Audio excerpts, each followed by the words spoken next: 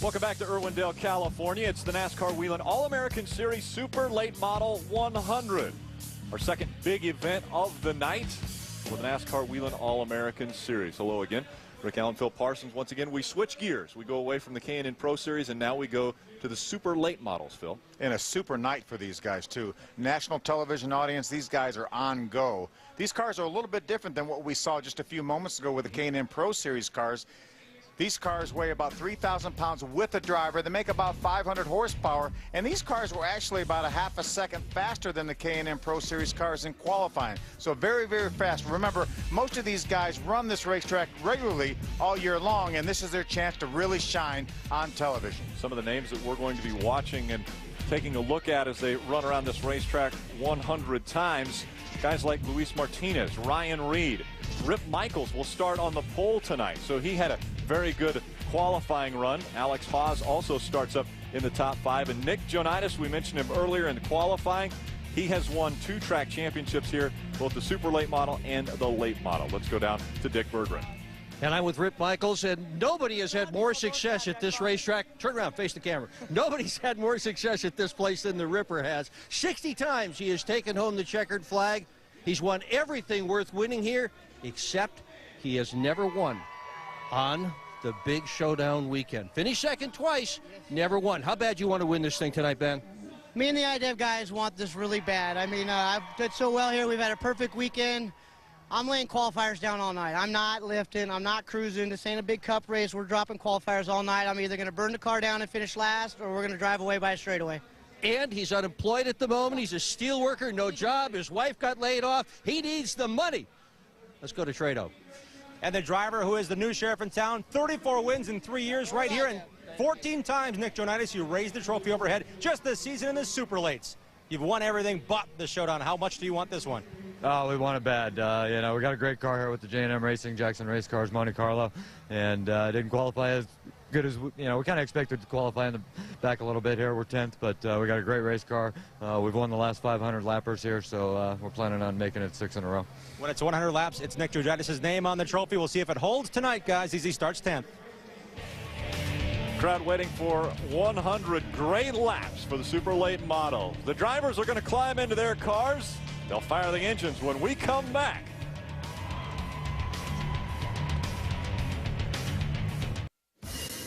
Welcome back to Toyota Speedway at Irwindale here in Southern California for the Whelen All-American Super Late Model Series race. This is a 100-lap race, 50 miles they will be going. 40 cars are out on the racetrack now, getting the tires warmed up. Rip Michaels will bring them to the field. Let's head back down trackside to Dick Berggren. There's a lot to like about this race. The fact that you've got so many very strong cars here. I'm looking at the guy that's starting in the 3rd position, Travis Thurkettle. He's got an experimental engine under the hood of that car. Very different than the majority of cars here. It sounds different. It looks different. It may be different enough to win the race tonight.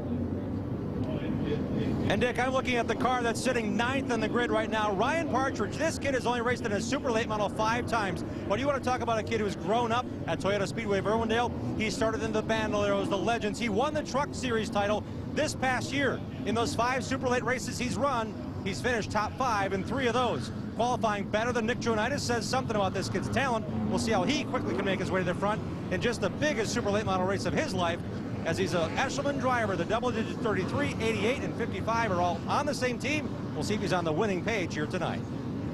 Thank you, gentlemen. Now, there's been a driver change, Phil. Brian Wong was sick. He was driving the 89, and not a bad sub to fill in. Yeah, absolutely. The runner-up last year in the Camping World Truck Series, Matt Kraft. And Matt actually ran the K&N race here last year and finished in the top 5. Was out here, obviously, he's from not too far away here in California, and since he was here, he jumped in this car, so he's going to have a little fun. Pretty good ride. He actually one of the favorites for the Camping World Truck Series Championship in 2010. We'll see how he fares after having to start at the back of the field. Again, Rip Michaels up front on his outside. Alex Haas in the 51. Coming out of turn number 4. All 40 cars in line. Green flag in the air. We're underway. Remember, Rip said he was going to burn it down if he had to. 3 and 4 wide going into turn number 1 at the start of this one. Wow. Spread out down the backstretch again. The preferred line up on the high side of this racetrack. Almost 3 wide for the lead. Rip Michaels will lead lap number 1. Alex Haas is 2. Look at third kettle on the bottom in that 5 car. Sparks are flying, and now they're starting to spread out a bit around this half mile. We're seeing Rip Michaels run down at the bottom of the racetrack. He can't move up yet. Got Alex Haas up top. Remember, that racetrack's banked a little bit higher up. The farther up you go. And these guys are going faster than what the Pro K&N series were running earlier. Yeah, they're about a half a second faster. Remember, these cars only weigh 3,000 pounds with the driver. The Camping World cars weigh 3,250 or 3,300 pounds without the driver. So Rip Michaels out in front. Alex Haas tucks in behind him, and then, as you mentioned, the 5 of Travis Thurkettle. And then they're side by side back here. Side by side, 3 wide all over this racetrack. Battle for second. Travis Thurkettle on the inside in that number 5. Trying to get by Alex Haas in the 51. Haas still has the position as they're trying to reel in that 12. Oh, trouble. Michaels problem on the racetrack. Around goes the 11. It's Jeff Eshelman. There's a 43 car on the inside of the racetrack. 52 also Dennis with damage. Furden. Ryan Philpott. There's Dennis Furden in the 43. The 76. That's Sean Calderwood out of Bakersfield, California. A lot of damage to the backside of that race car. So they're stopping the field on the backstretch as they're going to clean up.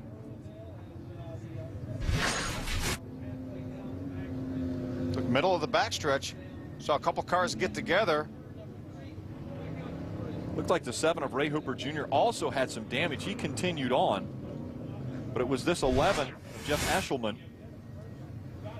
that slid right through the middle of the racetrack. Ryan Philpott in the 52 had a lot of damage in that incident as well.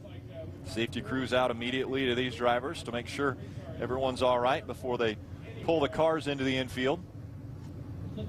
These cars get around this racetrack extremely fast. The pole speed was averaged over 100 miles an hour around this half-mile racetrack. Look at all the damage to that 52. Again, that's Ryan Philpott. Driver from Tracy, California. Folding up the hood on the front end of that race car. So our first break in the super late model race takes place just after our second lap.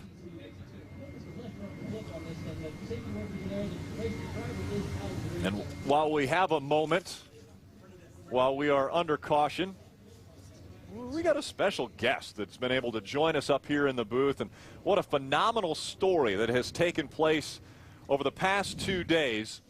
Young Sergio Pena, just 16 years old, skipping classes today to come to the race, qualifies on the pole. How big of an accomplishment is this? And have you actually even figured out how big it is for your life right now in racing? No, I haven't really swallowed the fact that this is the biggest event that I've ever been to, and I didn't even think I'd be anywhere near the pole. And luckily I had a great car tonight and a great crew working behind me, and we pulled it off. You told us a few minutes ago that right now what you'd like to do is go back to the hotel and go to sleep. It's been a big, long day. Yes, it's been a long day, a long, stressful day, and I'm just looking forward to a good night's sleep and have a good race tomorrow.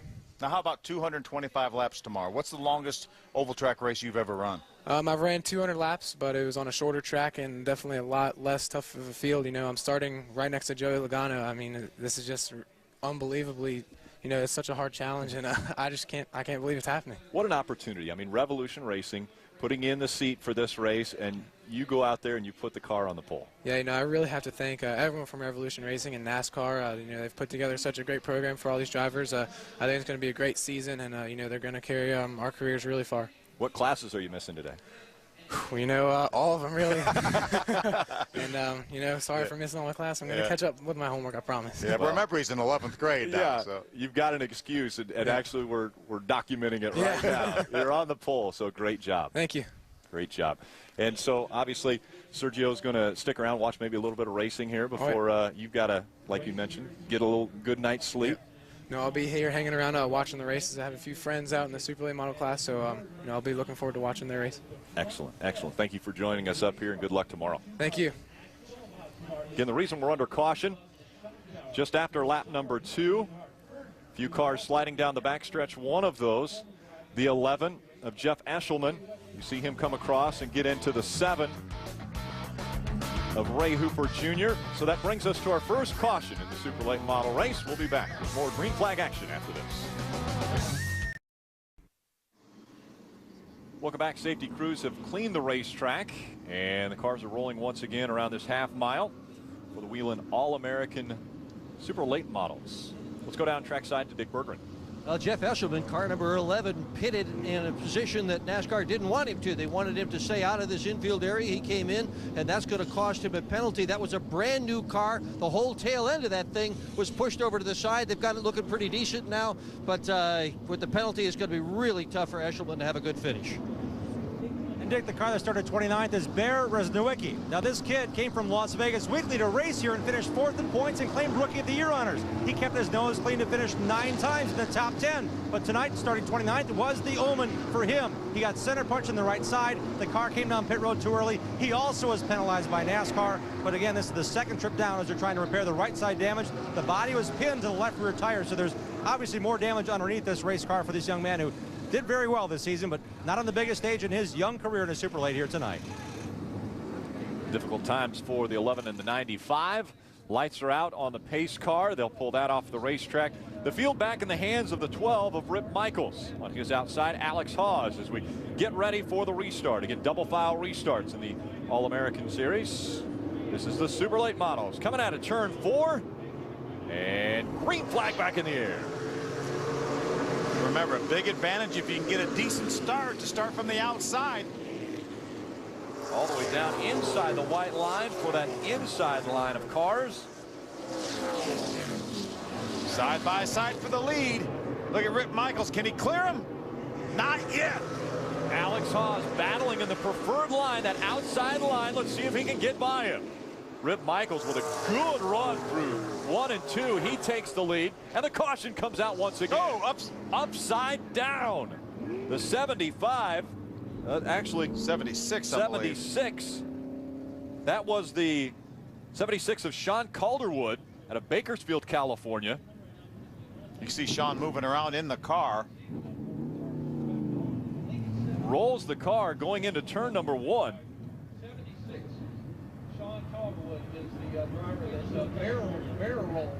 Safety crew right there to talk to him. Saw him take the steering wheel off. What a crazy ride for young Sean Calderwood. He qualified 33rd for this race. Running near the back and getting into some trouble here early on in this one. See him taking the belts off. Good sign.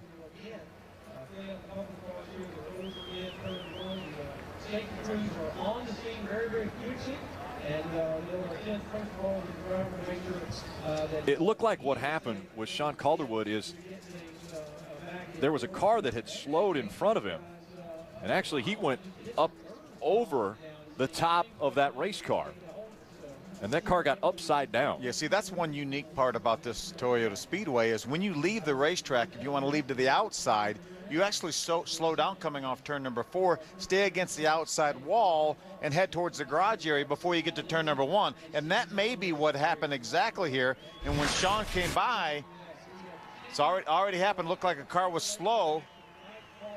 There he's almost on the top of that race car as it comes back down.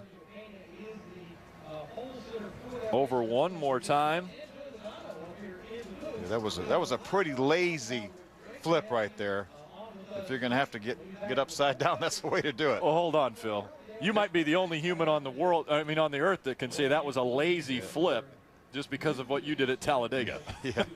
That blue car, you see, he was slowed down. We were nose to tail, and Sean was on the inside. Looked like he rode over the left rear tire. That's the blue car right there to the right of Sean. That's the 60 car right there, and that's Mike Lee. Looked like Sean ran over the left rear corner of that car, and that's what launched him up into the air. You see the left rear damage on that 60 car of Mike Lee. Yeah, the right side of that car is torn up pretty well. Left side. Let's take a look at another angle right here. Watch, there's going to be a car that's going to lose power, and that's going to really seize up the field here. Yeah, he slowed down. You see the 57 slowed down. Now everyone's taking evasive action. And Mike just moved to the inside a little bit, and that's where Sean had committed to go, and he rode over his left rear corner. Good view of the bottom of that car. Yeah, up and over. There's the 76 of Sean Calderwood. We saw him climb out of that race car under his own power. He was smiling. Obviously a comment from somebody up in the grandstands made him wave and move on. He'll race another day, but the car is done this evening, as they'll pull that up on the flatbed and take it to the garage area, and the safety crews will continue to clean up this racetrack. The second time now we've been slowed because of caution, and it's been multiple car incidents. Yeah, that's what, so we talked at the very beginning. It's been 3 months since these guys have been in race cars, 2 or 3 months anyway, and so much anticipation for this event. It's such a big event, and then for it to end like this for people like Sean is really, really tough. And Mike Lee in that 60.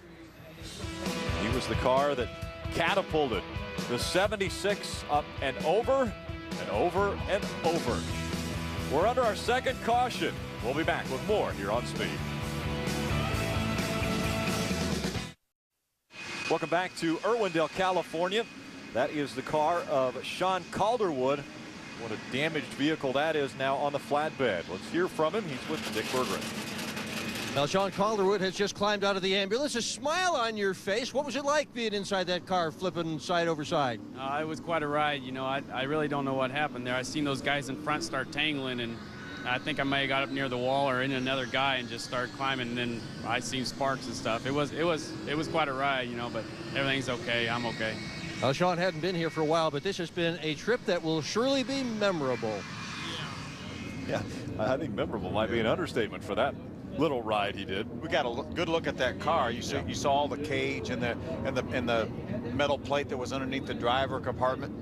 A lot of safety innovations there. You see the roll cage there. Some Nerf bars on the right side. All that part right there intact. Saw that car get up on its roof, but the roll cage did its job. There's an intrusion plate on the left side, just like the Sprint Cup cars have. Actually, all the major series of NASCARs now have the intrusion plates on the left side and the door bars. A lot of safety innovations over the years in all of NASCAR. A lot of work that team will have to do to get that car race ready once again. Double file restart once again. The pace car with its lights off will head off of the racetrack, put the field back into the hands of Rip Michaels. On the inside in the number 12, Alex Haas has been battling him on the outside in the 51. Rip's come close to getting Alex cleared. Hasn't quite been able to do it yet. Green flag back in the air. 2 by 2 as they cross the stripe. He got him cleared that time. Right out front, Rip Michaels goes, puts 2 car lengths between himself and second, and now the battle for second takes place. Slow cars on the back stretch, but up front, that 36 trying to make the move. Joey Tanner on the inside of Alex Haas. Got David Gillen, the 88 car, right behind him. David on the inside of the 5 of Travis Thurkettle. Joey Tanner in the 36 on the bottom, trying to make it stick. Remember, Rip told us he wanted to run off and hide, put a straightaway on this field. He's well on his way. Without somebody to battle him for position, he can run his line around this racetrack. 2 and 3 wide behind him. David Gillen not quite able to make the move. Gillen in that white 88, trying the bottom of the racetrack. Move to the inside of the 36 of Joey Tanner. Not able to make it work. Now he's 3 wide again on the inside. Alex Haas holding on to second. Oh, contact almost into the wall was the 22 of Derek Thorne. Gilliland still trying to make the move on the bottom of the racetrack. Dick. Interesting story on the car Gilliland is driving. He crashed it here at Irwindale last year. Felt bad about bending the car up, so they brought the car all the way from California to his shop in Mooresville, North Carolina. He worked on it. Didn't quite like it, but they wanted to get the car back here. Did some more work on it here. Brought it all the way back to Mooresville. Gilliland finished it up. Car came here. Gilliland came here. He's running an aggressive race tonight in that car. Battle for second continues. Travis Thurkettle in the 5 moves up into the number 2 spot. Remember, that's one of the 5 cars with a spec engine. Oh, caution lights are out once again. 95 came off the racetrack into the infield. But as far as cars stopped on the racetrack, just one up into the wall in turns 3 and 4.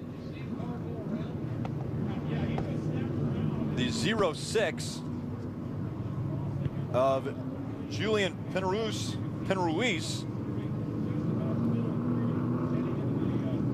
A little bit of damage to the back of that race car.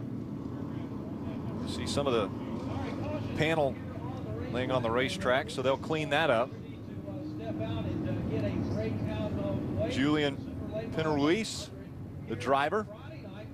That's the last thing Rip Michaels wanted to see, is another restart. Remember, he's going to be down the inside, and he's going to have Travis Thurkettle, the 5 car, on the outside. Now, he's been battling Alex Haas in the 51 on all of the restarts we've had thus far. Now he's going to have a new soldier on the outside, Travis Thurkettle. Travis is very, very strong, was able to get by Alex Haas, passed him on the inside, so going to be an interesting restart. Yeah, Rip Michaels might have his hands full now as opposed to checking out on this field like he wanted to do. Alex Haas running 3rd, 22. Derek Thorne in the 4th spot. Gilliland runs 5th right now. Trying to clean up the racetrack this time. It was the 06 Julian Penruis. Let's go back trackside to Dick. Now, we talked earlier about Rip Michaels having finished 2nd here on All-Star Weekend a couple of times. He is about fed up with finishing 2nd at Irwindale this year. He finished 2nd in points to Nick Janitis, and during the course of the year, believe it or not, Michaels finished 2nd 9 times, every time to Janitis. He wants to win. He's sick of 2nd. Another kid to point out who's running very strong, started outside of Rip Michaels on the front row, the 51 of Alex Haas. The kid's out of Las Vegas, but for the last 2-3 years, he's lived in Mooresville, North Carolina, and is being tutored by Kyle Busch. He is Kyle Busch's jackman when Kyle goes playing on the short tracks, and Alex Haas is very excited to be back home here at Irwindale Speedway. Toyota Speedway of Irwindale was where he got his start. He raced here for a full season. This race car is one he's been very near and dear with. He's now got a bigger race shop to work at full-time at KBM, Kyle Busch Motorsports. This is the project he works on when he's not doing his day job, working on Kyle's Truck Series machine. So for him to get a chance to drive here with his mom, Tammy, and dad, Greg, working in the car, and Alex very involved with it, he certainly wants to do a good run here. And he did run some West races here as well. So as far as longer runs, Alex Haas certainly has the muster and the pedigree now with Kyle Busch funding his efforts from legends on up in his young racing career. Car 22, Andy Allen, currently running in the 4th position. He finished 4th in happy hour practice this afternoon, so he's got himself a good race car there. This is his home track, but he's never, ever won in this division here at Irwindale. Running well in the front with a fast race car tonight, though. Again, that 22 running in the 4th spot, so a top 5 position for him. Gilliland just outside in the 5th spot. So Michaels has been out front since the green flag has dropped. Has been contested a few times on the restart, mostly by Alex Haas, and now he'll have another driver that will try to get by him, Thurkettle. So critical to get a good start. Rip Michaels really, he laid back just before the restart point, that last restart. And when Alex Haas backed off because he didn't want to be ahead of him, that's when he went. So he was able to by doing that to get a 1-car length cushion by the time he got to turn 1. He pulled up in front of Alex Haas and then started to drive away. He's going to have to try to do that again. Phil, are you surprised at all by the 2, 3, and 4 wide that we're seeing early on in these runs? Not at all. Not at all. These guys know this is 100 laps or a 1-hour race. So right now we've completed 27 laps, just about to complete 28 laps. But they know that the clock is working against them too, because we had a couple long caution flags. Right. So again, under caution for the 3rd time. Ruiz getting into the wall in turns 3 and 4. That brings the field under caution. Still out front, Rip Michaels.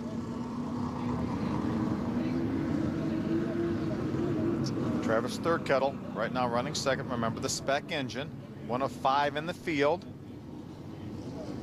I better keep an eye on Matt Crafton. Remember, he subbed late for Brian Wong. Brian was under the weather. Matt Crafton jumped in that car. He has moved up to 18th position, started all the way back at the back of the pack. So nice run up towards the front for Matt Crafton.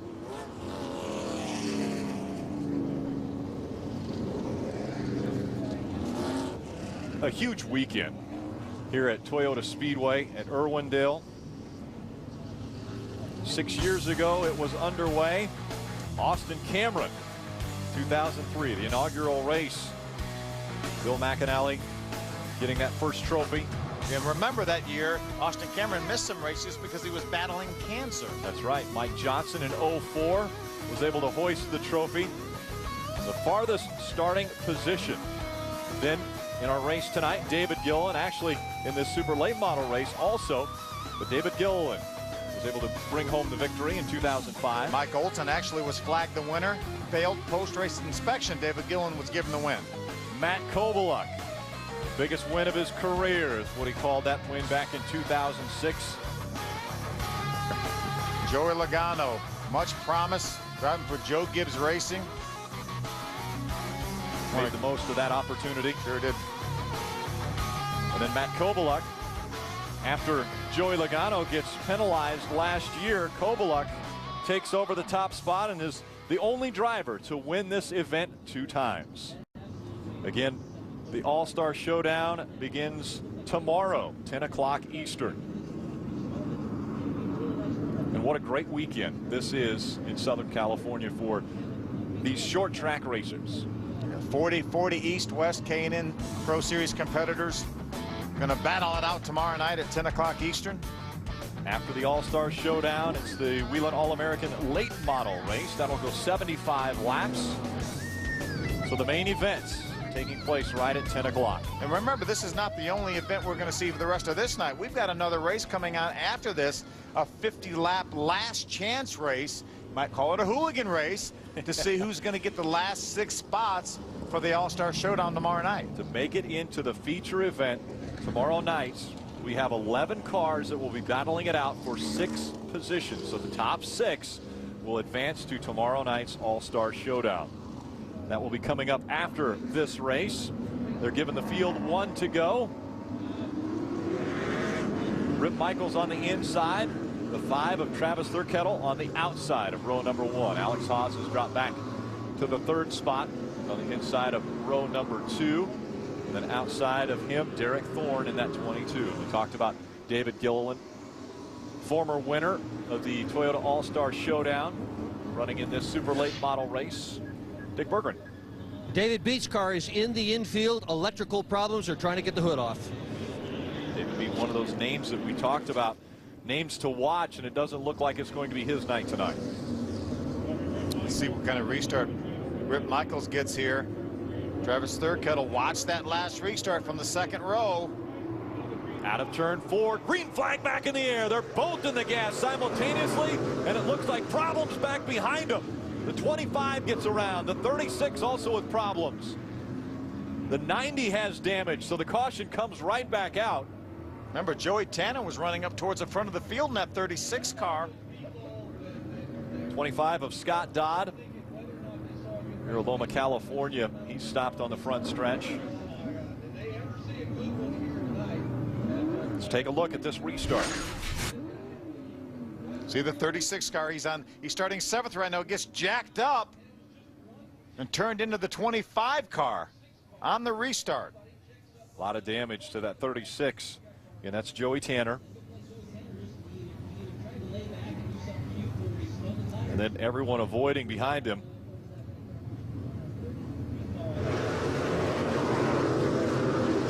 I'll tell you, only 2 cars involved in that incident. Started as far up as 7th on that restart. These drivers did a nice job. See the fire rescue team attending to the race car. Looks as though Joey Tanner is going to ride this one.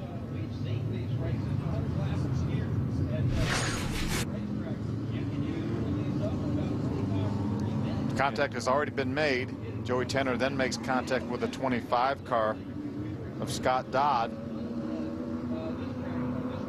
There's where he gets jacked up right there by the car that's running 9th. That's the 33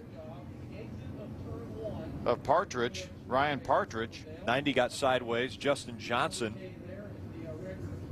he got into another race car. You see the 19 also slow on the track. Chavez.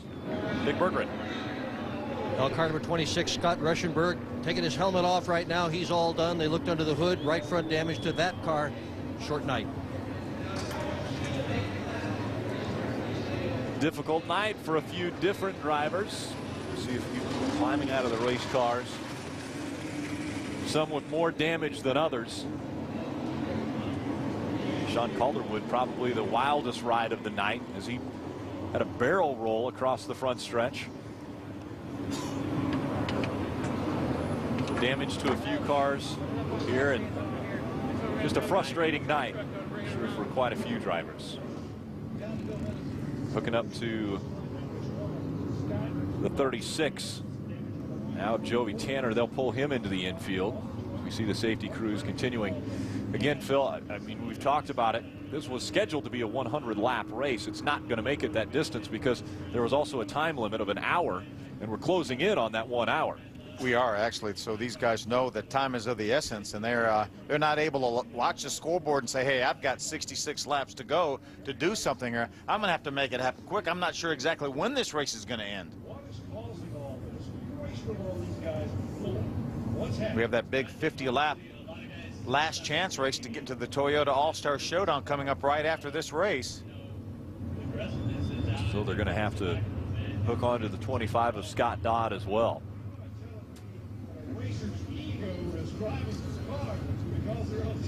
Earlier this evening, you saw qualifying. Greg Persley in the 26 put down a pretty impressive mark early on. Joey Logano looked as though he was going to be a challenger for the pole, decided to go to the bottom of the racetrack in 3 and 4, said, that might not have worked as well as I would have hoped to. And then 16-year-old Sergio Hina gets on the racetrack and really puts a mark down and grabs his first career pole. And first race for Revolution Racing, Max Siegel's outfit. Sergio, one of the Driver for Diversity initiative drivers, looking forward to a full season here in the K&N Pro Series East Division, possibly. Yeah, an impressive run, and what an excited young man, just 16 years old, still in 11th grade. I mean, you have a hard time comprehending what he's accomplished already. Most 16-year-olds just get their driver's license and are, maybe allowed to go to and from school or maybe to a job. But here's a young man who is really racing against some of the best in this industry.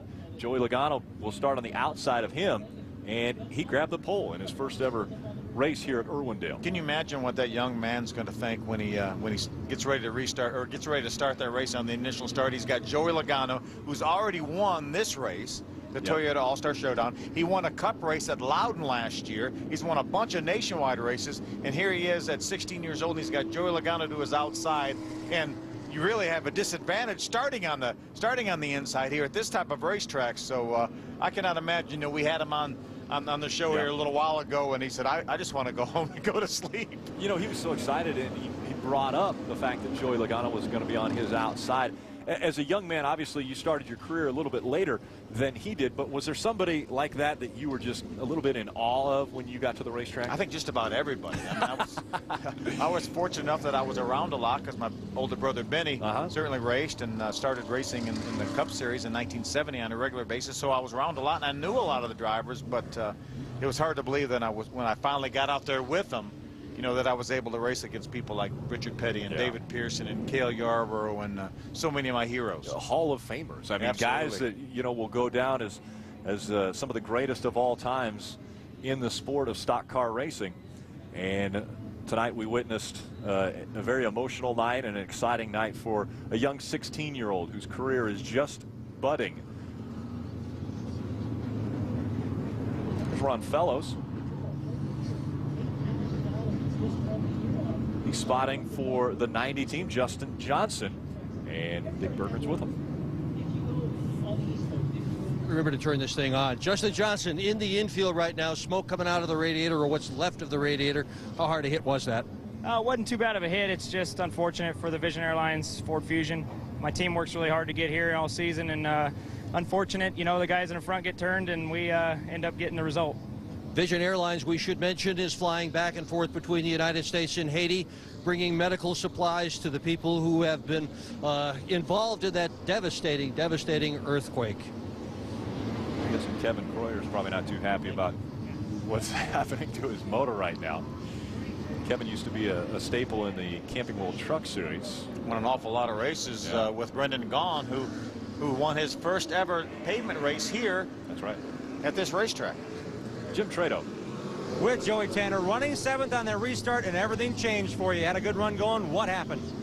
You know, there was a little bit of brake checking going on up front, and everybody picked up the pace, and I slowed down to stop from hitting the guy in front of me, and I got plowed.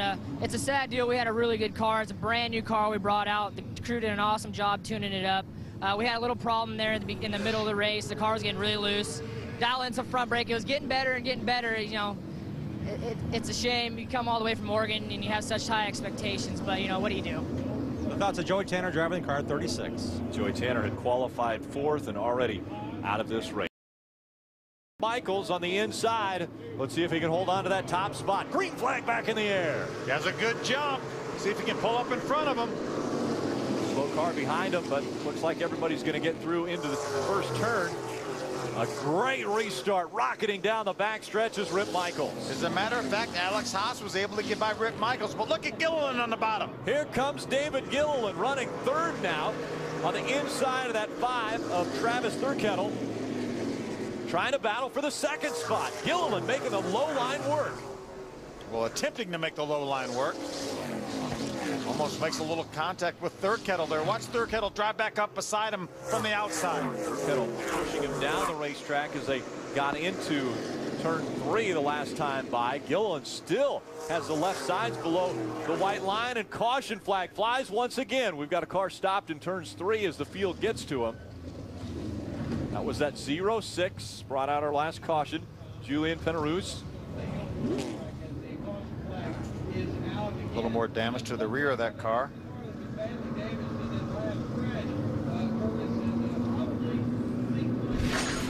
Get another peek. Into the wall he goes on the backstretch. Then around.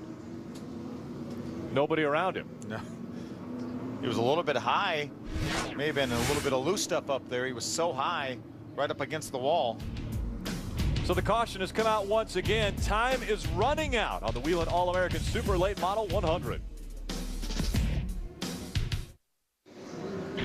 February 11th, NASCAR's back, and we're there in Daytona for a pair of races on the high banks. Be there as the field is set for the 500. The Gatorade Duel at Daytona, Thursday, February 11th, live at 2 p.m. Eastern. Always some of the most exciting races of all of Speed Weeks. Field ready to get back after it as we're closing in on the halfway point as far as laps go. Rip Michaels on the inside. Alex Haas back on the outside in that 51. Travis Thurkettle and David Gilliland making up your top 4. Green flag back in the air.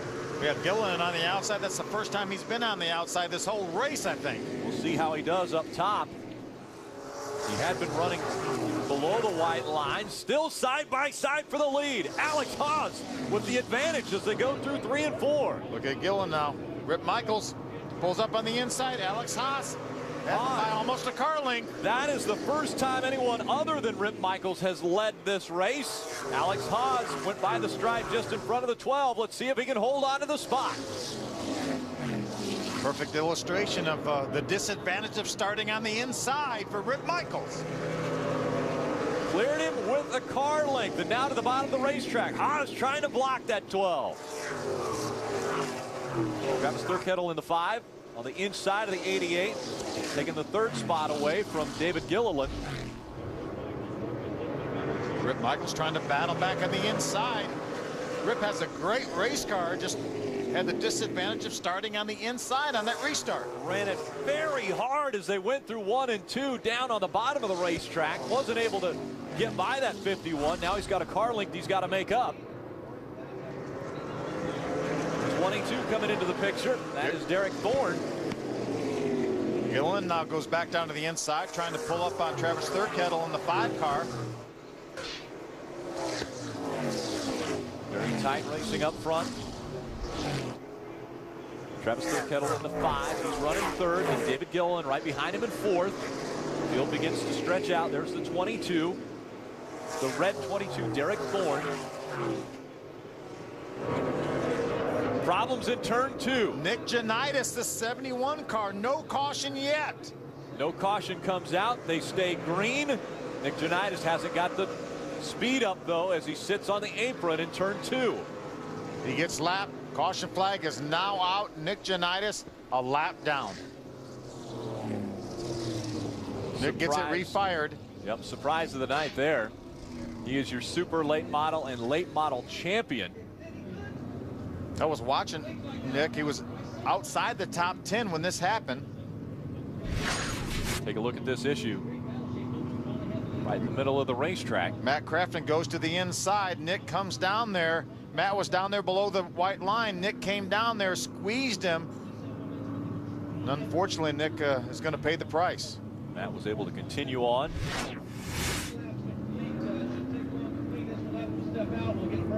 Nick's got it running again, but not before they had to throw the caution flag because he was stopped on the apron. The leader had driven by Nick, so that will put him a lap down. 53 laps in the books right now, just about to complete lap 54. But our time is the issue. Again, this was a 100-lap race scheduled to go 100 laps or 1 hour, whichever comes first. And it's going to be the hour that's going to do it.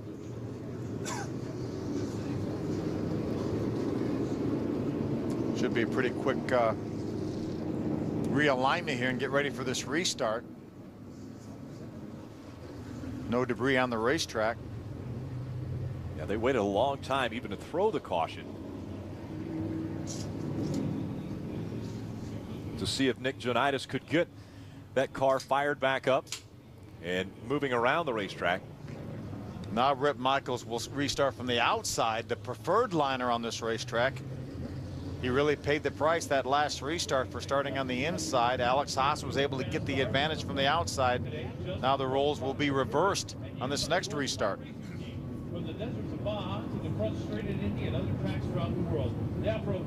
So Alex Haas might be at a disadvantage being on the inside for this next restart. A big surge there for Alex Haas. Then Rip Michaels. Running in the 3rd spot is the number 5 of Travis Thurkettle. David Gilliland in 4th right now. Rounding out the top 5, the 22 of Derek Thorne.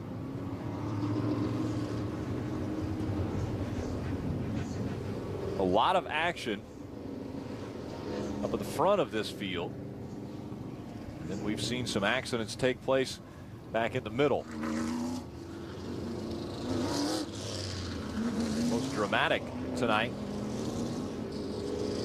was when the 76 of Sean Calderwood came up on a slower race car and actually launched his race car up into the air and then barrel rolls down the front stretch into turn number 1.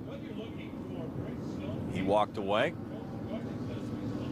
One has been okay this evening after being involved in incidents. We've got one to go before they throw the green flag once again. They'll double back up. This time it's Alex Haas on the inside and Rip Michaels on the outside.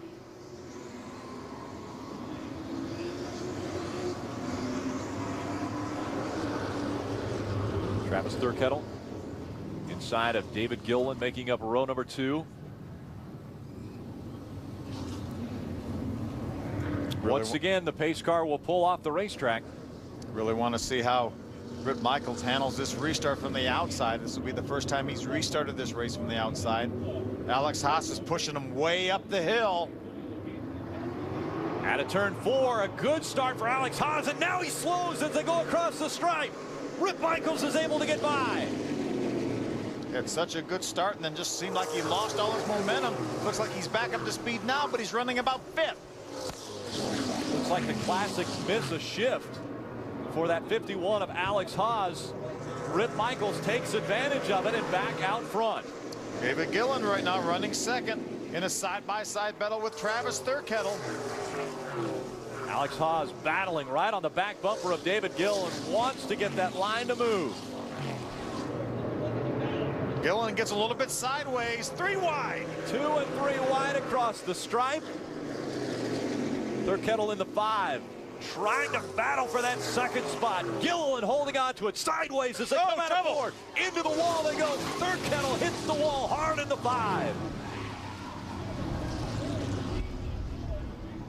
Alex Haas was on the outside of Travis Thurkettle, and it looks as though Thurkettle was moving up the racetrack. Haas was already there, and then into the wall they went. It looked like Travis Thurkettle just squeezed Alex Haas up into the wall, and that turned Travis Thurkettle around as they entered turn number 3. Hard contact with the outside wall. It's good to see the steering wheel off and movement in the 5. Travis Thurkettle about to climb out of that race car.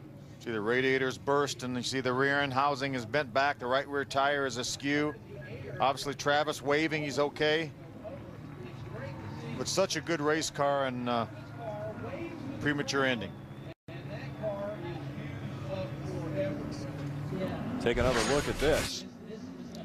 There's where he squeezes him. Right, looks like Travis squeezed Alex up into the outside wall. You see the hard contact with Travis in the outside wall. On that driver's side.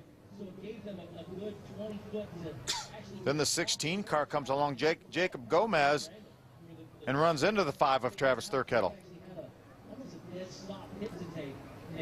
Alex was right up against the wall. He really couldn't move out any farther, and I think Travis misjudged it a little bit and squeezed him just enough to turn himself into the outside wall. And that's just past the opening where the cars actually come from out of the garage area and onto the racetrack. So a glancing blow off of that curve on the backstretch. There's a contact with a 16. You see Travis gets really sideways coming off 2. Then he's up the racetrack a little bit, I think, more than he thought he was. And there's a contact with the 51 of Alex Haas. Everyone's scattering behind as the debris comes off the race cars. There was that little contact by the 16 of Jacob Gomez. Time quickly running out on the super late models 100. This time it was top 4 cars into the wall hard at Irwindale. Welcome back to the Whelen All-American Super Late Model 100. We are going for one attempt at a green-white checker finish. They've cleared the racetrack, and the cars will line up 2 by 2. I wouldn't count on this race going 2 laps. So if I'm Rip Michaels, I want to try to get a good start. He's got one of the best guys in this whole field here, David Gilliland, to his outside. He knows how to do restarts as well, so it's going to be really interesting to see if Rip Michaels can get the advantage, because as soon as the caution flag comes out, this race will be complete. Pace car off the racetrack. Rip Michaels back on the inside. David Gilliland on the outside. Green-white checker finish for the super late models. Coming out of turn 4. Green flag in the air. A great restart for Rip Michaels on the inside. Down to the bottom of the racetrack. He holds up. David Gilliland. Down the backstretch they go. Here comes Gilliland. He's going to try the bottom of the racetrack. Rip's going down there to block him. Rip slides way up the racetrack, holds on to his position. Here comes Gilliland. 1 lap to go as the white flag flies. Car gets turned around in turn 4. Will the white flag stay out? No yellow flag. Will it come out? It does, just before the field gets there. A very close call, though. Rip Michaels holds on for the win. What a great restart by Rip Michaels. Jacob Gomez got sideways in turn 4. Couldn't get it refired, and the field was coming quick. So the checkers and the yellow fly at the same time. Rip Michaels, as he mentioned before, he really wanted to win this race, and he was able to outduel David Gilliland at the end. They're saying Rip is going to retire after winning this race from owning. He doesn't want to own anymore. He still wants to drive. He doesn't want to be the owner anymore. But what a way to go out in style. Impressive battling back. 16 of Gomez goes off the racetrack. And Rip Michaels stops it on the start-finish line. The rest of the field will go by. David Gilliland coming home in the 2nd spot, unofficially. 28 of Andy Allen 3rd. Look back at what took place with the 16 coming out of turn 4. Sideways he goes. He stayed right there. Then here these guys are coming racing. Now caution flag is just about coming out. You see the light flashing right there. But he was pretty much right in the middle of the racetrack. Yeah. Other drivers did a great job avoiding him. An animated Rip Michaels. How big is this for you? Come on out of here. Saluting the crowd. All right. Where you guys at? Get over here. 60 wins at this place. How big is this one? Oh, this is awesome. I got I'll tell you what. When you want to win, you want to beat the best. David showed up with my old car, and I mean, they better bring Jimmy Johnson next year because that just wasn't good enough. Tell us about those last few laps. You had so many challenges. Yeah, we really did, and we had a really tough run there where it chattered the tires on a restart. That last one, I just thought, man, I might have to cheat the restart, try to get a little edge on him, and just hope it stuck. And it stuck pretty good there, but it was pretty tough, dude.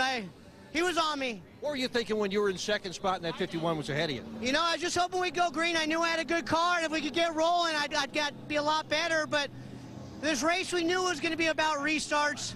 I had a bad one, he had a bad one, but, well, I can't say enough about my IDEV affiliate sponsor and all my guys that worked so hard. We wouldn't have come tonight if it wasn't for IDEV affiliate and all my guys pushing me.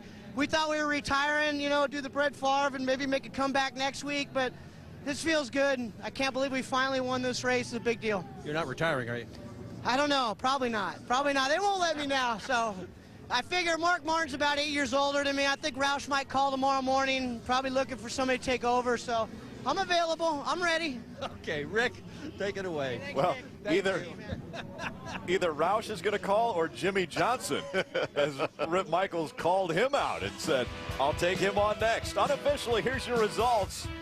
We didn't quite make the 100 laps, but a great finish for Rip Michaels, David Gilliland, Andy Allen unofficially up to 3rd, Derek Thornton 4th, and Jay Salas rounding out our top 5. J.C. Kingsland finishes in the 11th spot. Matt Crafton jumped in at the last second for Brian Wong and finishes in the 13th spot after starting at the very back. Nick Jonitis, the super late model champion, all the way down in 20th. Tough night for him. Jacob Gomez in that 16, unofficially finishing 23rd in this one, but a close call at the end of this race. You're looking back at 25th and 26th. Travis Thurkettle and Alex Haas, hard contact. Both cars ran up in the top 5 the entire night till the incident that put them out. 40 cars started this one. There weren't 40 cars on the racetrack at the end, though.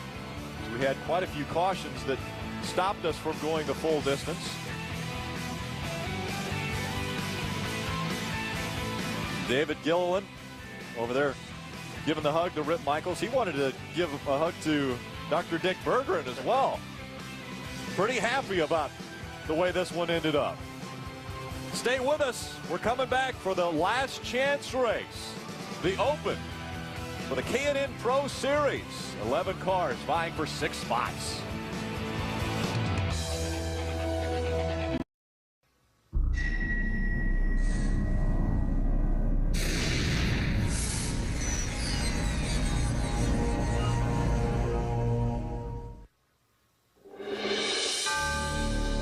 The champion of the East. The champion of the West. The Cup Series Rookie of the Year. The defending race winner. Some of the biggest names in NASCAR. They've all come to Irwindale, California, and they're all chasing the same thing. It's time for a showdown.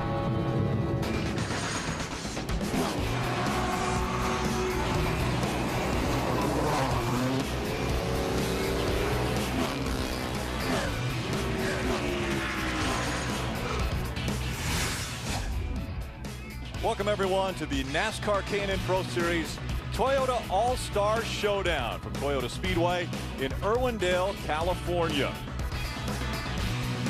Joey Logano has made the trip back. He was the 07 winner. David Gilliland is here. In 2005, he was victorious in this showdown. Could a young man, just 16 years old, go to victory lane after grabbing his first pole? That's Sergio Pena. And he will start in the #1 position.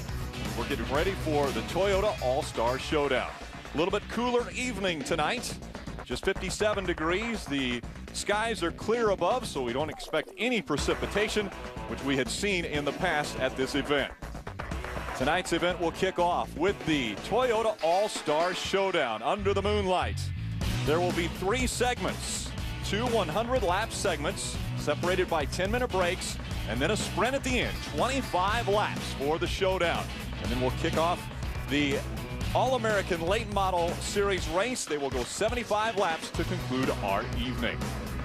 Hello, everyone. Phil Parsons, Rick Allen with you once again. Phil, a very impressive field here again tonight. It really is. We have 17 winners here from either the East and or the West. And I say and or because Joey Logano has actually won in both divisions, on the East and in the West. So a great star-studded field. They got a little bit of practice. And remember, most of these guys haven't been in race cars for 4 months since the end of September. So they're itching to go. And I'm telling you something, that last 25-lap segment, that's 25 laps less than it was last year. It will be slam bam. We want to take a look at the specs for this race car. You can see these engines, a little bit over 350 cubic inch. They make about 625 horsepower. The cars weigh anywhere from 3,250 to 3,300 pounds without the driver, and they have metal bodies, and they're not afraid to use them. Where do these racers come from? Well, they race in 7 different states on the West Coast and 8 different states on the East Coast. They actually come together in Iowa for a race in May.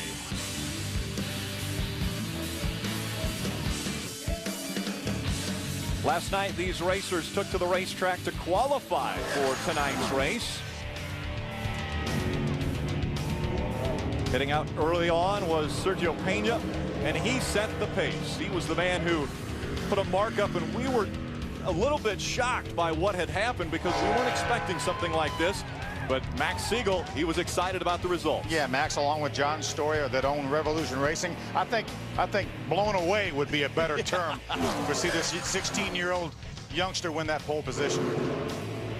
Very tight racing in the super late models. As a matter of fact, upside down for a few different drivers. Here's cars racing in the top 5. Travis Thurkettle, Alex Haas get together.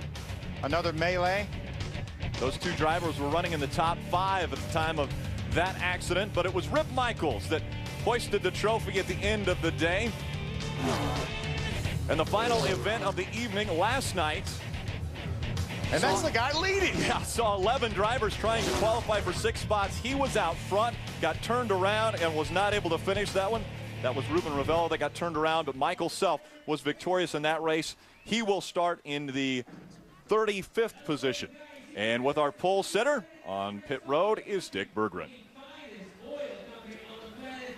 Until last night, virtually nobody in stock car racing had ever heard of Sergio Pena, but Well, he was fast in practice, won one of the 2 practice sessions, won the pole last night, 16 years old, never sat in one of these cars before, never saw Irwindale Speedway before, but now comes the big test. How will you run your race?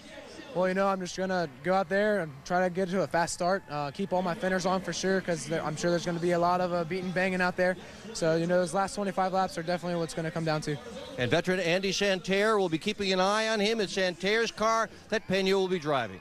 Working with me on pit road tonight, Jim Trado. Jim? And Dick, the waiting is over for 40 drivers here, and at the head of the field next to that young 16-year-old is a driver at 17 winning an East Championship and the Showdown in 2007. Joey Logano returns to Irwindale Speedway, a dramatic finish a year ago. You don't have to be here, Joey. What drives you back to Irwindale for the Showdown?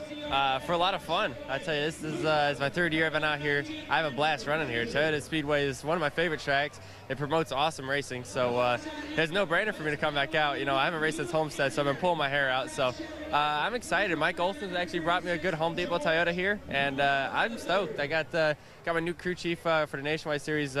He's here and helping us all out, trying to get the little chemistry between us. So hopefully it all works out for us, and we'll have a lot of fun tonight. So hopefully keep the doors on at first 200 and go for the checkers at laps 25. I have a feeling he'll be in the hunt all night long, guys. Thanks, Jim. Everybody smiles down on pit road right now. Well, we haven't fired the engines yet. They haven't gotten side by side. Again, 3 segments to start off for the All-Star Showdown, and then we'll finish it up with the late model race this evening. 4 hours of coverage right here on Speed. Stay with us. The race is next. Speed's coverage of the NASCAR Toyota All-Star Showdown is presented by Lucas Oil. Made in America, sold to the world.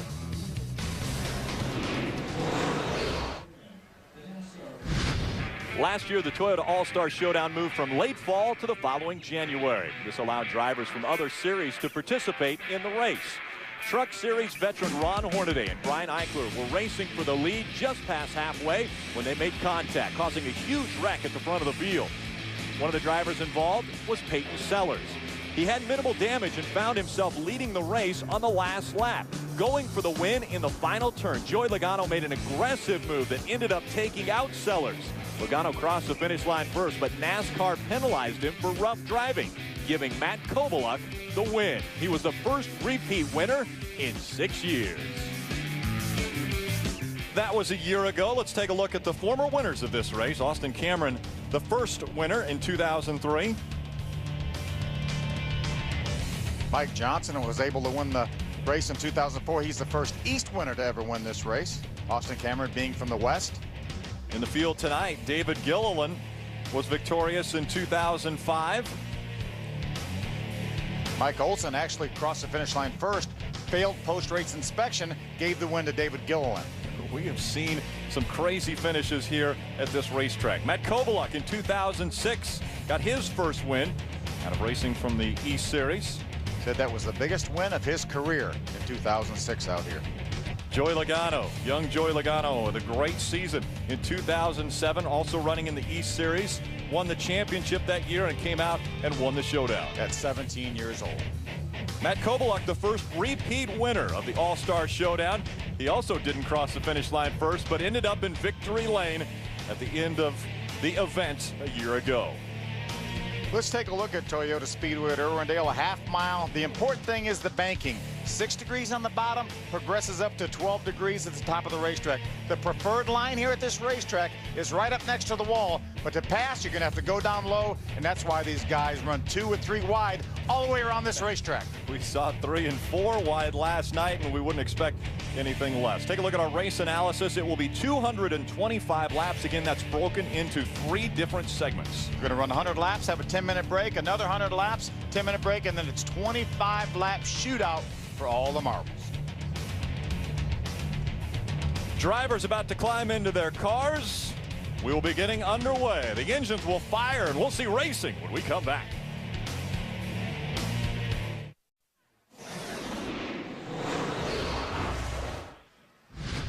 David Gilliland won the Toyota All-Star Showdown in 2005, but never got to go to victory lane.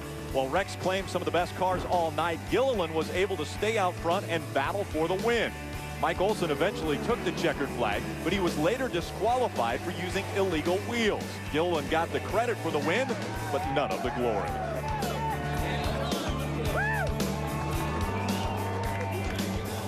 The glory did come to Gilliland the next year when he won at Kentucky in the Nationwide Series. And now he's down trackside with Jim Trado.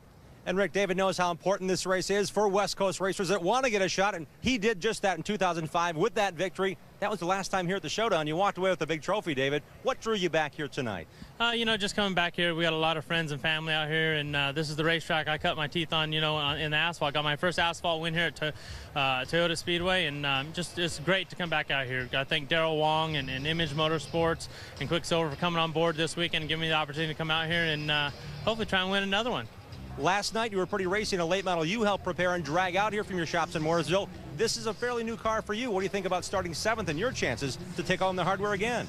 I feel really good. You know, this car was prepared by Junior Joyner at Joyner Motorsports, and they've done a great job. The car drove really well. A little free in qualifying, but with the impound procedures, it's what we need to be. So real excited. Feel really good about our chances last night. We finished 2nd last night by a couple feet, and looking to improve on that a little bit tonight. Let's check in with another hot shoe with Dick Berggren. And that would be Greg Pursley. This is his home track. He won so many races here in 2004. It brought him a national championship. What will it take to win this race tonight, Greg? Patience, patience, patience. You got to be there lap 200 to bring home the last 25 laps, and you got to watch this race because it's going to be wild. It's going to be 4 wide every corner here, the first half of this race. And we've got a full moon as well. He starts in 3rd. Rick? Thank you, Dick. Drivers still waiting to get into their race cars. The anticipation is building for the green flag.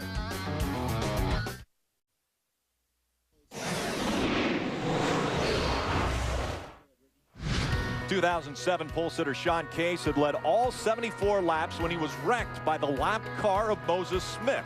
Smith later cut a tire, causing a bad wreck with the foam barrier. Luckily, he would be okay. Cut tires were also a problem for defending race winner Matt Kovaluk and early race leader Brian Eichler. Both drivers were able to fight their way back and finish in the top 10. Continuing with a record-setting season, 17-year-old Joey Logano took the checkered flag to become the youngest winner of the Toyota All-Star Showdown.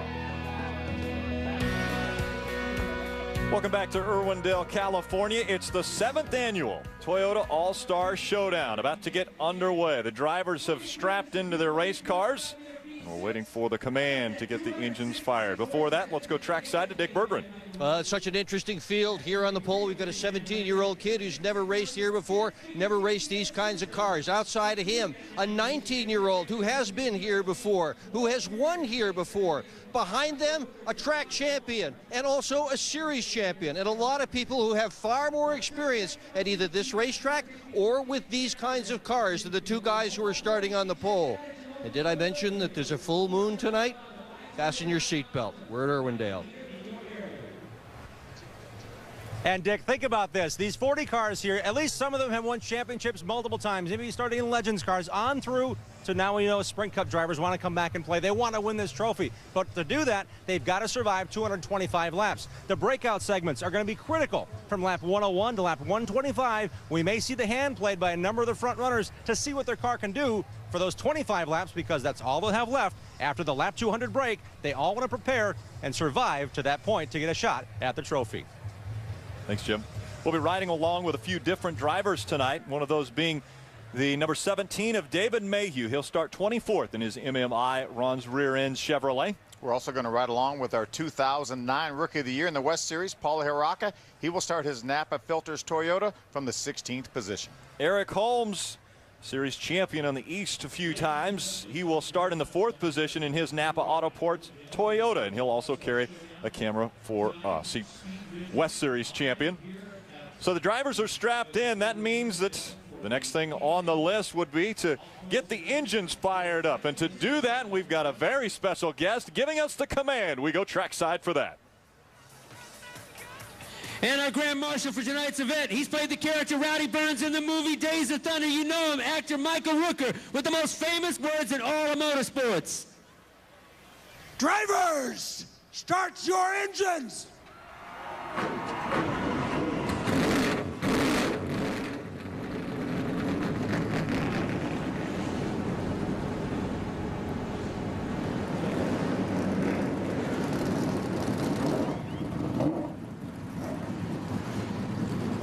race cars come to life. When I hear his voice, I always think, oh, you got to run the race for me to keep my sponsor. We'll be back. And welcome back to Irwindale, California. Continuing tomorrow, America's premier endurance race is on speed. It's a grueling test of grit, teamwork, and pure racing skill. Don't miss the Rolex Sports Car Series 24 Hours of Daytona. Live coverage continues tomorrow at 7 a.m. Eastern. Bit of a NASCAR flavor in the 24-hour race this year. Yeah, I believe a Ganassi team right now is up front, and Juan Pablo Montoya, I think, is behind the wheel of that car. And Jamie McMurray is also on that team. Dario Franchitti and Dixon round out the four.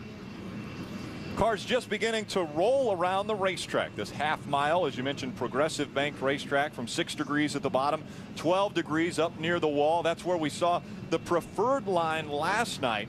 But we also saw guys test the waters down a little bit lower. Oh, they run all over this racetrack. They'll run below that white line you see right there. You have to go down there if you're going to pass somebody. It's going to be very difficult to work to the outside of somebody. You're going to have to go down there if you're going to try to get by him, and that's what these guys are going to do. Some guys will work and practice on trying to make their car handle on the bottom of the racetrack.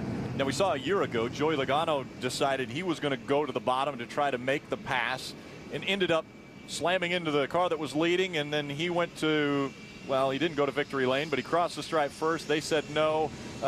What is aggressive driving at a racetrack like this when you're trying to do a slide move? Well, that was aggressive driving, and you know, at that point, it's the last corner of the last lap of the race, and if he can get Peyton Sellers to get out of the throttle and give him some room, then he's going to win the race. I don't think Joey would have made it without hitting the wall, even if Peyton hadn't been there. He drove in the corner so hard, but he was going for the win. NASCAR didn't like it. They slapped his hand and put him to the back and gave Matt Kobaluk his second win.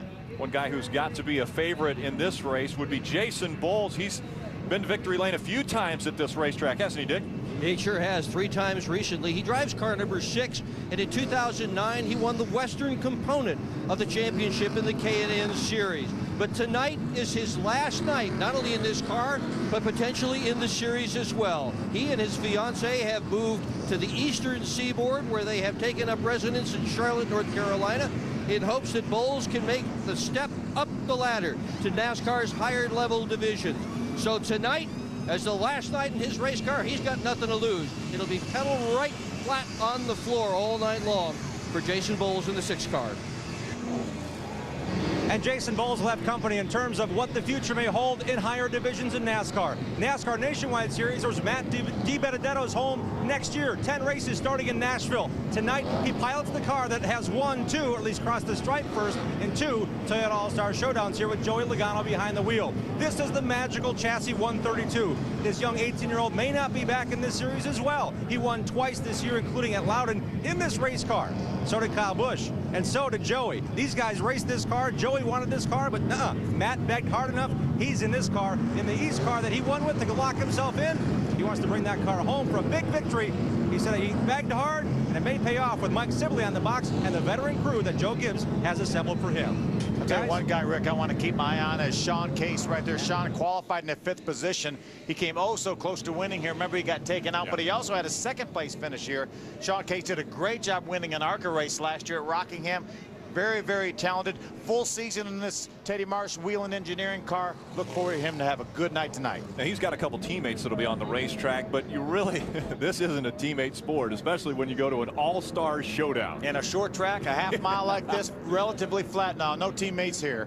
One of his teammates is Steve Parks, also victorious from a year ago. That locked him into one of the starting spots. There were 12 drivers that were automatically qualified to run this race because of wins or series champions from a year ago. And through qualifying yesterday, we have filled out the 40-car field. Let's go back to Dick Berggren. Car 00 Ryan Truex, the champion in the East Series in 2009. He was going to start in the 9th position, but he had engine problems. They had to pull the motor out of that car and replace it. The rules call for him to move all the way back. So the 17-year-old champion is going to start dead last in the field tonight. It's a long race. Long race, a wide racetrack. Yeah. He's got a great race car. Jim, what's going on down on your end of pit road? Hey guys, I just want to check in on Jason Combs, the kid behind the wheel of the 9 car. He's never raced this car in his life. He's never been in a West Series car.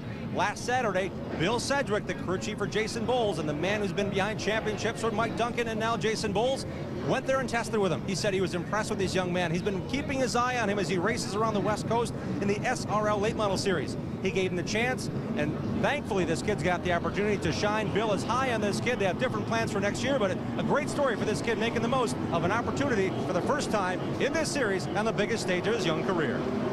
Field is all in line. Sergio Pena on the inside, Joey Logano on the outside. Green flag in the air, we're underway. Remember, these tires are really cold. Already down to the bottom of the track, the 77 of Andrew Myers running below the white line, going through 1 and 2. Who's going to lead the first lap? Logano has a preferred line on the outside. Momentum will carry him right about to the door of Pena. And it looks like Pena is the leader when they went across the stripe the first time, but here goes Joey Logano. He looks like he has got a car to beat tonight. What a great opportunity for Sergio Pena to follow Joey Logano, a guy that's won here. He's won in the Sprint Cup Series. Tremendous opportunity to learn here for Sergio Pena. And Sergio Pena yesterday was wide-eyed when he realized that he was going to start on the inside of the front row with Joey Logano on the outside. Eric Holmes has moved up into 3rd position in that Napa Toyota. Greg Pursley back to 4th. And Sean Case back there in the number 31. Racing David Gillen in the 89 car. They run side by side. One of the door-to-door battles on the racetrack right now. And number 9 just behind him, Josh Combs, with a good qualifying effort. Now Gilliland has taken the position away from Sean Case as Case drops back into the 6th spot. 46 of Jeff Berkshire rides in the 5th position right now. Joey Logano, Sergio Pena running 1 and 2. They look to put a little distance between themselves and the field. Single file line again, the preferred line up high. Then you see a few guys trying to get some positions running down the bottom of the racetrack. 4 car links now separate Pena from Holmes. There's Brett Thompson, the blue car on the inside. There's Ryan Truex. He's made several passes. Ryan right now is being shown up in about the 32nd position. Remember, started all the way in the back because of an engine change. There's Georgie Brunhosel, the 3rd, the 36 car. He was the Southern Modified Tour champion, and he had an automatic invitation to this race. Battle for the 5th spot. That 89, David Gilliland trying to make the move on the 46 of Jeff Berkshire. For the lead, here comes Sergio Pena, trying to get by Joey Logano. Can't make the pass, but he's trying the bottom of the racetrack. You go down on the bottom like that, it's easy to beat him through the center of the corner, but you have to get on the throttle and then get that power up off the corner. It's very, very difficult to do. It's flatter down there, remember. Max Siegel with Revolutionary Racing. Talked to him earlier today. They are so excited about their program this season. They're excited about Sergio Pena in their car tonight. Gilliland still trying to get by Berkshire. Great side-by-side racing. Gilliland cheats up the racetrack trying to move Berkshire up just a bit. Now it looks like he's got him cleared. Got him cleared. Spotter's going to say clear. He's going to pull on up. So Gilliland takes the spot away from Berkshire. That will move Gilliland up into the top 5. Logano, Pena, Holmes, Pursley, Berkshire, Gilliland. They're your top 6. And Gilliland just in front of Berkshire now. There's Blake Cook, the 21 car side by side with a 17 of David Mayhew. David was a 2-time winner in the West Series last year. 3 wide as they go through the turn. Eric Rastrom on the bottom of the racetrack in the 53 car. David Mayhew clearing that group. There's Jason Pattison, the 11 car. He's going to pull into this battle. Oh, slide on the backstretch. That's the 29. It's actually right here in front of us. The 29 of Brennan Newberry gets turned around, and our first caution of the night comes out.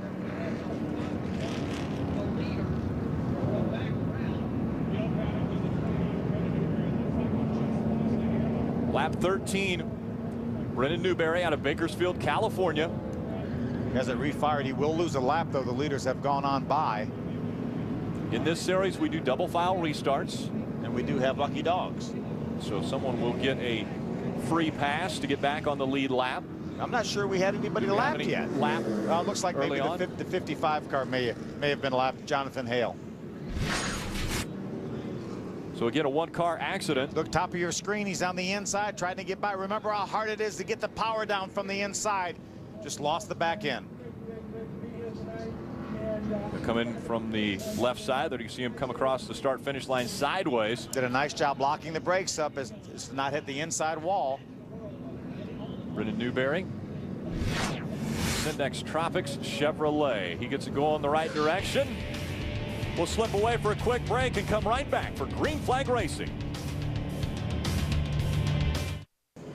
Welcome back to Toyota Speedway at Irwindale. Joey Logano, Sergio Pena, Eric Holmes, Greg Pursley, Jason Bowles, your top 5. Separated east and west pretty evenly in the top 5. Dick Berggren. Well, George Brunhosel, the Southern Modified champion, who is coming to Irwindale for the very first time, has just made a pit stop.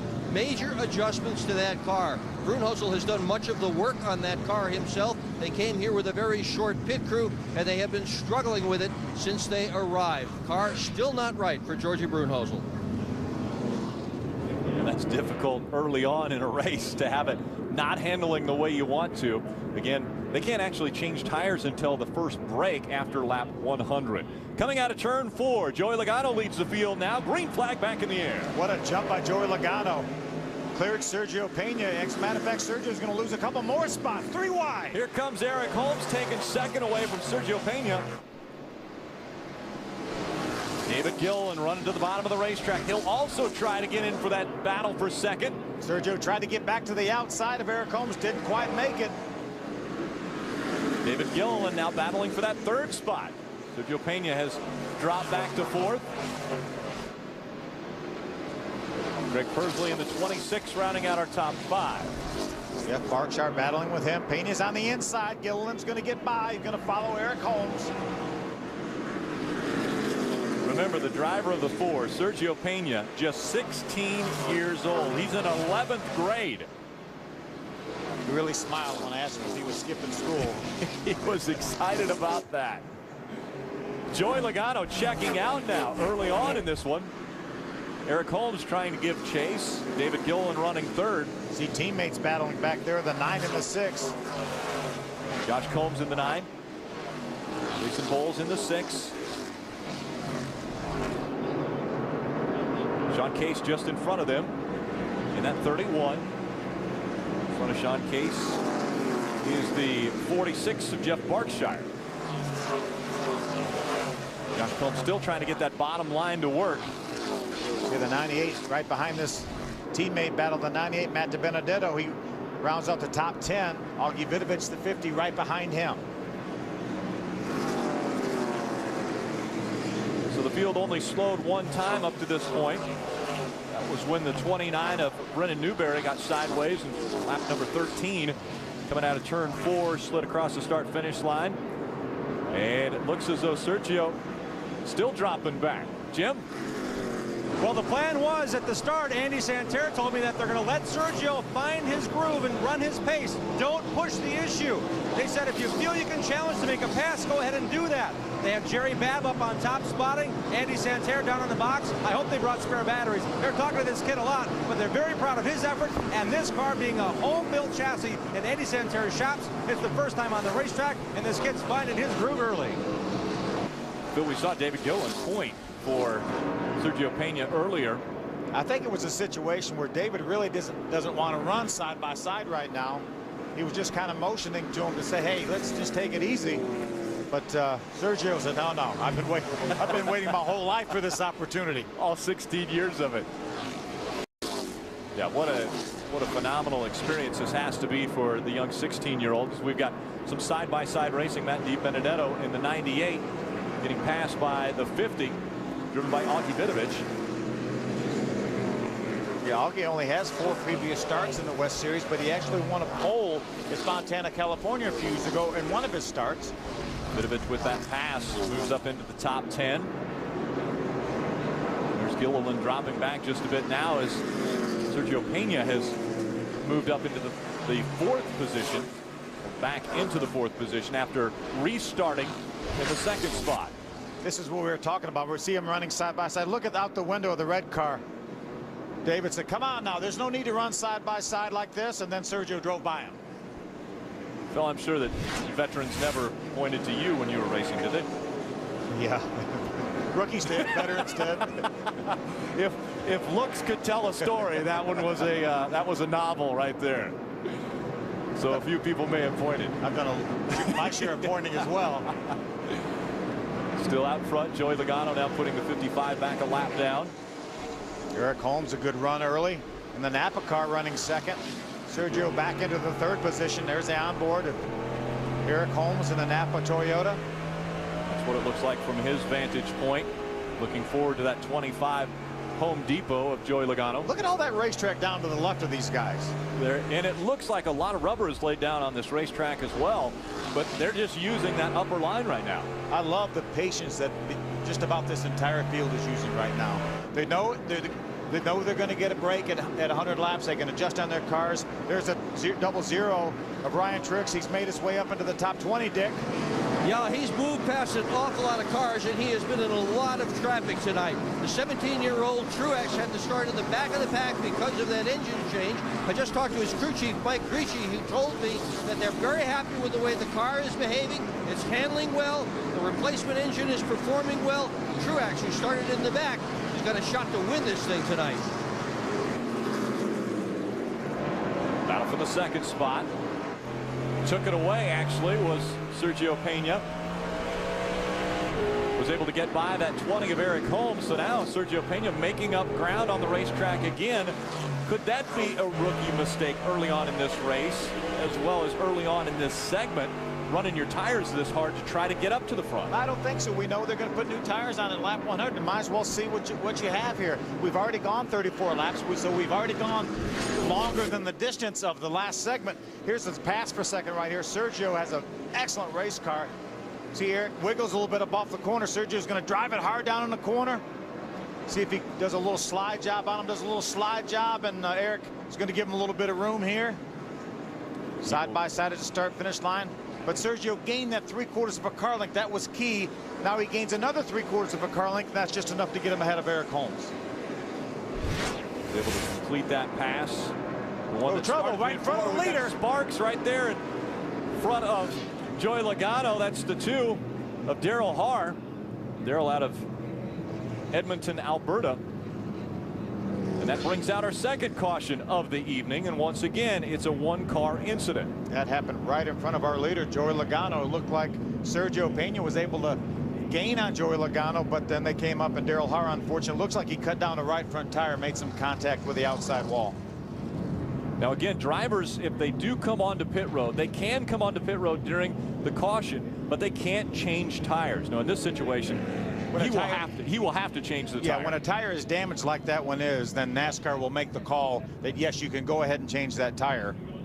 They do not want anyone to be out on the racetrack in an unsafe situation. And that's obviously a damaged right front tire. Definitely unsafe. You see the damage to the right side of that race car. Take another look. Already up into the wall and coming down on the racetrack, just missing the 25 and the 4. Yeah, nice job by Joe Logano and Sergio Pena to avoid Daryl Haar. Daryl Haar coming back out on the racetrack. Jim? Hey guys, Daryl Haar's car came in. It was a lot of damage on the right front of that race car. And Phil, you can attest to the corner speeds here at Irwindale Speedway, keeping the overall speed up. So if a tire has an issue, man, he found that wall in a hurry, which I would think hurts a lot here all the way around the racetrack because of those high speeds. Let's check in with Dick. Steve Park has just left his pit stall. He came in for another chassis adjustment. Park had won in 2009 at Adirondack Speedway. He has won as well in cup racing, truck racing, the modifieds. He's a winner every place he goes, but he's got a car that's not handling well tonight. Waiting for the field to go by before they let them out onto the racetrack. Joey Logano, Sergio Pena, 1 and 2, and then it's Eric Holmes back there in third. This is what he saw.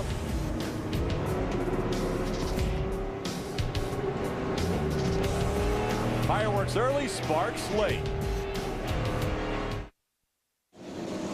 February February 12th, the trucks are back on speed. We're there for the first battle on the high banks of Daytona. Todd Bodine and his Germain Racing Toyota look to make it 3 in a row at the famed Super Speedway. The NASCAR Camping World Truck Series live from Daytona, February 12th. You know, the 3-wide racing that we've seen here at Irwindale Toyota Speedway. Yes. We're going to see that at Daytona with the trucks, and that's at 190 miles an hour. It is breathtaking. You won't want to miss it. Joey Logano. We'll see how Sergio Pena does on this restart as they come out of turn 4. Green flag back in the air. Another great restart by Joey Logano. Clears Sergio Pena. Drives up to the top of the racetrack in the groove. Pena seems like he's able to keep it a little closer to Joey Logano, although Eric Holmes with a pretty good run on the inside of the racetrack trying to battle for that second spot. Where Sergio really rolls through the center of the corner. Jim was talking about it earlier. This is a momentum racetrack. Right now Sergio has some great momentum through the center of the corner. David Gilliland. I was going to say 2, 3, and 4 wide behind these guys as they work through 1 and 2. Matt Kobluk, we saw him flash by in the number 40. 2-time winner of this showdown. Again, this is not a points race. It's not determinant of a championship for the East or the West Series, but it is bragging rights for the entire year. If you can win the All-Star Showdown, you have definitely put a notch in your cap. And a lot of money on the line, too. Purse over $400,000. Here's David Mayhew. See him all the way down to the white line. There's Ryan Truex on his inside. 3 wide as they cross the stripe. Mayhew in the middle. Ryan Truex on the bottom. Again, Truex, because of an engine change, started at the back of the field. Continuing to try to sideways up off of 2. I'll tell you, every time I've seen Ryan Truex, he's been on the bottom of the racetrack trying to make some passes. Talked to his father earlier, mentioned he just wants to get up near the top 10 for the final 25 lap segment. Makes the pass on Mayhew now as we see him go by Mayhew. Trying to get by Brian Johnson Jr. in the 76 car. That's Johnny Borneman's old car. Johnny Borneman's a regular competitor in the West Series. Talked to him yesterday and said Brian wanted to buy that car, so we said, you can have it. Done deal. Truex now coming up the racetrack just a bit as we ride along with Mayhew. Battle for the lead. Sergio Pena again looking to the inside of that 25 of Joey Logano. You know, it's really funny. I was talking to some of the people down in the garage area, some of the competitors. They said, what do you think about Sergio Pena? You think he has staying power? Is he going to be a contender? I said, from what I've seen, I think he's got a good shot at it. They said, he's only 16. He's never done it before. I said, I'm telling you, he looks really smooth. He looks really fast. Look at him. His home track, Shenandoah. He was Rookie of the Year last year at Shenandoah Speedway. Was able to get 6 wins at that racetrack.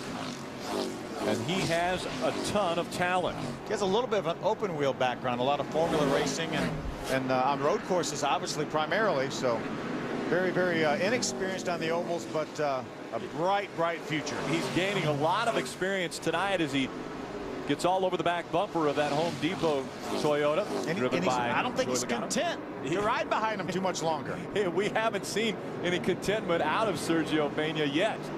He's looked to the inside of Joey Logano a few different times. Now Eric Holmes has closed the gap as he's running in the 3rd spot, a little bit loose there. David Gilliland holds down the 4th position. Greg Persley right now running 5th. There's Eric Holmes, Napa on board. 2 in front of him, pulling away just a bit. We talk about that momentum. You lose the momentum just a bit, and you really got to take a couple laps to gain it back. Yeah, I think right now Sergio's car appears to be a little bit better through the center of the corner than even Joey Logano's car. Caution once again on the racetrack. This one in turn number 2. Brett Thompson in the 61 got turned around. I think Brett got it back going, did not lose a lap. Brett's a former winner here in the West Series. Bakersfield, California is where he got his only career win. 3rd caution of the night. This one coming out on lap 52. And it's Brett Thompson that brings out the yellow flag. Different from last night. Last night we had multiple car incidents. Tonight it's been single car incidents each time. The 29 was the first one to bring the caution out, then the 2, and now most recently the 61 of Brett Thompson. Let's look again. He was in some heavy traffic. There's Matt Kobluk. Jason Pattison was right in there with the 61 of Brett Thompson. Brett Thompson slides, goes down to the bottom of the racetrack. hits the brakes and now going the right direction. Joey Logano holding on, but look out for Sergio Pena. He's on the move.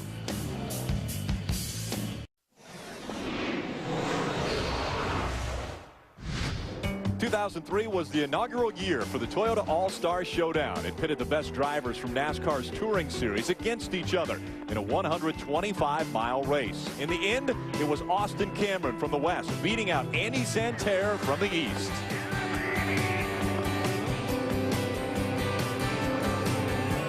What an emotional win that was for Austin Cameron. Yeah, Austin missed 4 races. He was battling non-Hodgkin's lymphoma cancer. And what a great comeback. He actually, the guys were telling me, Bill McAnally owned that car and also owns Eric Holmes' car right there, the Napa Toyota, as well as Moses Smith, the 16, and Paulie Harraka in the 12. He said there were times when they practiced that year that Austin barely had enough energy to even run 3 or 4 practice laps. And then the end of the year, he wins the biggest race of his career. Yeah, there's a 16 car right there. That's Moses Smith, one of the 3 McAnally cars in the field. Paulie Harraka, we have a car or a camera in his car. He's also in this field running in the 11th spot tonight. He's also skipping school. Yeah. Duke University's a sophomore. Durham, North Carolina. They have a lot of snow back there. I asked him after the drivers' meeting if he thought he was going to be able to get back to school. He said he wasn't sure. Dick Berggren. Eric Holmes in the 20 car is driving another of those McAnally automobiles, and I just talked to McAnally about how things are going for Eric Holmes, currently running in the 3rd position. And he said that they're really concerned about Sergio in that number 4 car because of the inexperience of the kid. They want to give him a lot of room. So Holmes basically right now is trying to play it cool. And if he sees a big opening, he's going to go for it. But if not, he's just going to sit where he is, at least for a little while, and wait for the right break to make his move forward. And Dick, Andy Santerre has his young driver the spot he wants on the outside on the restart. He said, try 3rd gear. You're getting a wheel spin here. See if you can pull even with Joey. It's a bit tight in the center for him, but they're going to try 3rd gear on this restart to see if they can hold tight and hold the lead heading into turn 1. I really want to see if he's able to learn anything. He was a lot better on the 2nd restart than he was the 1st restart. Joey clears them again before they get to turn number 1. Joey's on it on that restart. Eric Holmes still to the inside. Rick Persley trying to make it 3 wide. Thinks better of it as they go down the back stretch and into 3. Persley all the way down below the white line. He really pays for it, though. You gain up so much ground through the center of the corner, then you really pay for it up off the corner. Gilliland running in the 3rd spot, trying to take that away from Eric Holmes now. That's a side-by-side battle for 3rd. Eric Holmes down on the bottom in the 20. David Gilliland in the 89. Logano and Pena running 1 and 2.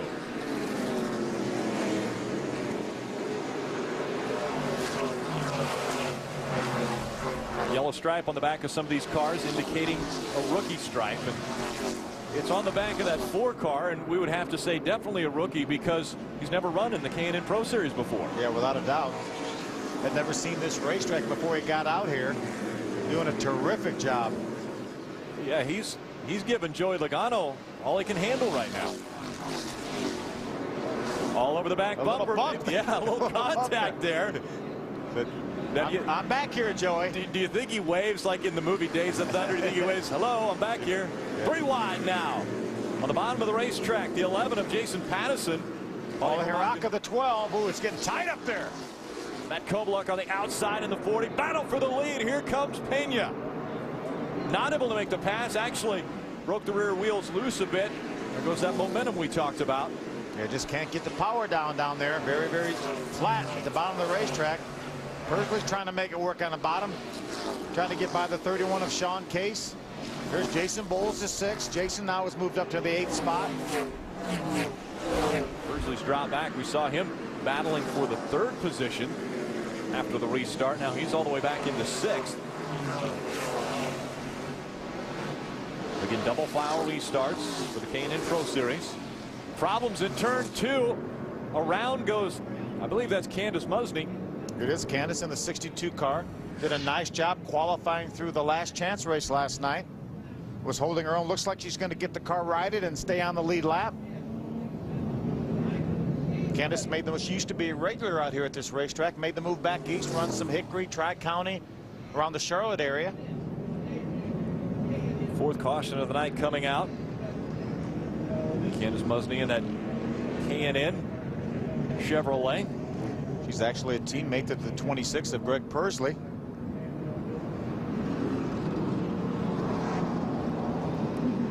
And again, a one-car incident. It's the fourth time that a car has gotten sideways or up into the wall, but not collecting anyone else. So everyone being very cautious when an incident happens on the racetrack. Again, this one a fairly long race for the K&N Pro Series, going 225 laps, 112 miles. Here's Augie Vidovich right now. Augie runs in the 9th position. Nice little run. He started back in the 12th spot. A lot of experience there. Augie was a former Southwest Tour champion out here on the West Coast. Had a little taste of truck racing back east, and he's had a few nationwide starts. Augie, a great race car driver. Looks like he may they're looking to run a full schedule here in the West Series with this team. Chris Johnson actually drove this car in this race last year, sat on the pole. Let's head back trackside.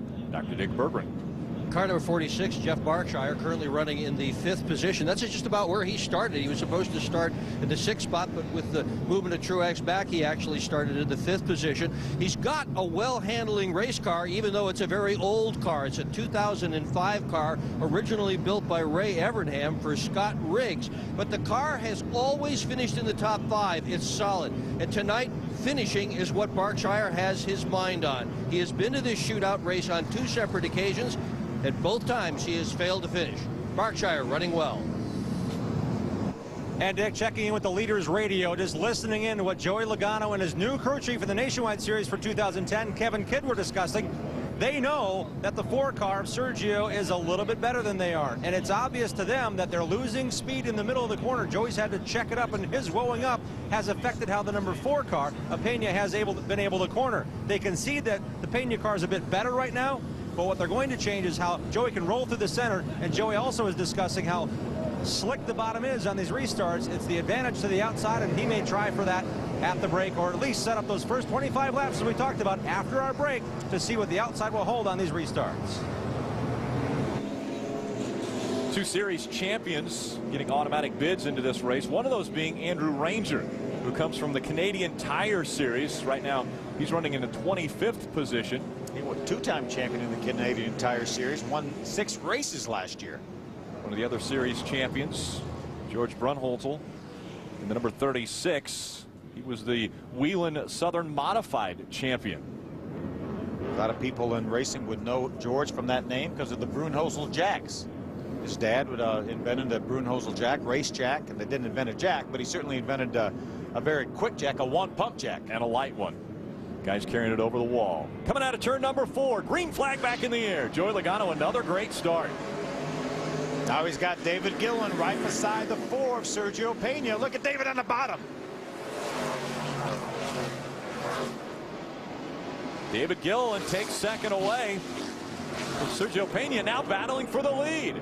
2 former winners in this race. Oh, he gets sideways. A little bit sideways for Gilliland. That will slow him down and allow Sergio Pena to get the momentum back and get back to the back bumper of that 25.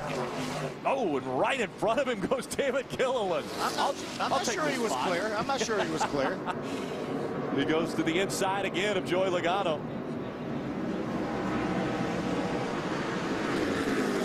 I tell you, Sergio has really doing a nice job here. He's losing some ground on the restarts. He's going to learn, though. He's going to get better. Joey is really on and on a restart, but you have to remember now he is in control of the restart. He's the one that's supposed to restart the race. Joey Logano, David Gilliland, Sergio Pena, Eric Holmes, they're your top 4. Jeff Berkshire in the 46, back in the 5th position. Sergio is going to take the advantage when David Gillen tries to move down there to the bottom with Joey Logano. Sergio is going to close that hole up on the top of the racetrack. Running a little bit higher now, trying to take second away. Gillen trying to keep that bumper just in front of the number 4. I'm not sure he could stay in front of this 4 for another corner or two, maybe. We'll hold him off, and while they're battling for second, Joey Logano has put about 2 car lengths between himself and second place. There he goes. Looks like David's going to lose that spot. Sergio just drives by him on the outside. Sergio Pena now. Look at Eric Holmes trying to hold on to third. David Gillen's able to slide into that slot. Side by side back here.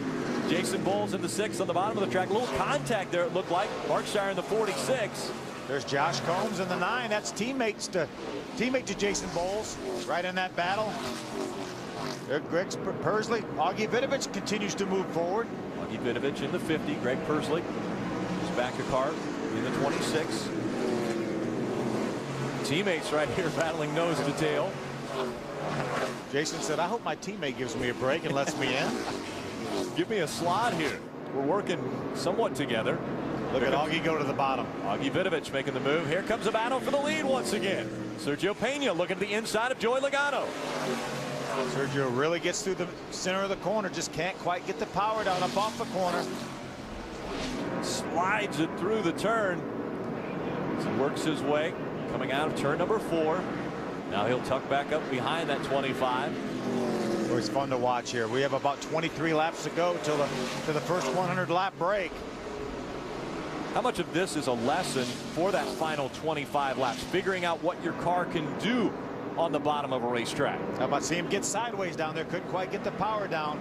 Remember though, they're going to have fresh tires for that 25 laps. This is the last 25 laps on these tires.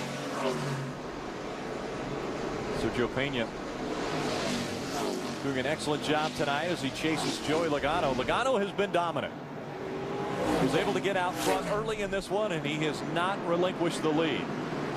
David Gillen has tried. Sergio Pena has tried. Eric Holmes has been up to third. That's the farthest he has been this evening. Remember, all these guys are going to get an opportunity to make some pretty significant adjustments on these cars. They're not going to be able to open the hood or the deck lid, but they can make some pretty significant adjustments on these cars, put spring rubbers in, adjust on the shocks. They'll be able to refuel the cars, change tires. Air pressure, a lot of things they can do. Tape on or off. Here he goes. Can he get the power down? Watch his hands. Do you see his hands fighting the wheel? He's sliding once again. Again, the preferred line a little bit higher. You've got some more banking up there. 12 degrees banking. Gets the front of the car just to the back of that 25. The difference, 0.2 of a second on lap 80 between those two. Good run through the center of the corner. He made his move a little later, and then he stayed side by side with Joey. Door to door. Here we go. Sergio Pena trying to take the lead. Down the back stretch they go. You know, I noticed a little glow in the rotor for Sergio Pena. The brakes might be getting a little hot on that number 4, but he's still trying to get that lead away from Joey Logano. What a great battle here. 17-year-old versus 16-year-old versus 19-year-old. The young man on the inside, just 16 years old, Sergio Pena. A good run now as he tries to take away the top spot from Joey Logano. Didn't quite have him cleared. They have a lap car. The 15 is going to get way out of the way. Jack Sellers in the 15 drops to the bottom of the racetrack to allow these two to settle it up high. Ooh, Joey got a little sideways that time, but yet gained ground on Sergio. Sergio Pena all over the back bumper of that 25. Settle back into that second spot. 15 laps to go in this segment. Jim Trado. Guys, Joey Logano's team is talking about this race car. All Joey radioed in was, I am too loose off. That's why the kids get able to gain everything. They touch down the corner in 3 and 4. Logano's backing up that corner, and Pena wants to charge. Going to the bottom again. Oh, a little contact there for Sergio Pena. These two are racing, and this is just for the first segment. Again, we've got another 125 laps after the first break. David Gillen's closing a little bit on this battle.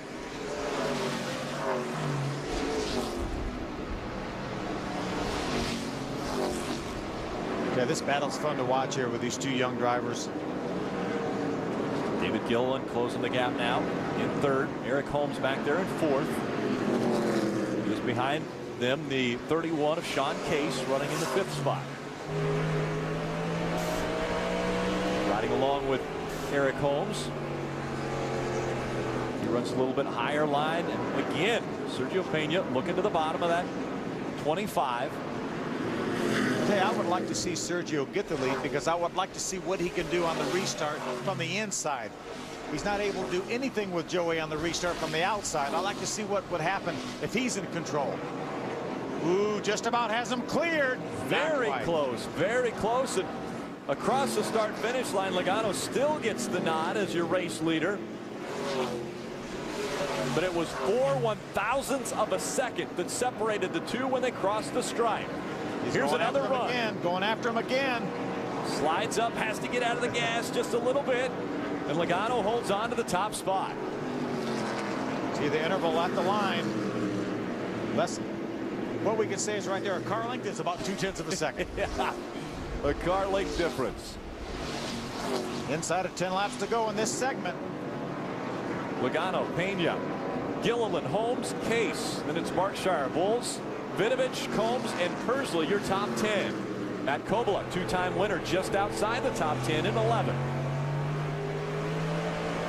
You know, there's some strategy involved right here. Eric Holmes running fourth. He may be content to run there because he knows he will restart on the outside. But if Sergio Pena will restart on the outside, then that's not an advantage for Eric Holmes because Sergio has not been able to do very much with Joey Logano from the outside, so that may hold up the outside line. In years past, they have had different rules where they've inverted a certain number of cars at the front. They will not be doing that this year, where you cross the stripe on the 100th lap. That is problems. George 36 in the wall. Caution is out. Into the wall. That will bring out our 5th caution of the night, and we're probably close enough that they will call this the 100-lap break. I wouldn't know. At the drivers' meeting, they said around 100, so I would think they would probably call this their 100-lap break. Caution coming out on lap number 95. Again, a one-car incident. Let's take another look. He was right in front of the leader. You see Joey Logano on the inside. Looks like he just got in the corner a little bit too hard. Troy Ermish in the 14 was right in front of him. He had to swerve to go around him. Got the right rear up in the loose stuff. It's a pretty good contact with that outside wall. They're showing Eric Holmes right now in the 3rd position. He may have gotten by David Gilliland while that was going on. Stopped on the racetrack. 36 of George Brunholzl. We're being told this will be the first break. Again, we're going to have 3 different segments. This is the first break of those 3 segments. So as soon as the field is all in line behind the pace car, they will be led down pit road and into their pit stall. Joey Logano has been dominant in segment number 1. Stay with us. We'll be right back. Welcome back to Toyota Speedway at Irwindale. The Toyota All-Star Showdown has made it to our first break. Joey Logano has been dominant out in front of the field. Sergio Pena, the 16-year-old, has been getting quite a bit of experience in those first 100 laps. Gilliland, Holmes, Case rounding out your top 5. Greg Persley runs strong, rounding out the top 10. What a special event this has been here at Irwindale. It's the 20th anniversary of the movie Days of Thunder. And we just got a glimpse there of Michael Rooker, who was Rowdy Burns in Days of Thunder. We heard him earlier give the command, and even before that, he was racing some of the drivers in the new video game coming out, Days of Thunder. Taking on David Gilliland. Rubbin's race. Oh, wait a minute. That might have been the break. I think he might be hitting the brake on David Gilliland. Well, he knows how to win. Start your engine! There was the command for our Grand Marshal. Now he joins us in the booth. Welcome, Michael Rooker. I tell you what, I think in this sport, your movie, Days of Thunder, is probably the most recognizable among not only the fans, but even the drivers. They always even use the cliche lines that you guys use. Well, I just talked with a couple of drivers down there, and they were saying when they were racing go-karts, their dads would have them watch. They'd view Days of Thunder before the race. Well, how about, you know, we've got a guy that we see a lot that's adopted your name. He calls himself Rowdy Bush. Yes, he does, doesn't he? Now, what about that now? Well, you know what? I'm proud of it. He's a good driver. He sure is. He sure is. But wait a minute. I mean, he more or less stole your name. He knows I'm the real Rowdy. You're the real Rowdy, right? I am the Rowdy. You never finished second, did you? Oh, never. And I think he's finished second a few times. And of course he doesn't like it at all. He doesn't like it. It's too bad. He's got to learn to lose. Are you having fun? I'm having a great time, man. That's good. Now, did you learn anything with driving here at the Irwindale track as far as on the video game? You know, I cheated a little bit. I played it last night. Oh, so you had an advanced copy. I did have an advanced copy. Now, were you a race fan prior to Days of Thunder, or was that your first experience around racing? No, I was born and raised in Alabama about half my life, and so I was very near Talladega Speedway, and we raced a lot and watched a lot of races, clay track stuff, figure eight stuff, demolition derby, all that kind of stuff. So I was kind of raised watching it and being around it, and so being in the big leagues, like doing a movie, Days of Thunder, is closest I've ever come to being in the big leagues as far as racing is concerned. So. Well, I know you were obviously a star in Cliffhanger, but would Days of Thunder be considered the big movie for you? Is that Days of Thunder is way bigger than Cliffhanger. Oh, yeah. Way bigger. Very good. Yeah. Well, thank you for joining us here. We're going to go back trackside to Dick Bergeron. And isn't this great? On a pit stop, we get a chance to talk to a driver, Eric Holmes, who is currently running fourth on the board. You've been running in about that same position all race long. They've made some adjustments to your car. You're going to be fast enough to pick up another spot or two in the next segment. Well, I sure hope, though. The Napa Toyota's been really strong, kind of biding our time. The two guys in front of me are a little faster, but I think we'll be there at the end. Just put another 100 laps down and be right here in this spot or a little farther forward after this break. All right, well, good luck to you. Jim Trado. And Dick, the driver who led us to break is Joey Logano. And Joey, you're making some minor adjustments here, working on your off and in and on. And I mean, it seems like the car is a bit of a handful right now. What kind of changes are you making to keep that lead? Yeah, the old Home Depot Toyota is struggling right now. I'm doing everything I can to stay out front.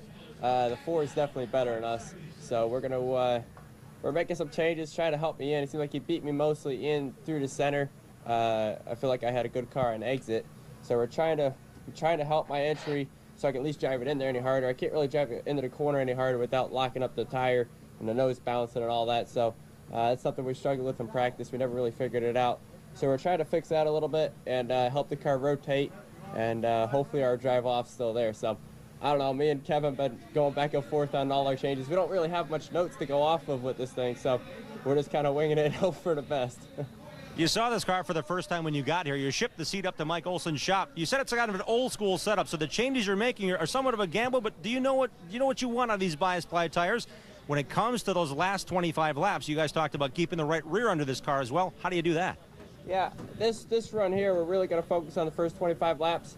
See what it does there. I can really focus on what I can do to make that part better, and hopefully by the end of this segment I'm in a good position that I can do something in the last 25 laps. So hopefully these changes here help or at least give us direction, and we'll go from there. Let's check back down with Dick. Well, young Sean Case has been here 3 other times. He's finished in the top 5 twice and crashed out once. Running well here tonight, though. What did they do to your car? Actually, the car is pretty decent right now. On a short run, it's not that great, and really, this race is a 25-lap shootout at the end. So we're really good on the long run, which will be good for this deal here, but we only got a 25-lap shootout, so we made a lot of positive adjustments. We got an RCR engine underneath the hood. It's powered pretty good. We got wheel and engineering, and pretty excited. So everybody at home, hopefully I give you guys a pretty good show. And RCR is Richard Childress' engine, so that's as good as a Sprint Cup motor in this car. And Sergio Pena has a car put together by Andy Santerre at his own race shop. It sat in the hauler all year long as the backup, but boy, it's certainly working tonight for you. Talk about how solid this car is and what you got left for the next 100. Yeah, so far it's been really good. We struggled a little bit on the restarts with some wheel spin, but it seems like we got Joey in the middle of the corner, so we should be good. Sergio Garcia getting the window net back up. This team talked about being consistent, and they like the outside. These next 25 laps will be critical. This is what Andy Santerre is gambling on. Very few changes to get this car rolling a little bit freer in the center. Thanks, guys. And again, that segment wrapping up as far as our break. And we've got Rowdy Burns, Michael Rooker up here with us. Now, the 20th anniversary of the movie, obviously that's got to be a huge milestone. You guys have had a lot of success with that. I'm so surprised that we've had such legs This movie is a multi-generational movie. It's, you know, we got mom and dads and the teenagers and the little kids are still watching it and excited about it. I had four 14-year-olds come up to me in Shreveport, Louisiana, wanting to know, are you Rowdy Burns? And it was amazing. It was thrilling. A lot of fun, and it inspired the video game, and that comes out this summer, I believe. So everybody will be able to take on Rowdy Burns if you've got a video game. Indeed you will. Indeed you will. We're going to have fun on that game. Go play it. Go buy it, and let's play me. Thank you very much to Michael Rooker for coming up and joining us. And now you can be a fan and watch the next segment of this race. I've always been a fan. I love it. Perfect. Yeah. Thanks a lot. Thank you, Michael.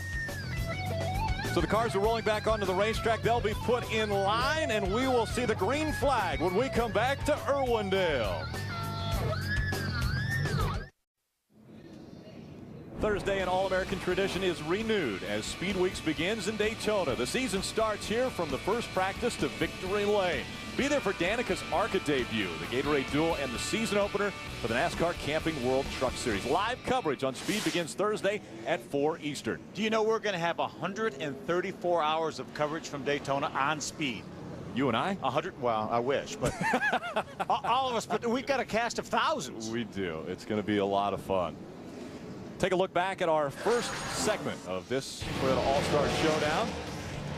That is Ivo Gerskovich, the VP of Paramount Digital Entertainment, throwing the green flag on the field. Sergio Pena from the pole. First caution flag, the 29 car. Brendan Newberry gets sideways, and then problems for the 2 of Darrell Haar. He got into the wall. Right in front of our leader, Joey Logano. Brett Thompson spins around in turn number 2, brings out the caution for the 3rd time.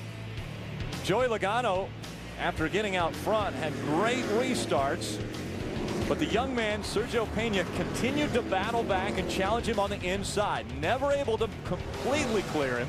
We talked to Joey during the break. He said the 4 car right now is better than my car. Georgie Brunhosel gets into the outside wall just in front of our leaders once again to bring out a caution flag. And that sent them onto pit road for the first break. It was a 10-minute break, and now the cars are back out on the racetrack. Our first 100-lap summary, Joey Logano out front. Again, the one lead change is when he took the top spot away from pole sitter Sergio Pena. But it's been close. Sergio's made a lot of runs at him. He's been ahead of him a lot of times, but just not at the start-finish line. Side by side, the field all in line as they come through turns 3 and 4. Problems for David Gilliland. He pulls to the inside. Green flag out. Looks like David Gilliland's car just shut off.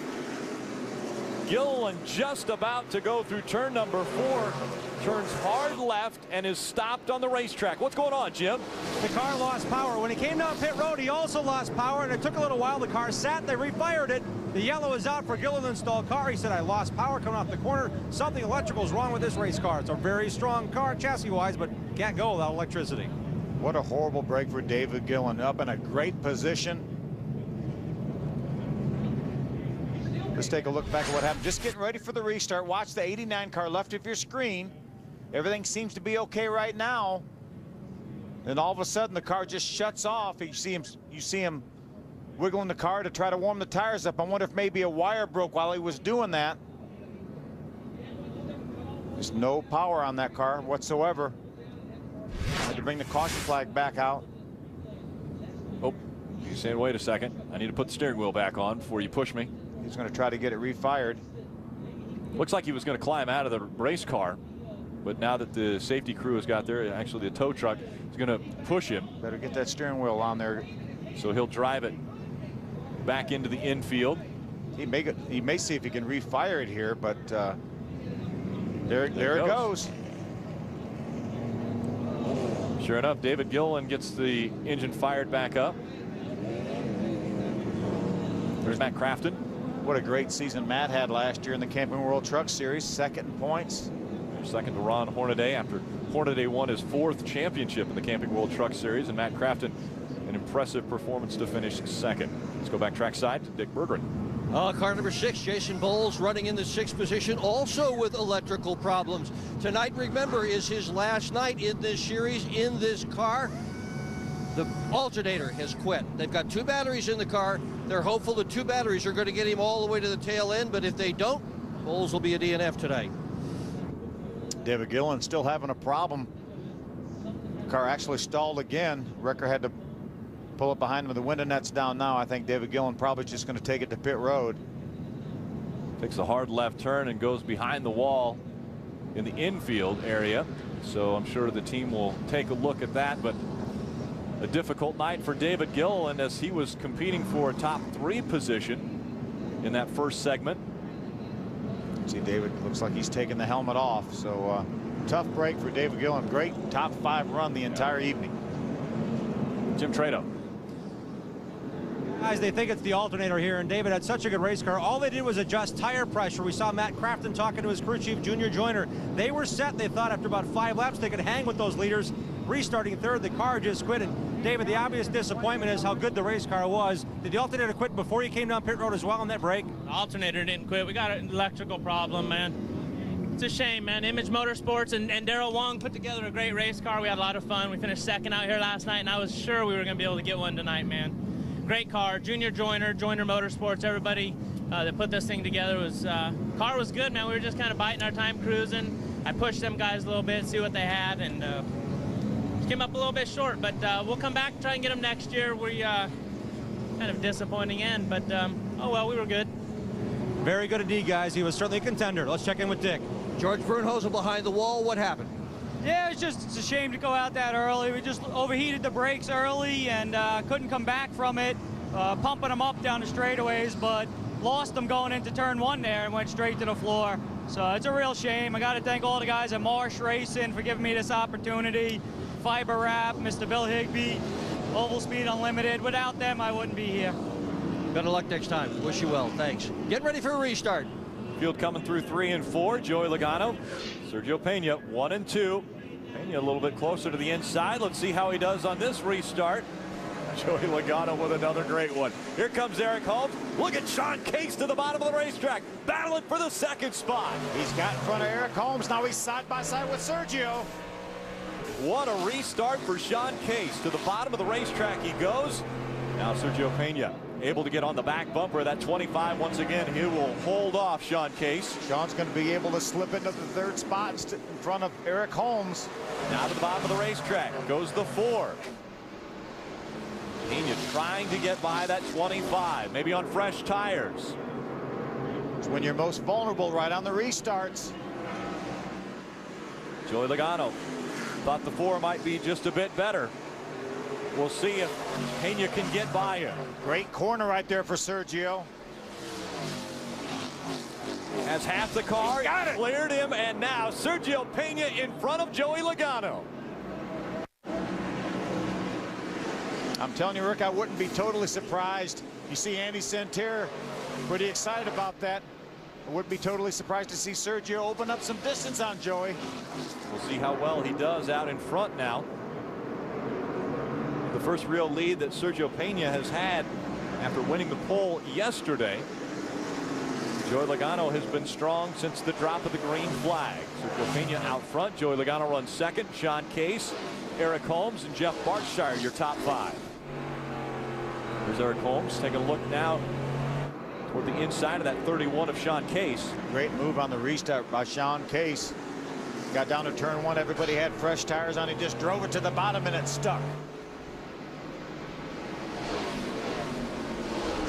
Greg Pursley, Jason Bowles side by side. Pursley trying to get by that 6. Huggy Vidovich in the 50 just behind him. Great season for Greg Pursley. 3rd in points last year in the West Series. Big win, Kyle, Texas early in the year. For Pursley, this is just his 2nd All-Star Showdown. Still looking for a top 10 finish in this event. We're getting a report from NASCAR that the 00 of Ryan Truex is showing some smoke. Difficult. That's a new motor they put in. Sure enough, you can see a little bit of smoke coming out of the back of that 00. Ryan's up to the 13th position. Not a great deal of smoke. Caution on the racetrack. 21 gets turned around. That's Blake Cook. He has it refired. He will get going before the leader gets there. He will stay on the lead lap.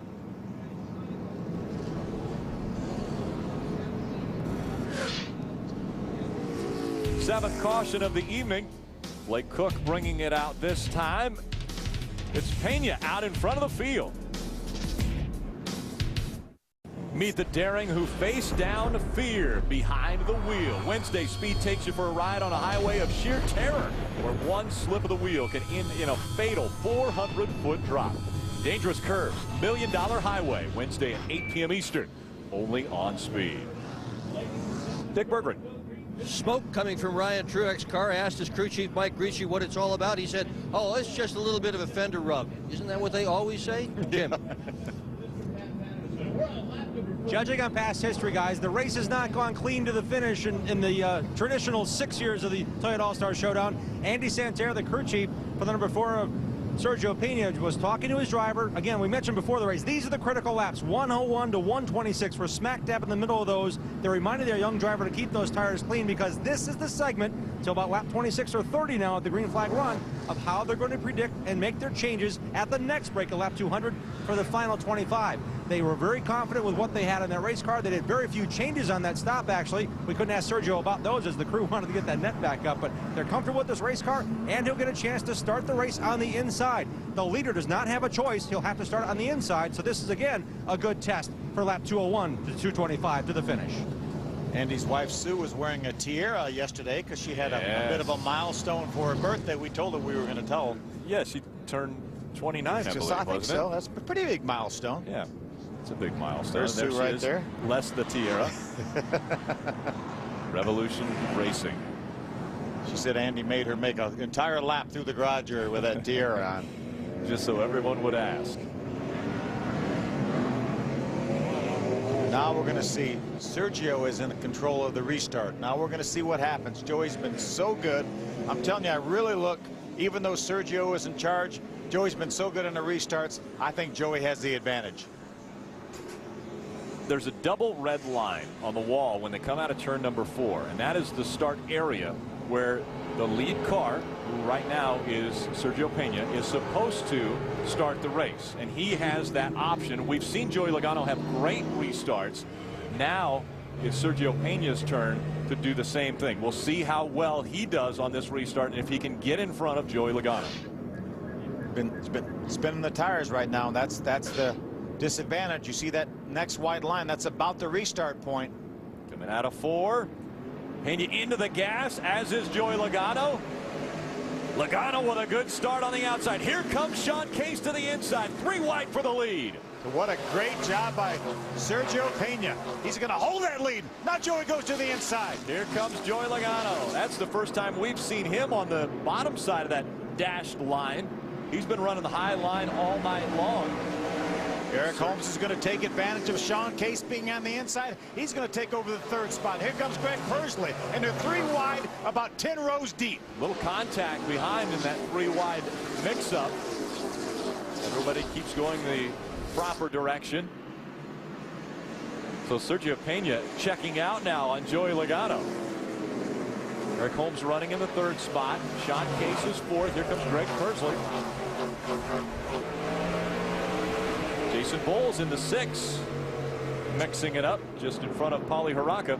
Paulie has that Napa Filters Toyota up into the top 10 right now, trying to grab away the 9th spot from Jason Bowles. Matt Kovalek has quietly made his way up into the top 10. He knows how to win this race. Done it 2 times before. Jason Patterson in the 11th was down on the bottom of the racetrack in that 3 wide mess taking place. Side by side, Paulie Haraka and Jason Bowles. Look at Sergio open up that lead. Boy, he looks good in front of this field. About 3/4 of a second right now. Let's see what he does this lap. Gain another 1/2 of a second that lap. Eric Holmes running in 3rd. Sean Case is 4th. Greg Pursley in 5th. Pursley got sideways through the center of the corner. May have had a little help from Augie Vidovich. Augie Vidovich in the 50th. He's moved up. Matt Kovalek in the 40 also. Getting to the inside of Berkshire. Looks like a little contact there as they came out of 4. Kovalek's been really quiet this race. Now he's making his move. He wants to get in position for the last 25 lap segment. I was talking to him in the garage area yesterday, and he said the difference between 50 laps that they ran last year in 25 is going to be huge. Dick Berggren. Well, after winning the championship in 08, 2009 was a decidedly off year for Matt Kovaluk. Didn't win a single race, just 3 top 5s. He said that he got the crew together and that they had the ultimate pep talk. They are totally focused on turning their season around and starting right here. Kovaluk has worked with that crew virtually through his whole career. Harry Raitt, his crew chief, is now in his 11th season, and some of the people that work on that team were there when Matt Kovaluk made his first career start ever. They are looking to return to the form that they saw in 08 when they were champions. We see Paulie Haraka really battling the 6 of Jason Bowles. Paulie said that's the same car that he ran 3rd with here last year. Here comes Ryan Truex. You see that smoke still coming out of that Napa Toyota. Gets a little bit sideways up before. There's Matt DiBenedetto, the 98. Going to try to follow Jason Bowles on the outside. Just in front of this group, Matt Kovaluk. Jason Bowles on the outside. Series champion from 2009. Oh, problems just in front of him. Sean Case and Augie Vidovich get together. A lot of damage to the 31 of Sean Case. Sean was running in the 3rd position early on in this run. He's still going We Stay Green. I'm not sure Sean's going to make it all the way back around. A lot of damage to the left front of that race car as well as the left rear. And he comes to a stop now in turn number 1. And so that will bring out the caution once again. This is the 8th time, and there you see the damage to the right front of Augie Vidovich. Yeah, tough break for both those drivers, both well up in the top 10. Sean Case in the top 5. We're hearing that maybe he's lost power, and that's what caused this incident. Take another look. This was coming out of turn number 4. Look right, yeah, Sean Case was up against the outside wall in the preferred line, lost some power. Greg Persley, the 26, made contact first, and then here came Augie Vidovich with nowhere to go. Jim Trado. Guys, Augie Vidovich had a great run going, just got into the top 5 and get that contact. His biggest worry, the right front brake line. He thinks he's sheared off. There's obvious damage to the body as well. These crews are not allowed to open the hood up unless they have some damage. They can't make any adjustments, so they're going to bring the car behind the wall. So Vidovich, again, another West Coast kid who won the Elite Series here in 2005 in the Showdown to get his brake break out east of NASCAR. Pulls the car behind the wall after again climbing into the top 5 in the car that Chris Johnson rode last year and won the pole with. There, Sergio Pena had a 2-second lead over Joey Logano when that caution came out. Take another look at why this 8th caution flag has flown at Toyota Speedway at Irwindale. 31 of Sean Case coming down the racetrack. Greg Persley is involved as well as Augie Vidovich. Yeah, on the inside. Joey Logano on the outside. Green flag back in the air. Sergio spun the tires a little bit. Gave Joey a bit of an advantage on the outside. Eric Holmes looking on the inside. Now they're door to door as they go down the backstretch.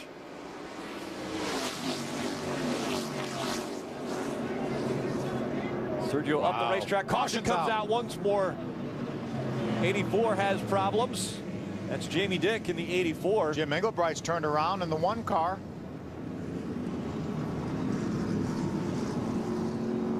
Troy Ermish in the 14. Has some damage to the left front of that race car. On the left side. They ended up on pit road, which is an oval track inside of the half-mile oval.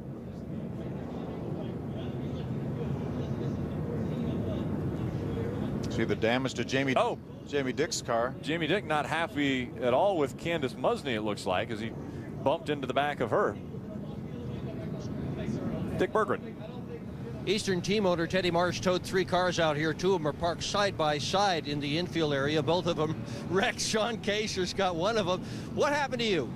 Well, our car was getting pretty good there. We made some really good adjustments, and the Whelen number 31 Chevrolet was definitely moving towards the front. We actually broke a drive shaft going down the backstretch getting into 3 when we got run over there. So I just hate it for all the guys. We got ECR underneath the hood. They gave us a motor here. I'd like to thank RCR and everybody's support. Teddy Marsh for giving me this opportunity. hey, you win some and lose some, and obviously it isn't our day, but it's my birthday, so I get something to celebrate. Well, happy birthday to you. He's also going to have a birthday present because he's going to run the entire schedule and also some nationwide races for Richard Childress. And again, that was the 8th caution. This is the 9th that we're under now. Jamie Dick involved in this in the 84. You see a little contact there. Brett Thompson and Jamie made a little contact, and then the 14 of Schroer Ermisch came across the racetrack. Jim Engelbright with nowhere to go, and he ends up on pit road. That's the entrance to pit road. Actually behind the wall for the 1 as he was slamming. That's the Moses Smith in the 16. There you see a lot of tire rub on the left front of that 84 of Jamie Dick. We saw Jamie Dick not real happy with Candace Musney, and I'm not sure what he wasn't happy about. I didn't even see her involved in the incident whatsoever. It didn't look like it.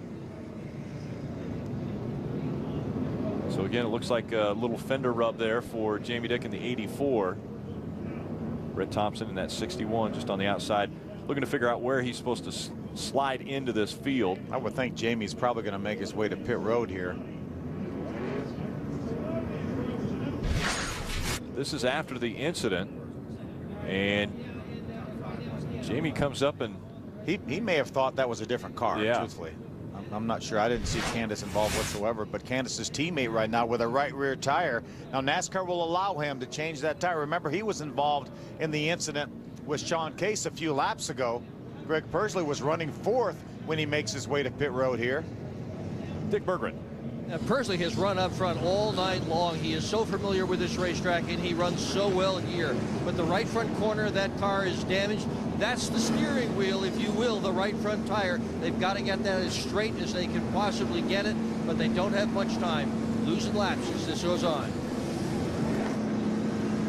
Greg Pursley was so far up towards the front that I believe he's going to be able to stay in the lead lap. As a matter of fact, he has some extra time to work with some tape on the front end.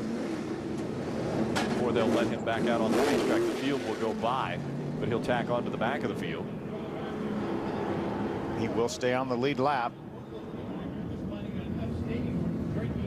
So they'll stop him just before they go out on the racetrack. Again, the field going by, and they'll tack on to the back of that field. You see Augie Vidovich in the 50 also on pit road. Just going to cost Greg Pursley a lot of track position. Hard to give up here. We're about 60 laps till the next break, and then another 25 lap shootout, and he's going to give up all that track position. Was running 4th when that caution flag came out.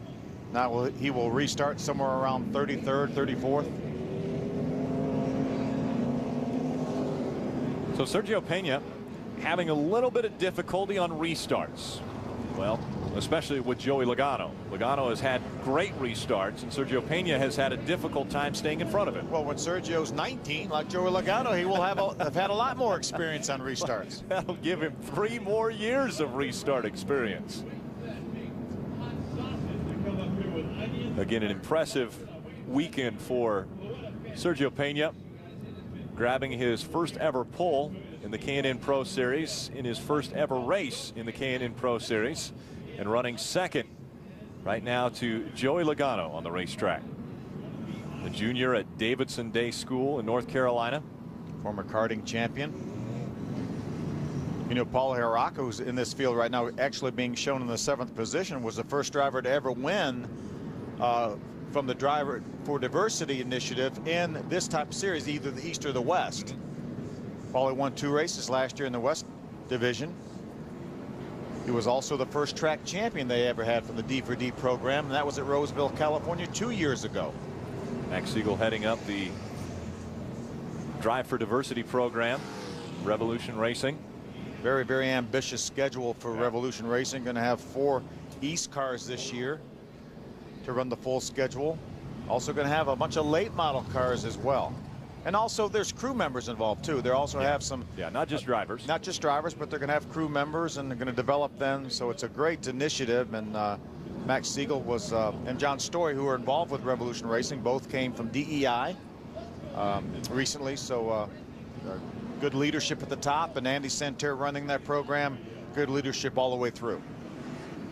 Developing Not only drivers, crew members, engineers, public relations, all aspects. Tiaras for Sue Santerre. Tiaras. Princesses. I'm not sure that's a word, princesses. It's a lot of S's at the end. Joey Logano on the inside, Pena on the outside for this restart. Eric Holmes just to the inside of Jeff Barkshire. They're running 3 and 4. Matt Kobaluk has made his way up into the top 5. Steady progress for Matt. Started back in the 14th spot. Jason Bowles on the outside of him. 2 series champions running door to door for this restart.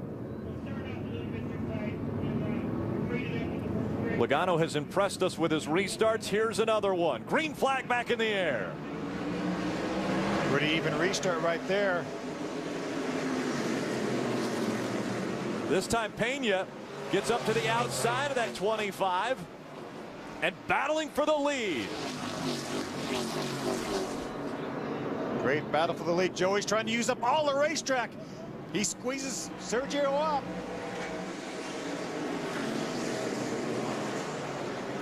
Logano now on the top side. Sergio Pena down on the lower portion of the track, and he will fall back into the 2nd position. Eric Holmes holding on to 3rd.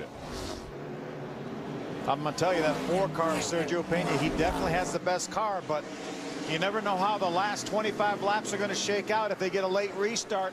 And he's got Joey inside or outside. Joey's been so good on the restarts, that may be a problem for him. Caution once again on the racetrack, into the wall. A lot of cars. The 9 of Josh Combs, the 61 of Brett Thompson, Derek Ramstrom in the 53, that 21 of Blake Cook. That's in turns 3 and 4. It looked like Brett Thompson or the 21 of Blake Cook came actually a little bit late into this one. Yeah, Josh has been running very well in this race. See if we can determine what caused this incident. Heavy traffic just a couple laps after the last restart. 2 and 3 wide racing all over the racetrack. They have thrown the red flag. They've stopped the cars in the backstretch to give the track crew time to remove these cars and to clean up the racetrack. Certainly make sure the drivers are okay first. Yeah, first priority is safety crews to get to the drivers and make sure they're okay. Let's take a look at what may have caused this incident. Look right of your screen. Look like the 9 really started the incident. He was sideways the first car I saw. Then see if we can get another view. You see him sideways right there. Looks like he was by himself and these other cars with nowhere to go. Wow. Yeah, the 21 nowhere to go. Blake Cook gets into the back of the 61 of Brett Thompson, lifts him up off the ground. You know, that car came around so quick. The 9 car right there of Josh Combs that I'm not sure, maybe he might have had a tire going down or something. Jim, how about that 19?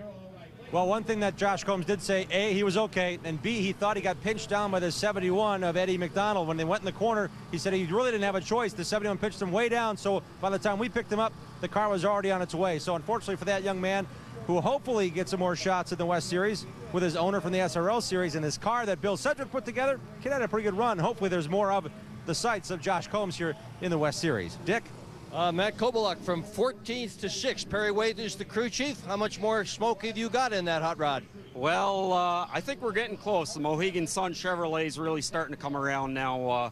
You know, like we talked with Matt before the race, we had 200 laps of survival and a 25-lap race at the end. So, you know, we're getting it dialed in. We're fighting a little bit of forward bite issues in the first 100 laps, and seems to have gotten a little better. And we got one more shot at it here, so we'll keep working at it, and I think we're going to have a good car to the end. And Kobaluk has 2 wins and 2 second-place finishes. That's the best finishing record of any driver here, Jim Trado.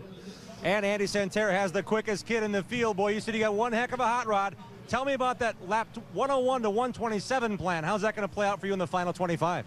Boy, it sure looked good that 25 laps. So that's all we really worked on. We wanted it to run like hell for 25 laps, and it seems to be doing that. So this is a car we built at ASM Motorsports last year and didn't run, and we saved it. And old Sergio's giving her a ride tonight. So proud of all the guys back at ASM when it was ASM that built the car, and I'm proud of all the guys at Revolution Racing for helping me work on it. And it seems like it's the quickest right now. Joey's he's hard to pass. He's a great race car driver, and he knows how to take the line away from Sergio. But Sergio's learning a lot from Joey Logano tonight, and I'm hoping Sergio can teach Joey a little something later on.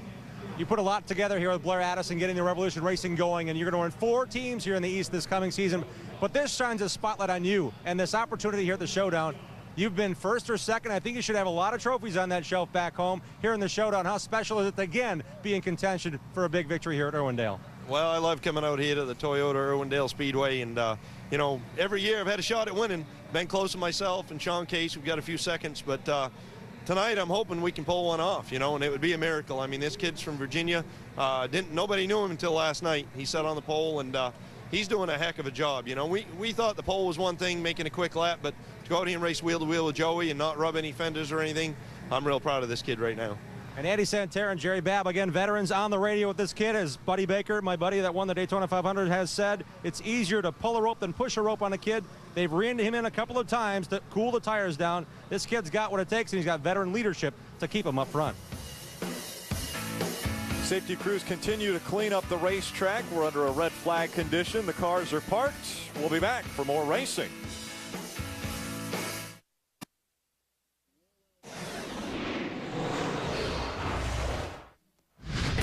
In 2006, Touring Series veteran Matt Kovaluk finally got his first Showdown win. Kovaluk led 59 laps in the race, but on the final lap was challenged by Sean Case and Eric Holmes for the lead. Case and Holmes made contact going into turn 4. Holmes wasn't able to finish the race, but Case managed to come home second. And Matt Kovaluk scored his first of 2 Toyota All-Star Showdown wins. What a great time that was for Matt Kovaluk, and it all started the first ever Showdown taking place when Austin Cameron went to victory lane in 2003. What a great history this race has already had here in just a few events. You know, most of these drivers, when they got out of these cars, said, this is the biggest win of my career. I know Matt Kovaluk said that. I know David Gilliland said that at the time. Certainly Austin Cameron. What a terrific event that Toyota and the K&N Pro Series has out here at Irwindale, California. He gets tagged as the Daytona 500 of the K&N Pro Series, kicking off their season. Matt Kovaluk celebrating 2 wins. The first one came in 2006 in this event. Joey Logano, at the tender age of 17, went to victory lane in 2007. Going to try to join Matt Kovaluk as a 2-time winner. He's got a great shot at it right now. It looks like Joey Logano in the 25 and Sergio Pena in the 4 are the class of the field. Matt Kovaluk has moved into the top 5. We're under a red flag condition, a 4-car incident taking place on lap 146. The crowd really getting a great show tonight. Hey, sold out. Every ticket for this event sold out here. What a great show the fans are getting here at Toyota Speedway. Great facility. Love coming out here, and the fans support it, and I love that. Half-mile racetrack with progressive banking gives us side-by-side racing, and we've seen it for the lead numerous times tonight, and I'm sure it will continue. We'll be back for more green flag racing from Irwindale after these messages. February 11th, NASCAR's back, and we're there in Daytona for a pair of races on the high banks. Be there as the field is set for the 500. The Gatorade Duel at Daytona, Thursday, February 11th, live at 2 p.m. Eastern, only on Speed. You want to talk about drama? That's a day you're going to have some drama at Daytona Thursday to try to get into the Daytona 500. Probably going to be 52 cars there attempting to qualify for the 43 positions. Always exciting times. Let's go trackside to Dick Berggren. Well, under the red flag, crews are not allowed to work on the cars. They can look at them and try to figure out what their strategy is going to be as soon as the red turns to yellow, and that's exactly what the crew of Moses Smith's car is doing right now. Hood is all pushed in. Moses actually drove underneath one of the cars in that accident, landed on the hood. The right front corner's got a flat tire. They've got the saws out. They've also got a baseball bat out to try to roll some of the sheet metal away from the right front. Moses Smith should be able to get back onto the racetrack, and that's a whole lot more fortunate than some of the people whose cars we have seen come by on the rollback. This is such a very fast racetrack that when it happens here, it happens big, and the cars are heavily damaged. Jim Trado.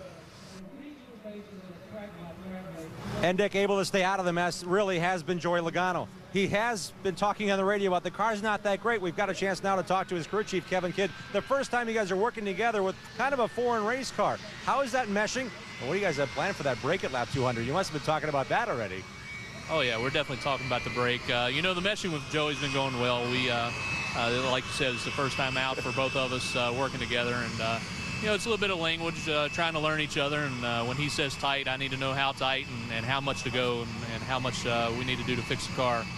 So we're working through all that right now, and we're getting better as the day goes on.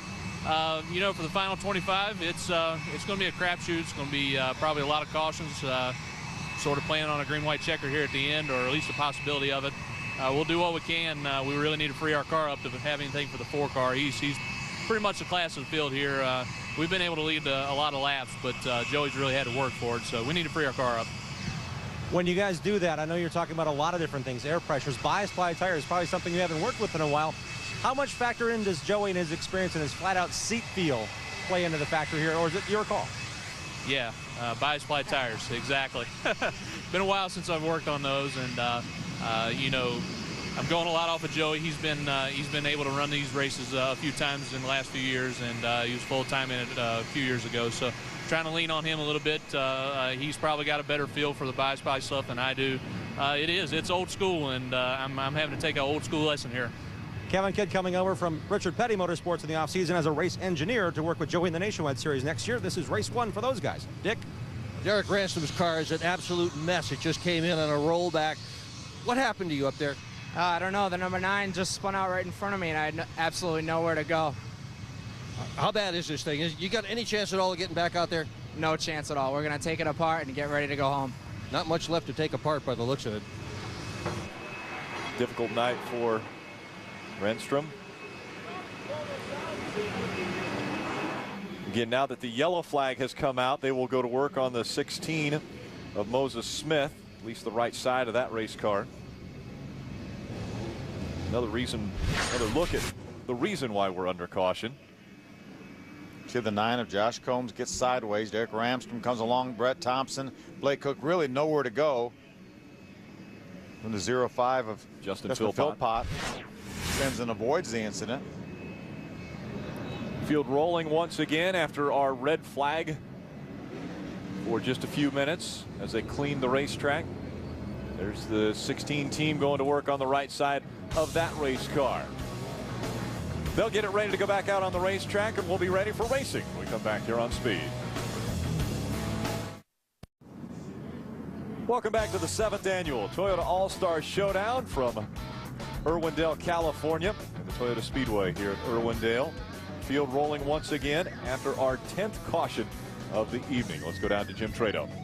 Hey guys, we got to give a shout out to Jeff Barkshire from Oregon. He's had a horrible luck streak here at the Showdown, whether it be the Elite Series or here in the West Series. 33rd last year, out to lunch. Today, 3 rounds in at the break has got him back in contention. They've done very little to that race car before. Again, they had to qualify an impound. So Barkshire made the gamble, qualified up in the 6th position, and that number 46 Dodge. They put 3 turns in at the halfway break. Right now, they just want to work a little bit on entry as he's charged his way through the field. Another driver to watch that has great success here at Irwindale Speedway is the 77 of Andrew Myers. In May of 2006, he won still the closest ever West Series race over Eric Holmes by winning here at this racetrack.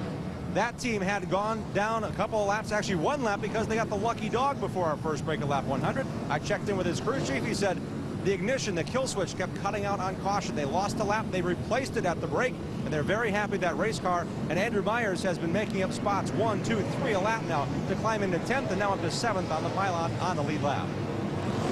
Add young Eddie McDonald to the drivers that we ought to be watching as this race nears its conclusion. He is in car number 71, started in the 17th position, has worked his way up to 11th. Car started out too loose, now they got it a little bit too tight, but they got one more chance to adjust it. McDonald always very fast at this racetrack. I really like the job Andrew Ranger from Canada has done. He's up to the 13th spot. There he is right there in the 19. He started back in the 26th spot. I talked to him yesterday. He said he was really struggling with this race car. He's done a nice job. He stayed out of trouble, up in the top 15. Two-time champion in the NASCAR Canadian Tire Series. About to get the green flag. Joey Logano on the inside of Sergio Pena. Let's see how Sergio does on the restart this time. Joey with a good jump coming out of 4. Green flag back in the air. Joey had him cleared before they got to the start-finish line. Eric Holmes to the inside of Sergio Pena. Let's see what he can do with Sergio now on this restart. Matt Kovaluk up into the 4th spot. Eric Holmes looks like he's getting serious here. We'd love to get that 2nd spot away from Sergio. I don't think he's going to be able to do it. Too strong of a race car, and Sergio is learning with every lap. Now Kovaluk to the inside of that 20 of Eric Holmes. Sergio can drive so hard into that corner, and that car sticks. Joey Logano, Sergio Pena, Eric Holmes, Matt Kovaluk, and Jeff Berkshire, your top 5. Jason Bowles just outside the top 5 and 6th. While Haraka running in the 7th spot. Matt DiBenedetto has moved up into the 8th position. With that side-by-side battle for 4th, Kovaluk on the inside, Berkshire on the outside. Very tight racing in our top 5. Lap 154, Joey Logano. Sergio Pena 1 and 2. To get this one going to lap 200 before we'll see our second 10-minute break. 4 wide for a minute. Matt DiBenedetto's in the middle on the inside of Wally Haraka. Ryan Truex was down there for just a moment. There's Andrew Myers in the 77 car, the black car. And look at Truex all the way down on the bottom, 3 wide. Saw a little smoke coming out of the 00 earlier in this race, and still a little bit of smoke. Well, what nice steady progression Ryan Truex has made. Remember, had to change an engine, had to start at the very back of the pack and made his way up into the top 10. 2 and 3 wide around this racetrack. You see Paulie Haraki in the number 12 on the outside of that 00. Pair of Napa cars. Amazing we said that at the same time. Exactly. They still run side by side, battling for that 7th spot. Now it's Haraka that has the advantage. Joey Logano still in front of Sergio Pena. Sergio's been peeking to the inside. You see he's able to turn his car a little bit better through the center of the corner. That's allowed him to drive up beside Joey Logano. Here comes Pena once again, door to door as they go down, coming out of turn 4. Right through the front stretch. Logano still with the advantage. I'm telling you, Sergio is showing experience way beyond his years right now. Tucks back in behind that 20. Grabs a little more racetrack up there where the banking is 12 degrees. Matt Kovaluk has been able to wrestle that 4th spot away from Jeff Berkshire. Top 2 have separated themselves from Eric Holmes. He's back in 3rd, and then Matt Kovaluk 4th. Berkshire is 5th. Jason Bowles in the 6th spot. Wally Haraka right there. The 12 Napa car is 7th. Another Napa car, Ryan Truex, running 8th. Just behind them, Myers and DiBenedetto rounding out our top 10. Here we go again for the lead. Joey Logano on the outside, and sliding is Pena once again. I'm telling you, if they would just put the start-finish line down there in the center of 3 and 4, it'd be a whole different story. We'd see Pena out front more.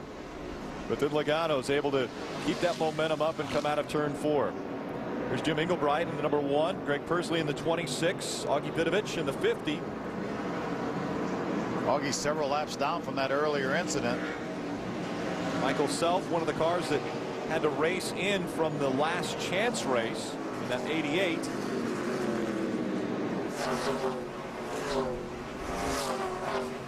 Some good side-by-side racing back here in the field.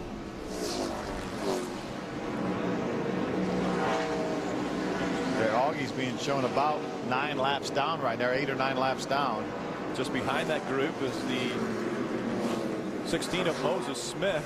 We saw him on pit road doing some work to the right front of that car. He remained on the lead lap, as well as Greg Pursley. Remember, Greg Pursley had a flat tire, right rear tire, again side by side for the lead. And again, Logano is able to pull out in front of Sergio Pena.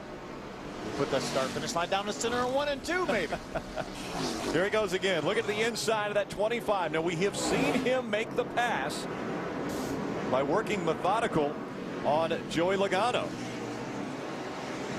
I really think for Sergio that he needs to be in the lead for the restarts. He needs to be in the lead because I think he has a better shot of controlling the action if he's leading, and he's the one that dictates the restart. I think if you have Joey Logano on the inside, even though the outside is the preferred line, Joey is so good in the restarts that he will have an advantage. Phil, we're learning so much about this 16-year-old tonight. And if he gets into a position where it's a green-white checkered. Oh, we've got a Ryan problem. Truex. Ryan Truex in the 0-0 slides down the backstretch right at the entrance to pit road. We have stayed green. No caution flag as of yet. They're waiting to see if Ryan gets it going. He does, but the caution flag flies. 11th caution of the night. Ryan will stay on the lead lap, just barely got going before Joey Logano got there, our leader.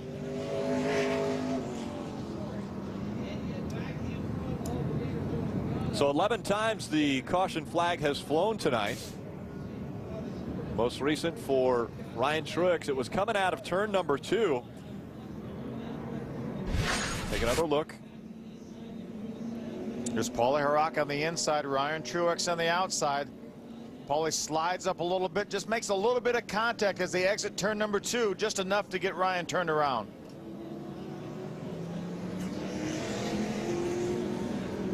It's not a way to treat your Napa brother there, Not at all. 2 Napa cars have a little contact, and you see Ryan Truex has locked the tires up. Let's take a look from Paulie's onboard. You see him on the inside. You heard him getting the throttle, then he backed back out of the throttle because he lost the front end. Then he still slid up into Ryan Truex. Certainly inadvertent contact, but nonetheless, Ryan Truex is going to pay the price. So the battle continues up front between Logano and Pena when we come back to Irwindale.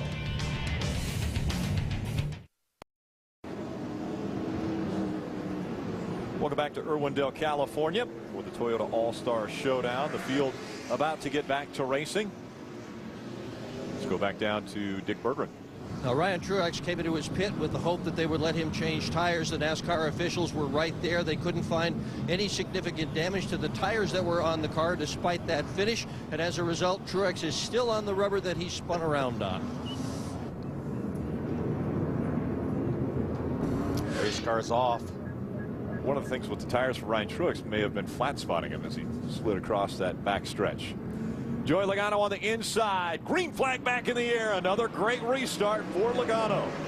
He has it by 2 car lengths by the time they get to turn number 1. Oh, and a great run through 1 and 2 for Sergio Pena. Eric Holmes on the inside in the 20. Pena's so good at getting into the corner. Close call there. Matt Kovaluk closing in on the back bumper of these guys. He's going to try to take advantage of Eric Holmes being down on the inside. He's going to close up that hole on the outside.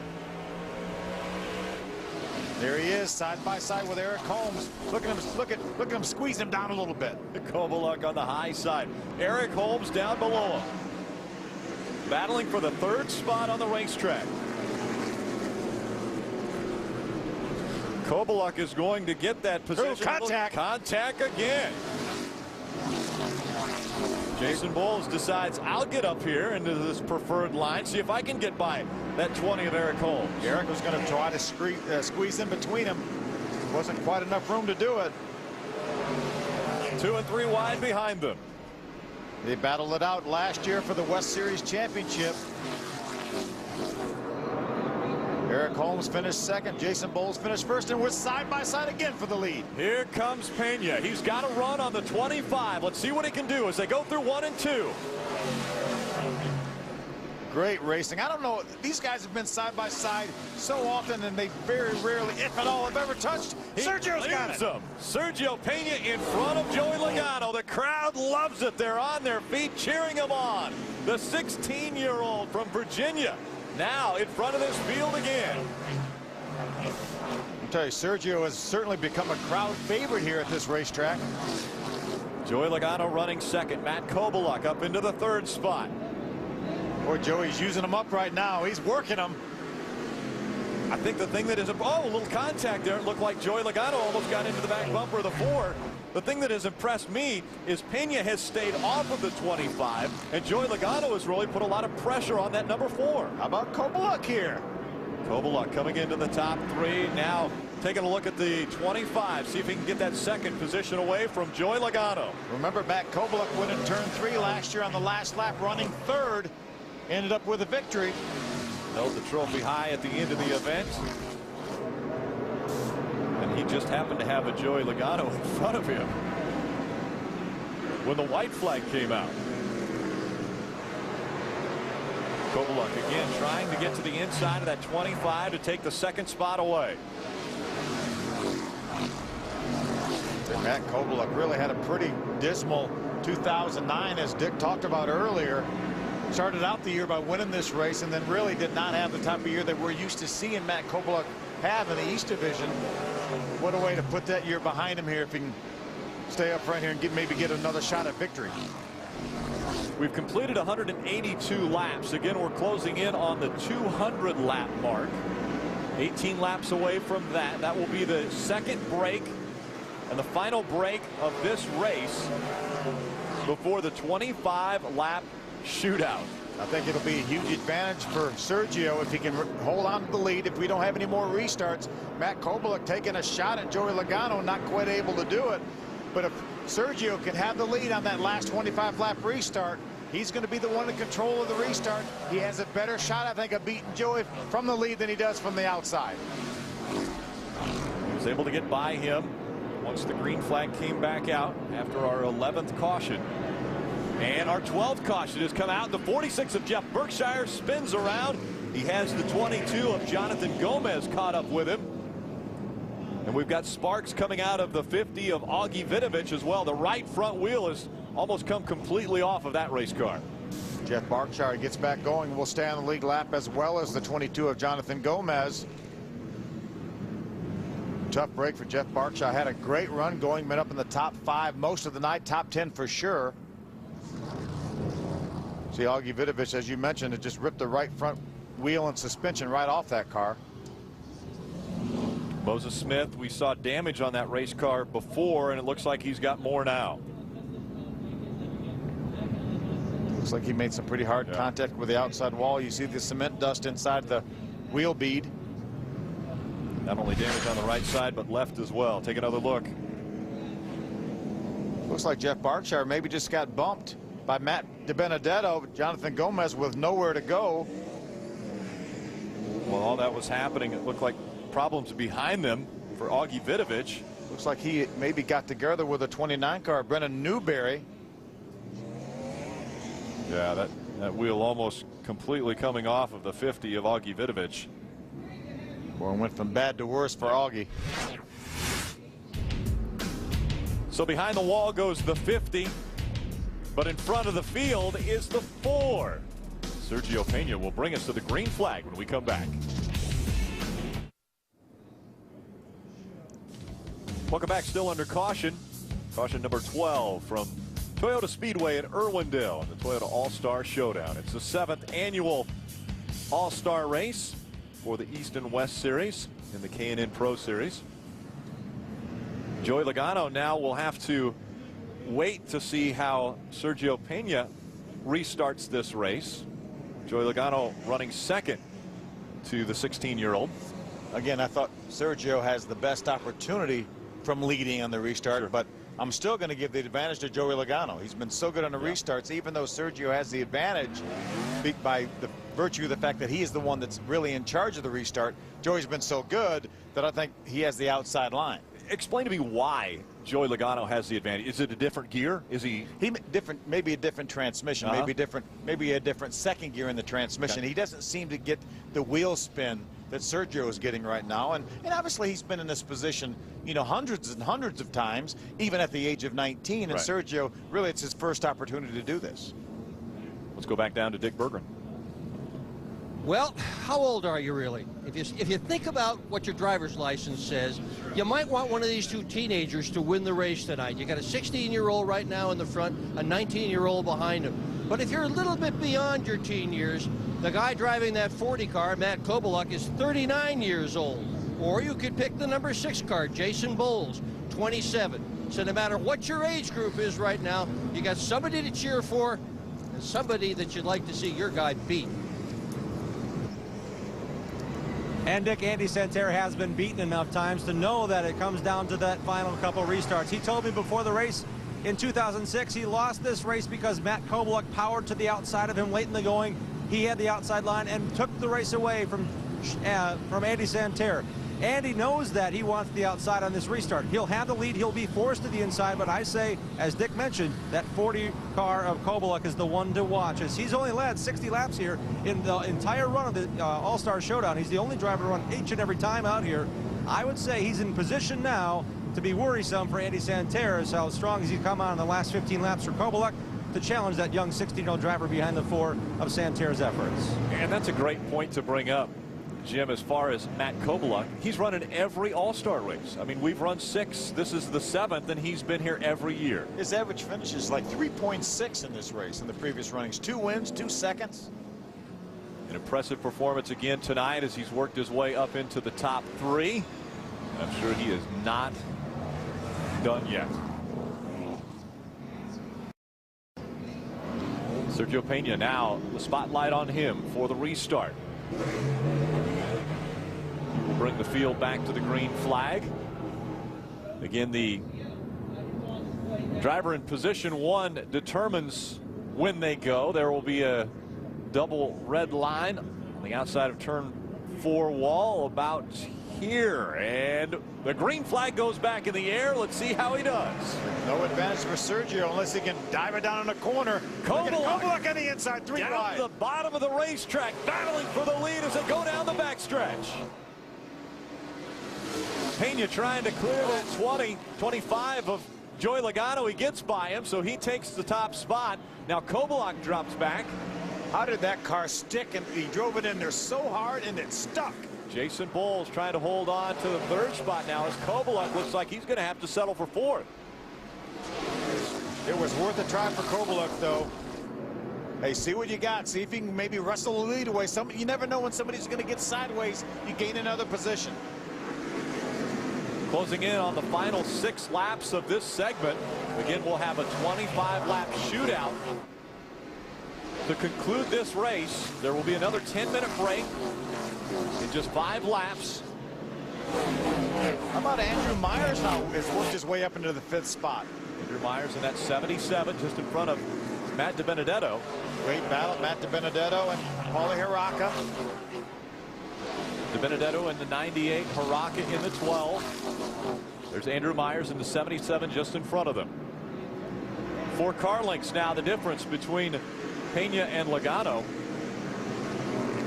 Logano closes the gap just a bit coming into the turns, and then Pena takes off down the backstretch. I think they're going to have to work on Joey Logano's car. I don't think he has anything for that 4 car right now, unless he's able to beat him on a restart or something like that. The 4 car is definitely the class of the field, and that's what Joey told us at the first break, that he didn't have as good a car as a 4 car. They talked about loosening that race car up to see if they can be able to compete with the 4, but still the 4 is strong. They talked how challenging bias ply tires are. You really don't know exactly what you're going to get with bias ply tires. They're not like radial tires. The rubber is put on the tires differently. They grow at different rates. You know about what you're going to have with radial tires. The sizes really don't change, as we see Paulie Haraka try to make a move on Eddie McDonald. Had to go to the inside of Eddie McDonald in that 71, so Paulie Haraka trying to get by that 71. David Mayhew in the 17 just behind them. It's a battle inside the top 10. There's Steve Park right behind this group running 11th. Steve made some early pit stops in that first segment. His car wasn't handling to his liking. Obviously, he's improved on that car. He's knocking on the door of the top 10. There's Steve, the 35 car, the white wheeling car. Haven't mentioned his name hardly at all this evening. A new father, by the way. Congratulations to Steve Park and his wife.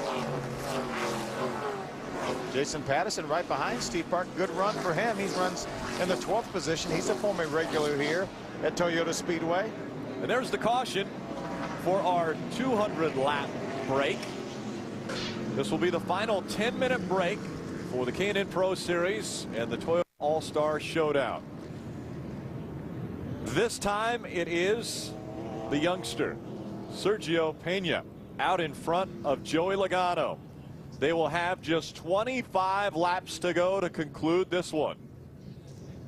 They'll make their way onto pit road. While they do that, we'll slip away for a quick break and be right back to hear from some of these pilots behind the wheel. February 12th, the trucks are back on speed. We're there for the first battle on the high banks of Daytona. Todd Bodine and his racing team. The Toyota look to make it 3 in a row at the famed Super Speedway. The NASCAR Camping World Truck Series live from Daytona February 12th. That starts at 7:30 p.m. Eastern. Will Rowdy Busch get his first win in a truck at Daytona? It's a great question. Sergio Pena out in front of this field. Joey Logano running second. After 202 laps, Jason Bowles is third. Matt Kovaluk has made his way up into the top 5 and actually was challenging for a top 3 position before the final caution has come out. Well, we think final caution, actually. Probably not.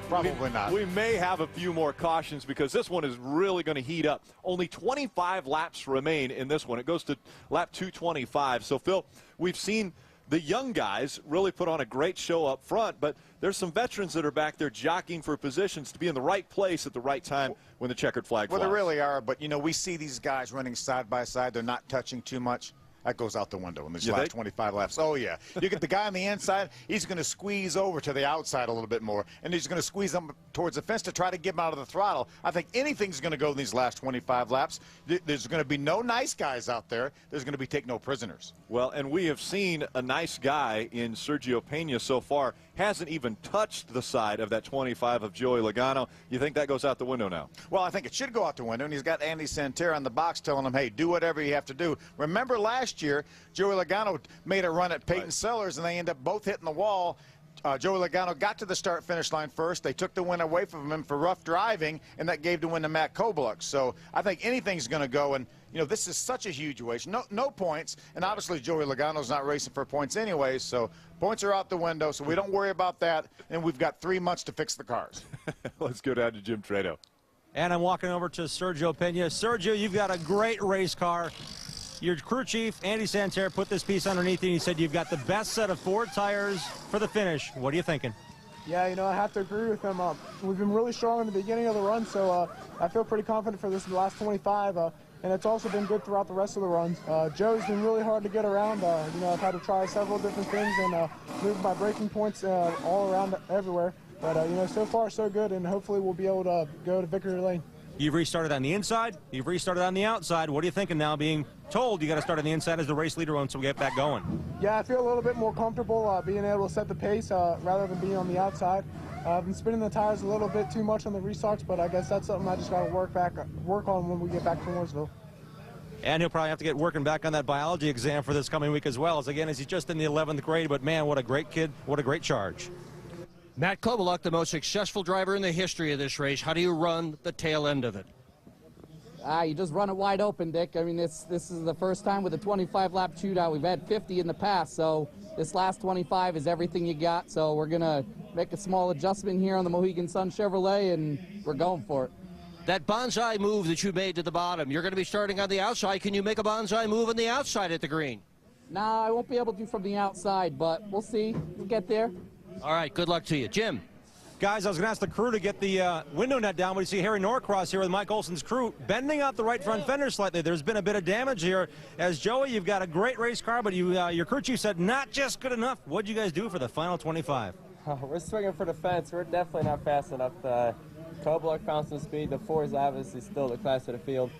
I'm pulling every trick I know out of my book and trying to make it work. Restarts have been working the best for us to get this thing back up front, but we're working hard, man.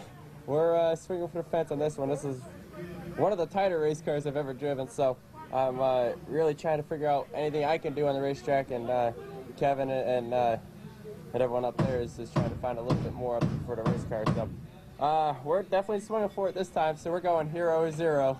You've been in this position a couple times, 2007 and the last showdown here. Is the outside the place you need to be or want to be or glad to be on this restart? It's pretty neutral. You know, the bottom guy can't control the outside guy, and you get to go when you want to go on the restarts. But the outside line is the preferred line. So if you get a little bit on him and get ahead of him into the corner, you could have something. So that's the fun part about this racetrack. Last 25 laps, and there's a lot of room to race, so it's going to be a blast. Should be fun. Dick? Jason Bowles in third place. This race winds down. So does your career with this car. How do you run your final laps for this team? You know, we're going to go 110% here at the end. We made a few more changes, and hopefully we can get to the lead. And we're starting on the inside, so we'll see what we got. On the bottom, it's a little bit tough down there tonight, a little slick, but you know, we're going to go for it as hard as we can and see if we can get it up to the front here. Some early electrical problems. Have you got enough juice to make it to the end? Yeah, you know, I've been running on battery 1 all race, and I think that one's pretty much done, but I got all battery 2 left, so we'll be good to go. Good luck to you, Jason. Window nets are going to go up. They'll get the cars fired back up and back on the racetrack. The final 25 laps of the All-Star Showdown coming up next on Speed.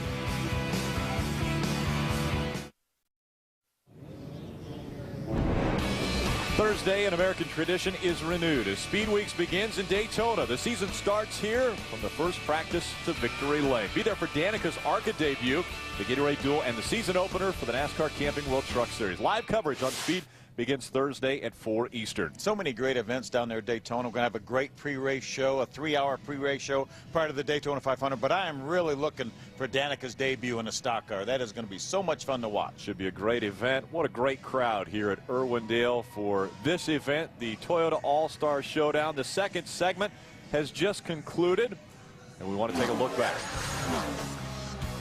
Right at the restart, David Gilliland with problems. He pulls down to the bottom of the racetrack. Electrical issues for that race car. Yeah, tough break. He worked his way up into the top 3, and unfortunately a short night for David Gilliland.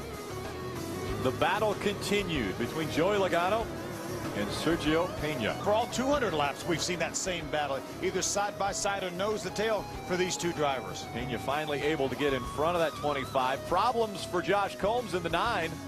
Yeah, collects 3 other cars. Derek Ramstrom, Brett Thompson, Blake Cook all involved. Phil Pott in the 0-5 also with issues. The Napa cars got into each other. Paulie Haraka into the back of that 0-0, and so Ryan Truex goes sideways. You hear Paulie get back out of the throttles, trying to stay off Ryan. Unfortunately, not able to do it. Then on the restart, it's always been Joey Logano, who has been very strong. This time it was Kovaluk who goes to the bottom of the racetrack trying to get in front of one of these two, but he drops all the way back to the 4th spot. Sergio Pena was able to get in front of Joey Logano when the yellow flag came out to get us to this second break. Sergio Pena out in front to start the final 25 lap run. 4 lead changes and 12 cautions with 87 laps. Our race summary after 202 laps. Dick Berggren. Well, no way of getting around it. The finish of this race has a history of being a crash fest. Most of the races, not all of them, but most of them have ended up with crumpled fenders, smoked radiators, and angry drivers. And with just, what have we got here? 23 laps so far. We haven't seen the green yet. This thing is shaping up to be the wildest race in the history of the Toyota All-Star Showdown. And Dick...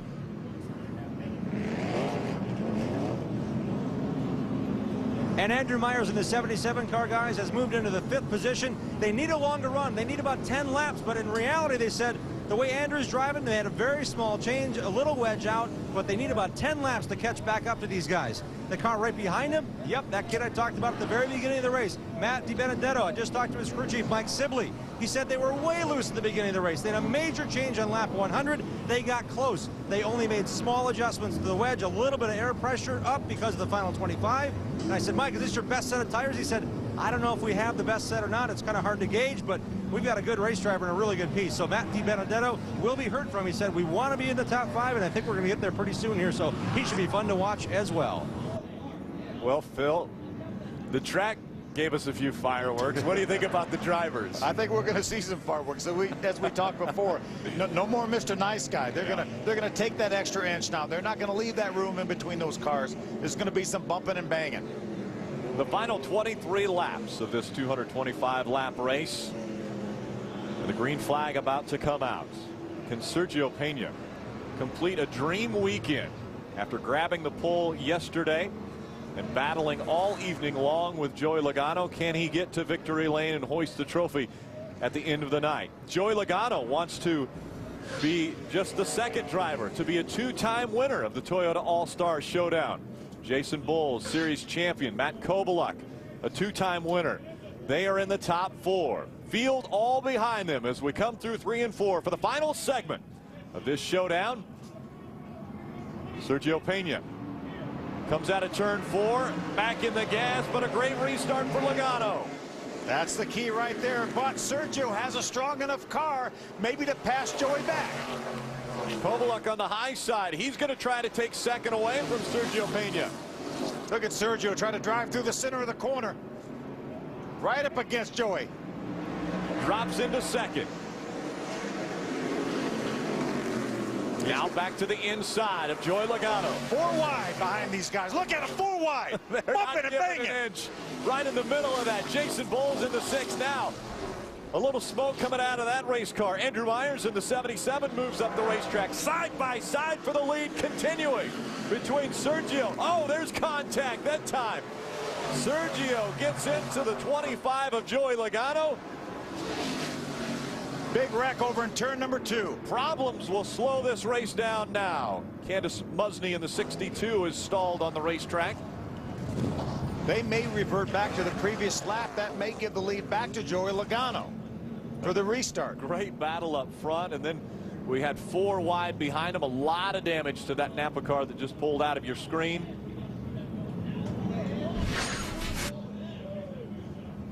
Let's get a look at what happened here. Truex goes down to the bottom and makes some contact with Jeff Bartshire. Jeff was already down there. Catches Jason Patterson, Candace Musney. Candace was doing a great job running up in the top 20. Jamie Dick got caught up in that in the 84. Nick Janitis gets by on the outside. Josh Combs on the inside. There's a 7 of Kyle Kelly. Phil Potton, the 0-5 goes through there, but a difficult night for that double 0. They had to change a motor. Qualifying, put them all the way to the back of the field for the start, then a little bit of smoke. And worked his way up into the top 10, got together with Paulie Haraka, got turned around, lost all his track position. So that's really why Ryan was back in that situation. Tough break for Ryan. Dick Berggren.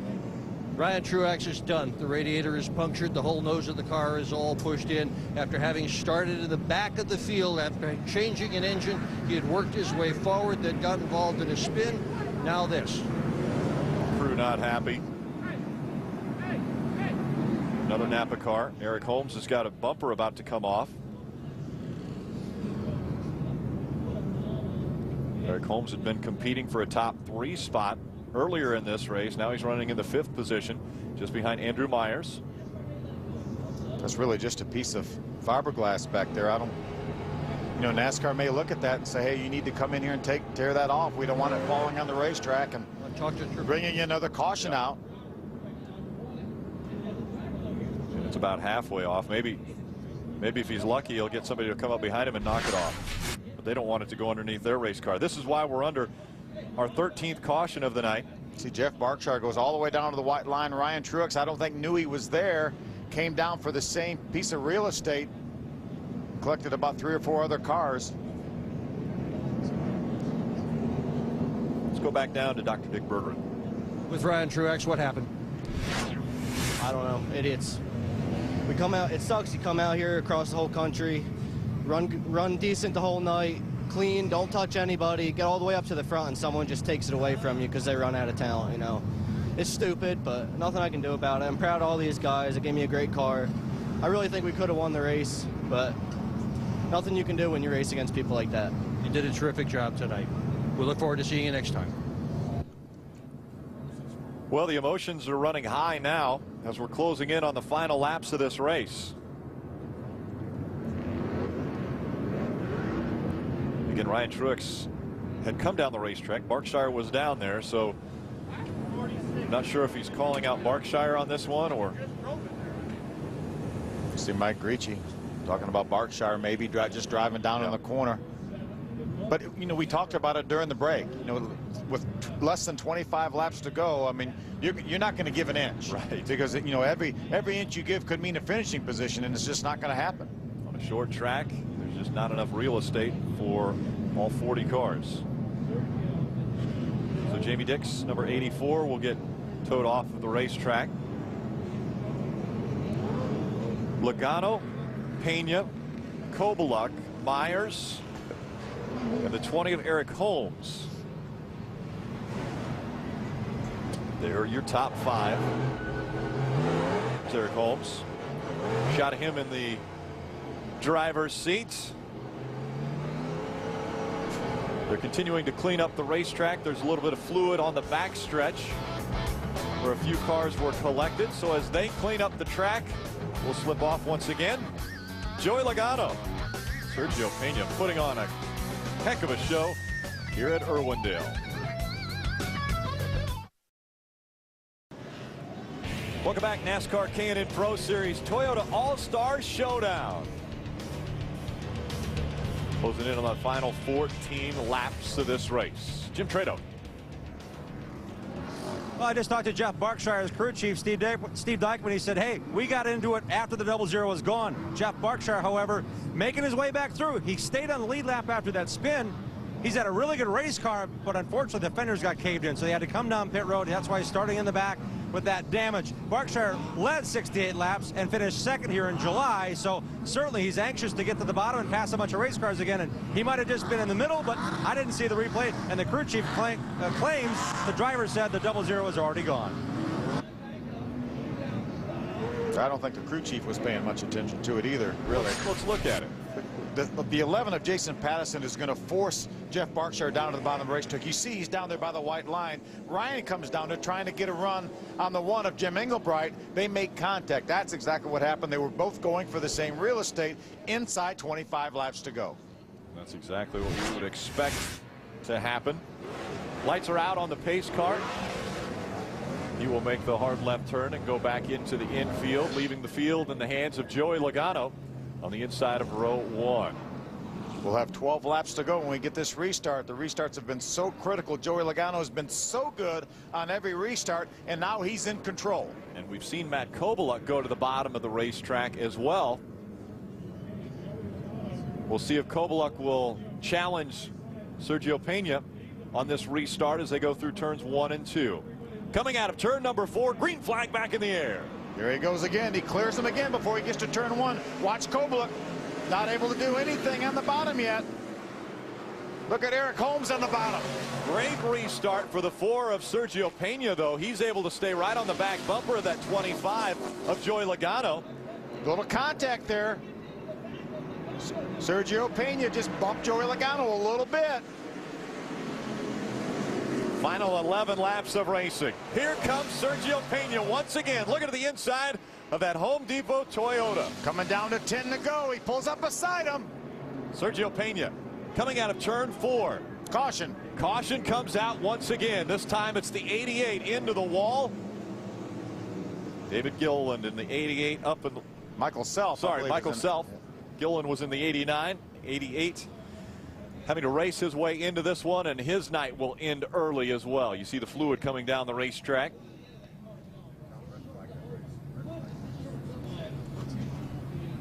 Looks like they're going to stop the field before they get to turn 3. That'll give these guys enough time to do about 10 laps of racing. We have completed 215 laps. All the caution laps will count. Great move by NASCAR to stop the field here. Let's give these guys as much opportunity as we can to race this thing to the end. And another restart. And yet another restart. And Joey Logano has been so strong. This is our 14th caution of the night. Joey Logano has been great if he's been on the inside or the outside. He just really has got the restarts mastered. And then you've got Sergio Pena, who has struggled with the restarts. As we take a look at why we're under this caution. You can see the tail end of it. There's some contact there. It looks like maybe the 26 of Greg Pursley and the 88 of Michael Self make a little contact as they enter turn number 3. And unfortunately, hard contact for Michael Self into the outside wall. I think right now that Sergio Pena has a strong enough car to go up there and pass Joey Logano if he doesn't do it on the restart. I think Joey Logano definitely has an advantage on the restart, whether he's on the inside or the outside. More of an advantage when he's on the inside. I think if Sergio could wrestle the lead away from him and we have another restart, if he can start from the inside, he has a better shot like we talked about before. But if we have a late restart and Joey Logano's leading, it's going to be very difficult for Sergio to get by him. And we have seen these two cars bump a little bit more now as the laps wind down. Let's go down to Jim Trado. With the crew chief of the race leader, Kevin Kidd, and Joey Logano's car, you guys made those changes. What did you see thus far in this final stint that makes you think you got the car to go to the front and stay there? Because that 4 is coming. The 4 is coming. Man, this is a heck of a race, and I sure hope all those people snowed in on the East Coast are staying up late to watch this thing. You know, we made a lot of changes in a break there. We sort of swung for the fence on it. Man, why not? We got to get our car a little better to keep up with the 4 car. He's putting a lot of pressure on us. Good thing is I've got Joe Logano in our car, and he's been here before. He knows how to do this, so I feel good about our chances. And you've had Mike Olson standing next to you throughout this as well, the man who's driven this car to a near victory as well as a championship in the East. How has that helped you, knowing he's got a good race car, but he's standing next to you as well through this? Oh, yeah. Mike's been a tremendous help through this whole deal. He really put the whole deal together for us. So the car came here off the truck in pretty good shape, and that's really due to Mike Olson and his team. They did a great job for us. So, you know, we'll see what happens here. I'm excited about it. I think we got a good shot at it. We just got to hold that 4 off. Kevin, it's been pretty clean thus far. You think he'll use the bumper if he has to? Yeah. Hey, man, this is short track racing. This is a run what you brung, and hopefully you brung enough. And quite honestly, this is what short track racing is all about. So I wouldn't be surprised if the bumpers start flying here for too long. These guys are pitted next to each other as well down here in turn 3. Dick? Well, Perry Waite has been Matt Kovalek's crew chief for more than a decade, so he knows his driver ever so well. What's your boy going to do when the green flag drops? Well, Dick, if you know Matt like I know Matt, he's going to get at everything he's got. The Mohegan Sun Chevrolet is running good tonight. We got some great competition out there. It's really turning out to be a great race. I'm hoping the fans at home and up in the stands are enjoying it as much as I am. I know that. And we took another swing at it there, that last 10-minute stop, and he came over the radio just before this last caution. He said it's right where we need to be, so hopefully we'll be all right here to the end. Now, in a recent restart, he was on the inside at the restart. He did a bonsai move to the bottom, and it didn't work. Is he going to try to make it 3 wide when the green flag comes out? Well, we do have a casino on the side of our cars, so if I were betting, well, I don't want to let that out of the bag yet. All right, good luck to you. Thanks, Barry. With some fatherly advice on the break was Andy Santerra telling his driver, you got to drive it for all it's worth. Drive your heart out, kid. Where's your heart right now? In your neck? Pounding out of your chest? I mean, this is exciting stuff, Andy. Well, it sure is. I don't know if I'm shaking from nerves or just cold up here, but this is really exciting. That's why they call this the showdown. It's coming down to a showdown, you know. It's been the 25 and the 4 all night, but now we got the 40 up there, as he always is at the end. So it's going to be an exciting race. We got 10 to go, and told Sergio, I said, Joey's not going to let you have this. You're going to have to race him for it. So we're up for it, and he says he's going to beat him, so we're going to see here. It may come down to a restart. You told him on the last restart, go through 3rd gear quickly. He got a little behind on Joey. What are you going to tell him this time to kind of coach him through that restart? Well, I'm going to tell him to learn by his mistakes. So he's been getting beat off the restarts all night. It's just inexperience. And Joey's figured it out. So Joey's playing it up, changing up, and messing him up. So Joey's doing what I do. So been a hell of a race, though. It's been great to watch. It's been a lot of fun. It has been great to watch, and unfortunately, let you take all the stress. We'd like to watch you, and unfortunately, you're in a position again where you have a showdown in your grasp, and hopefully you come home with a big one. Well, that'd be nice, but right now, first or second, either one, if we can finish up there, his first time in the car, that'd be pretty awesome. I think he's just saying stuff, guys. I think he wants that trophy really, really bad. Eric Holmes is now in the 4th position. Bill McAnally owns his car. You've been here before, one of the most experienced car owners in this series. What's your guy going to do? How's he going to win this thing? Well, I'll tell you, there isn't anybody I'd rather have behind the wheel of that Napa Toyota right now than Eric Holmes. He's a heck of a driver. He's got a lot of experience, and he likes that low side. He's going to start this side up top, and we'll get what we can get. Paulie's doing a great job in his Napa Filters Toyota back there, too. So good night for us here. All right, we wish you well. Thanks. Thanks, Dick. Bill McAnally was the winning owner in the first ever Toyota All-Star Showdown back in 2003 when Austin Cameron was able to hoist the trophy at the end of the day.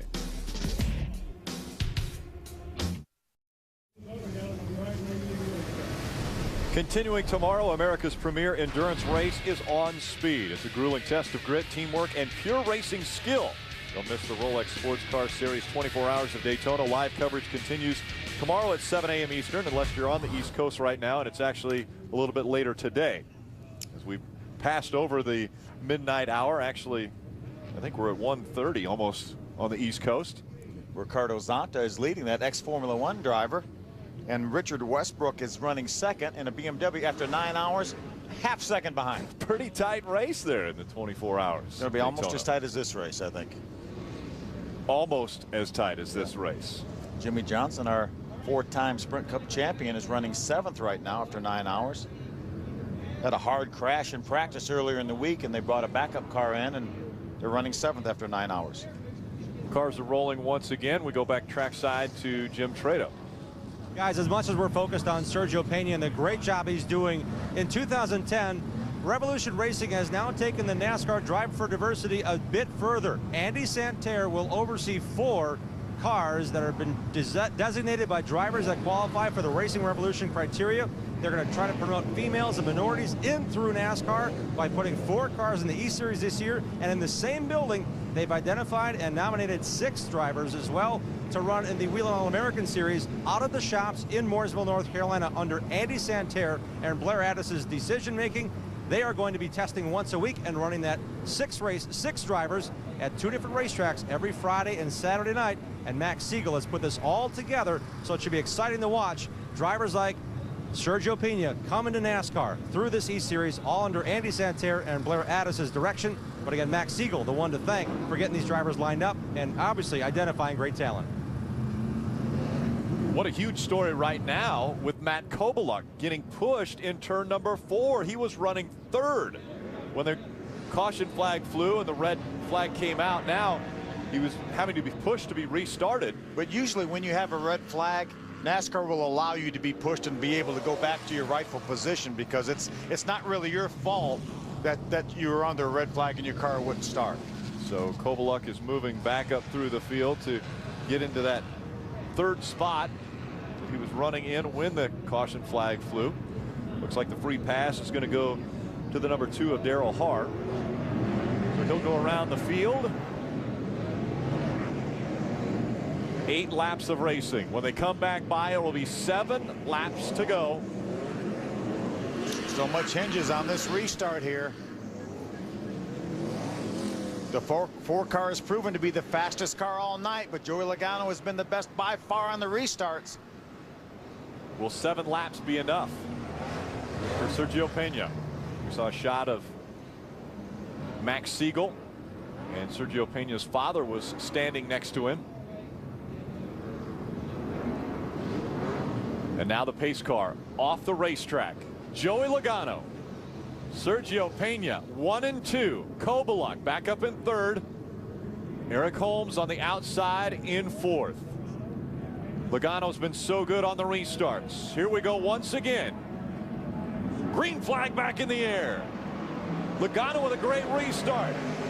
Eric Holmes all over the back bumper of Sergio Pena, and Matt Kobaluk to the bottom of the racetrack, trying to take second away from Sergio Pena, and he does. He's got it. Now Sergio switches back to the inside. He's got to get by Kobaluk. Almost 3 wide coming out of turn number 4. He can't make the pass. Logano in front, Kobaluk in 2nd, Pena in 3rd.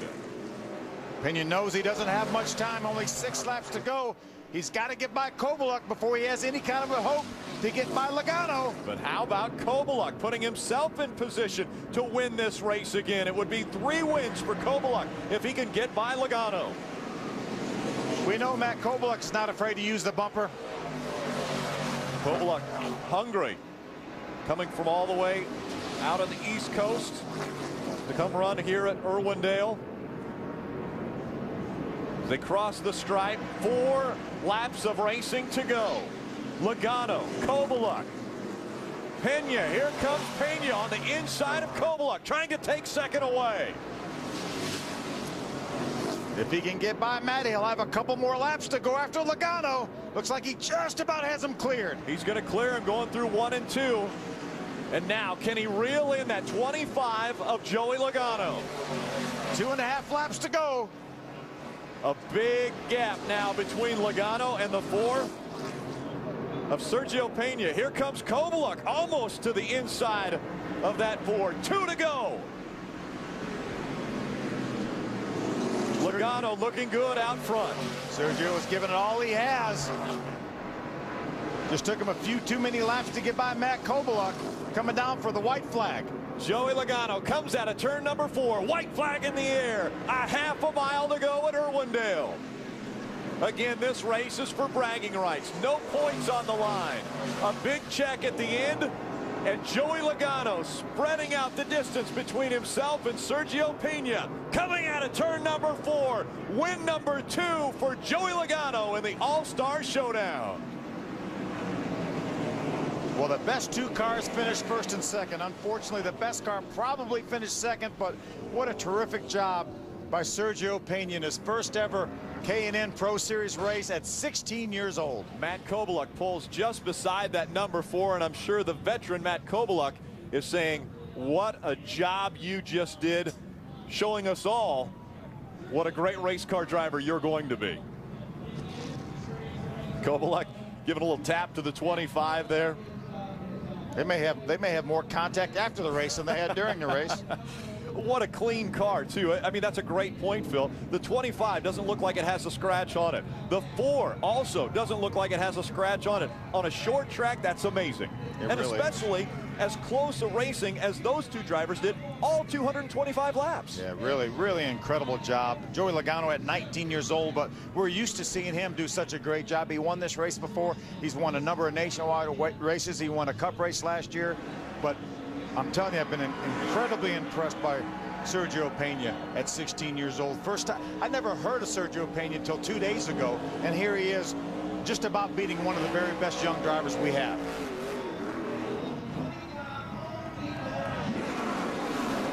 The sellout crowd on their feet, applauding the performance of these drivers tonight. Joey Logano will hoist the trophy at the end of the night.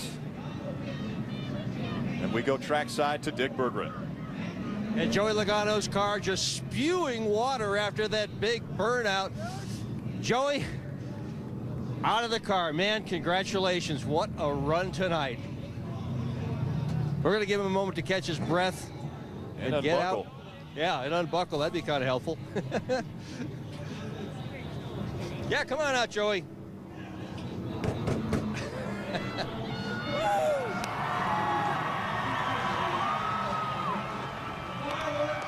What a race. Congratulations for Mike Olson, his car owner. Only 1 dent in the left rear corner of the car. How did you race all night without running into Sergio?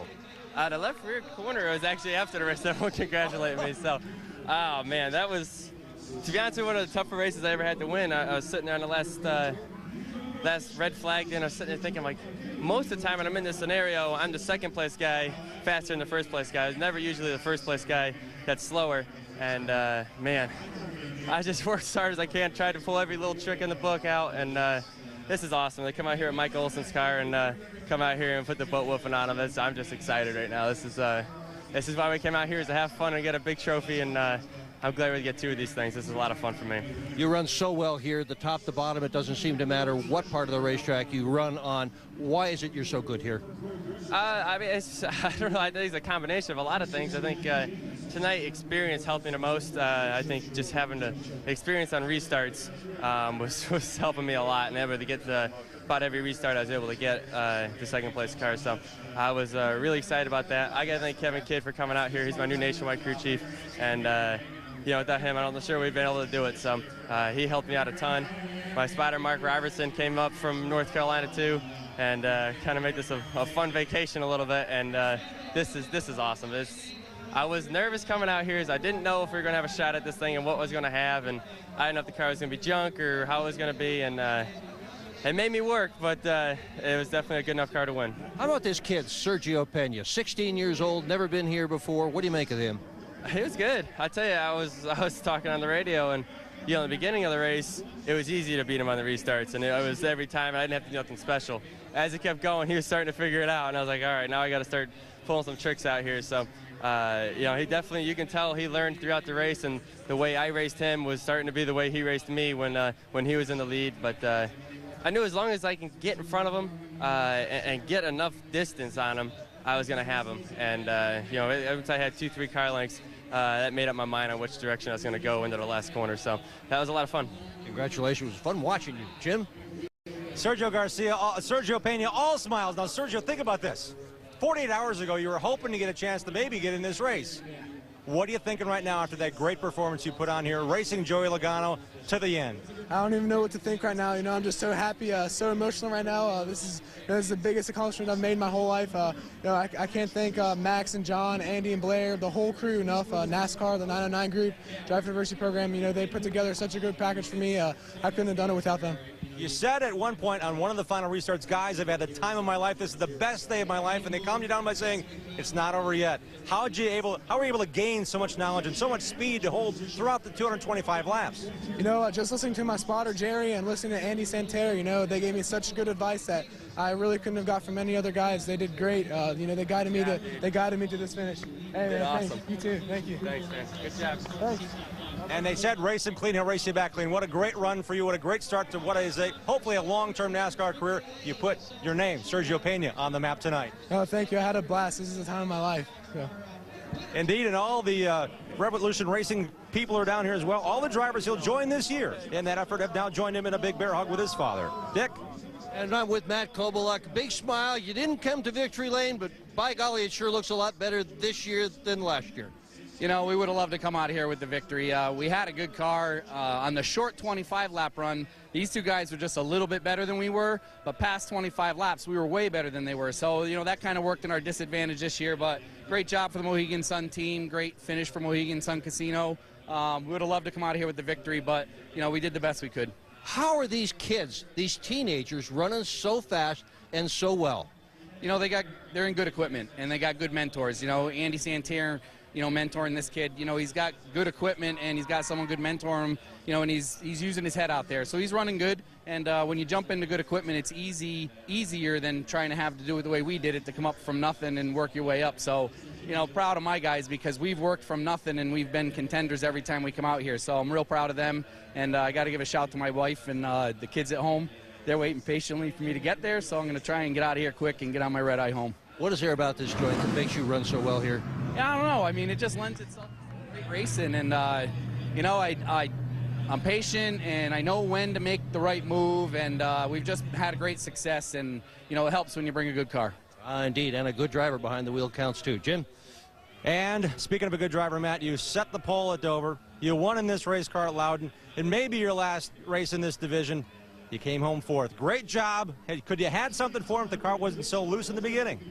I think so, yeah. I mean, you guys obviously saw that. It was just out of control at the beginning of the race. But, man, the guys made a heck of a rebound at the end, and I just drove the heck out of the car. And, you know, I'm back in my home state here in California, so I had to put on a show and race as hard as I could for the guys. They deserved it. But, man, I got to thank Mike Curb Records, and a lot of history behind the 98 number. So glad to represent that, and got to thank everybody watching, all the fans, all my family that came out here, my girlfriend, and all the guys that support me and are behind me. I appreciate it. Matt DiBenedetto, congratulations on the runs you've had in this series to earn your spot in the Nationwide Series this year.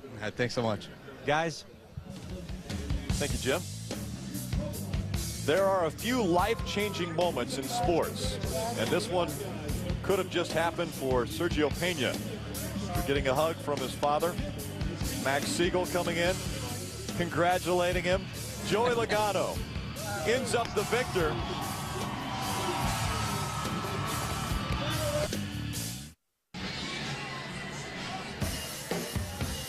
Joey Logano celebrating his second win in the Toyota All-Star Showdown. Welcome back to Toyota Speedway at Irwindale. Unofficial results. Joey Logano, Sergio Pena finishing 1-2. They were the class of the field tonight. Kovaluk comes home in third. DiBenedetto makes his way all the way up to the fourth spot, and Andrew Myers rounding out our top five. Eric Holmes finishes in the sixth position. David Mayhew started way back, fought his way up to a seventh place spot. Eddie McDonald, good top 10. And Steve Park made early pit stops in the first segment to work on his chassis. Made it better. Come home with a top 10 finish. Jason Bowles, the West Series champion in 2009, rounds up the All-Star Showdown in the 11th position. There's Jim Englebright. Jeff Barkshire had a top 5 car earlier, had some trouble, ended up in 13th spot. Nick Janitis is going to try to do the triple. Going to try to run the late model race here. Ran last night in the super late model race. He comes up with a top 15 finish. Andrew Ranger in the 15th spot, Canadian Tire Series. Justin Philpott in the 20th position. Candice Musney had a top 20 run going and got caught up in an incident not of her making late. Ryan Truex also involved in an incident late in the race. Finishes 26th in this one. Moses Smith rounds out the top 30. Final 10, Jonathan Gomez finishing in the 31st position. Difficulties for all of these drivers. David Gilliland ends up 38th. Again, he was running third when he had electrical problems at the beginning of the second segment of this race. Sean Case had a top 5 run going as well and finishes 37th. Don't go away. The NASCAR All-American Series late models will take to the racetrack. We've got one more to go here on Speed.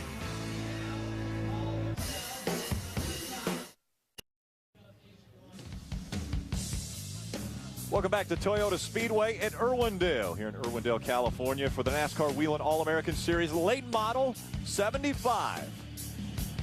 Cars are lining up on the racetrack. There are 44 cars that will start this race. The drivers represent 5 different states. Hello once again, Phil Parsons, Rick Allen with you for the final event of the weekend of the Toyota All-Star Showdown. And Phil, this final race, 75 laps. We've got a full field of 44 cars. What do we expect to see here? Well, we saw a lot of action last night in the super late model race. We saw some action here in the K&N Pro Series race, and we're going to see a lot more action in this late model race. These cars have about 430 horsepower. They're a little bit less powerful than the super late models that we had last night. They're 100 pounds lighter than the super late models. They weigh about 2,900 pounds, as you can see, with the driver. So that's that makes these cars extremely fast here with that 440 horsepower engine. Take a look at a few notables, the names that you should be watching for. Another name that pops up on here, Nick Janitis. He was the series champ in both the super late models and the late models here at Irwindale Speedway. Just coming off a top 15 finish just now in the K&N Pro Series race. And with our pole sitter, Tim Huddleston, is Jim Trado. And guys, the Blue Crew has been a mainstay here at Irwindale Speedway. Toyota Speedway at Irwindale is where Tim Huddleston and the Blue Crew call home. He's won 3 late model championships. He finished second this year there on the Janitis, and you qualified on the pole. Making a statement, Tim, can you hold up? Can you lead this field to the checkers? Oh, you bet. We're going to give it a heck of a try. Hope you guys are having fun out there tonight. Toyota Speedway, LA's place to race. We're going to sure give you guys a good time tonight. Tim certainly knows how to get it done. He's got teammates that rotate, but he's always been tough here in this division. He will try to be the rabbit as Janitis starts further back in the field. Right, Dick? Does. Nick Janitis is going to start in the 8th position. What are your chances to win this thing tonight, champ? I definitely like our chances, man. We got a great car here, Jackson Race Cars, and Lloyd McGee gave me a great piece to work with. We gained 22 spots in that K&N race. I'm looking to gain 7 more here. And they have an interesting strategy with this car. Usually you'll hear a race car driver say that they've set up for a long run at the start of an event. Janitis has got his car set up for short runs. Last night we had a super late model race here. They crashed and crashed and crashed. Nobody had a long run. This may be the winning strategy. Thank you, Dick. Another driver that's doing double duty, Michael Self, was involved in an accident late in the All-Star Showdown race for the K&N Pro Series. He was checked out at the Infield Care Center, and he was released, and so he will be starting in this race as well. In the 4th position, too. Pretty good effort for Michael Self in qualifying earlier today. Take a look at our starting grid. Again, Tim Huddleston and Rod Johnson making up row number 1. Mike Johnson is our winner from last year in the late model race. Race winner. And again, Nick Jonitis starting in the 8th position. Here's Eric Holmes. He just came off. I believe Eric finished in the 11th position in the K&N Pro Series race. Yeah, he was up there running in the top 3 toward the end of that race and then fell back toward the end. Eric Schmidt starting in the 21st position. Again, they will start 44 cars. Hey, originally we're going to start 40 cars, and the promoters here at Toyota Speedway said, hey, we're just going to start them all. So a great move on their part. Take a look at the next 10. Justin Philpott will start 32nd in this race. John Moore is going to start 31st. He has some experience here at Toyota Speedway. Final 4. Great story with Ricky James. That number 44, or the number 24, starting 44th. Actually, they blew an engine earlier in the weekend and didn't think they were even going to be able to run this race. And then one of the other owners said, you know what, Ricky James, what a great story. We want to make sure that he's able to run in this race. And we're going to tell you more about his story. He's a paraplegic, and they have got some amazing technology in the race car for him to be able to race. Yeah, it is really incredible. We went down and visited with them yesterday, actually, and it's incredible what they have designed for Ricky to be able to drive that car. It's he actually pushes on the steering wheel for the brake.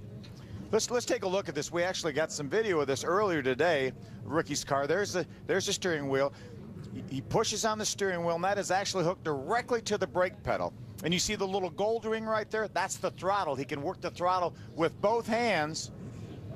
There's his clutch right there, hand clutch. And he only uses that just to get the car running, because once the car is going, then he'll shift without a clutch because he has dog rings instead of synchronizer rings. So a great story there for Ricky James. Let's go back trackside to Dick Berggren. And I'll tell you what, Ricky James is the very definition of courage. This 21-year-old paraplegic, he is in a wheelchair, not only races this car with that special steering wheel and that special clutch operation, but he is also racing motocross motorcycles. And he's got a picture on one of those hero cards with the front wheel probably 5 feet off the ground and the back wheel is about 1.5 feet off the ground. It makes you wonder how a guy that was so badly hurt on a motorcycle could ever want to come back and race. But racing is what Ricky James is all about. Car number 24 starting deep in the field with a borrowed motor. Clay Worcester loaned him the engine, one of his competitors. A great story as the cars begin to roll. We'll keep our eyes on that 24, see if he's able to work his way up through the field tonight. Again, out front, Tim Huddleston and Rod Johnson Jr. Both drivers out of California. Take a look at our race analysis. 75 laps is the scheduled distance, just over 37.5 miles. The purse, $25,000. See, the pit road speed 25 miles an hour, but with 44 cars, if you make a pit stop, you're in serious trouble. We wouldn't expect anyone to be on pit road during this race, but you never know. Lights are already out on the pace car. They're running 2x2, although lights are still blinking on the racetrack, so I don't think we'll see the green flag just yet. Big field of 44 cars. Again, we talked a little bit about the super late model race that was run last night here on Speed on this very racetrack, and it was actually shortened because of time constraints. And we would hope that that would not be the same situation tonight with this race, but 75 laps and guys wanting to get to that start-finish line first. $25,000 on the line. Nice field of cars. These cars look very much like the super late models, just a little bit different engine, about 100 less horsepower, 100 pounds less. These cars are on 8-inch wide tires, where the super late models are on 10-inch wide tires.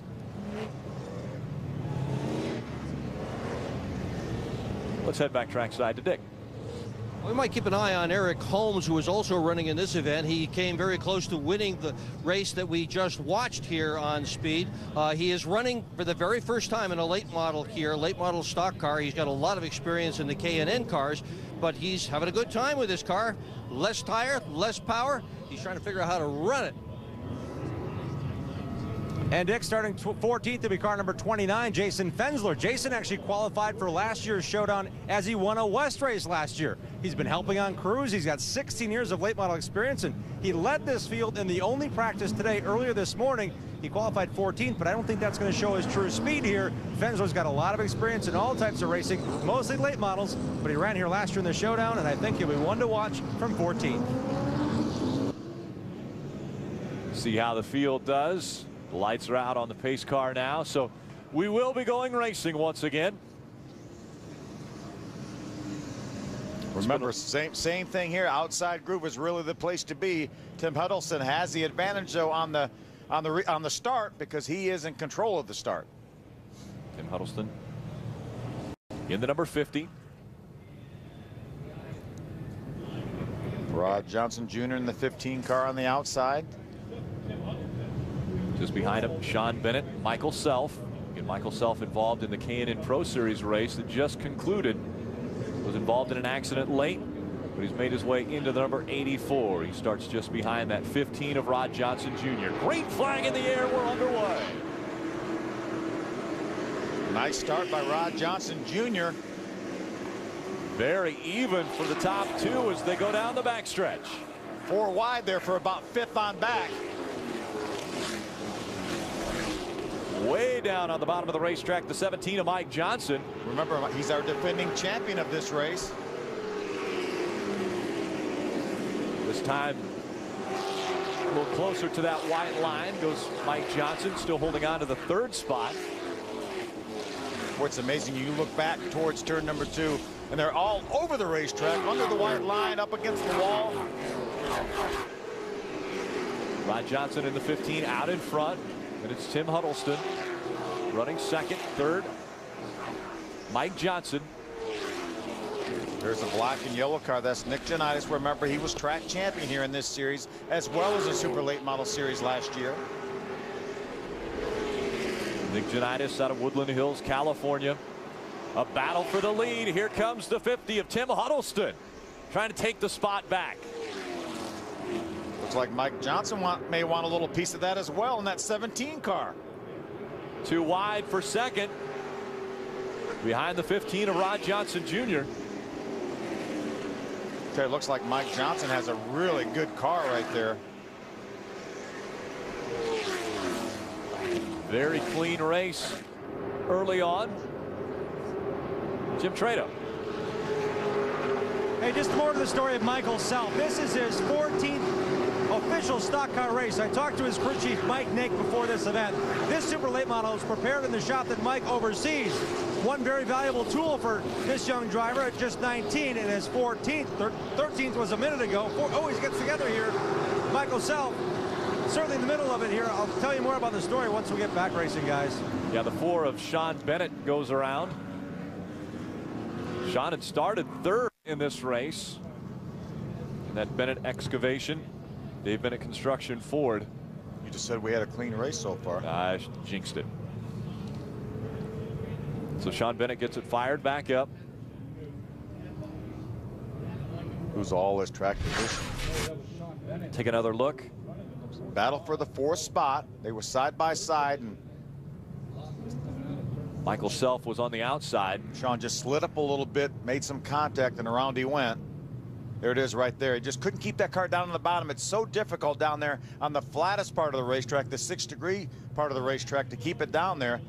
The rest of the field did a nice job avoiding him, though. Yeah, great job by Michael Self to actually keep it straight after the contact was made. Watch, he just can't keep it down there. See, he just loses the front end and tries to get in the throttle, trying to pull up beside the 84 of Michael Self, and just couldn't keep it down there. Close call there.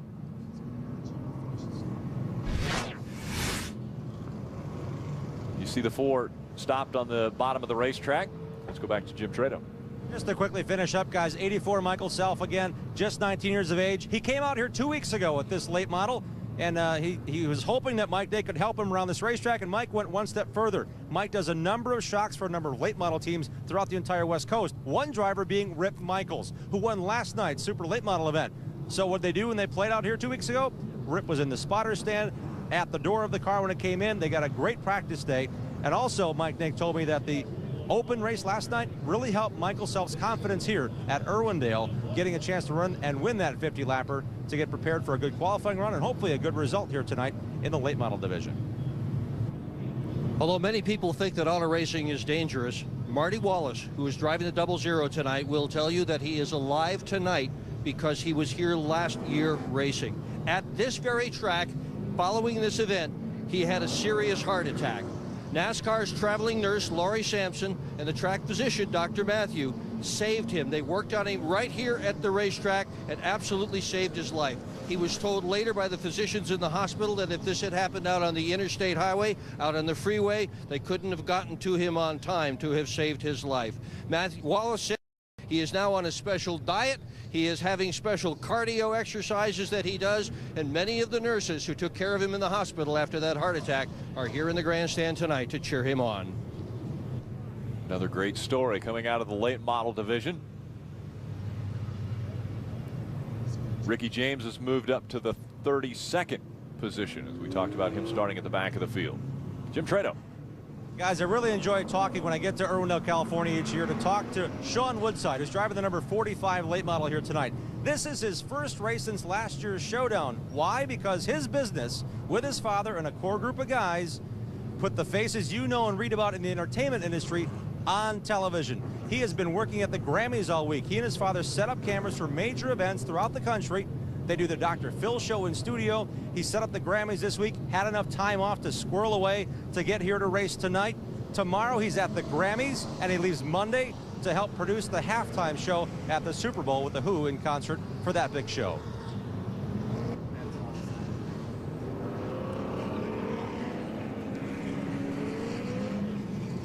They'll start lining up 2 by 2 as we're getting ready for the restart. Again, Rod Johnson in the number 15 will have the preferred line. Tim Huddleston will be on his outside. I think Tim Huddleston has a You think that's the preferred line? I do. We saw Joey Logano dominate from the inside. He did pretty good from the outside too. he was pretty good wherever he was on the racetrack. Huddleston, the 17, the Mike Johnson in third. Michael Self is fourth. Nick Janitis in the 5th spot in that number 77. Sean Woodside, just talked about a moment ago. He's up in the 6th position. Needs to hurry up and get back to Hollywood for the Grammys tomorrow night. He didn't have to go too far. No, that's right. 2 by 2 is the field as they come through 3 and 4. And coming out of turn number 4, green flag back in the air.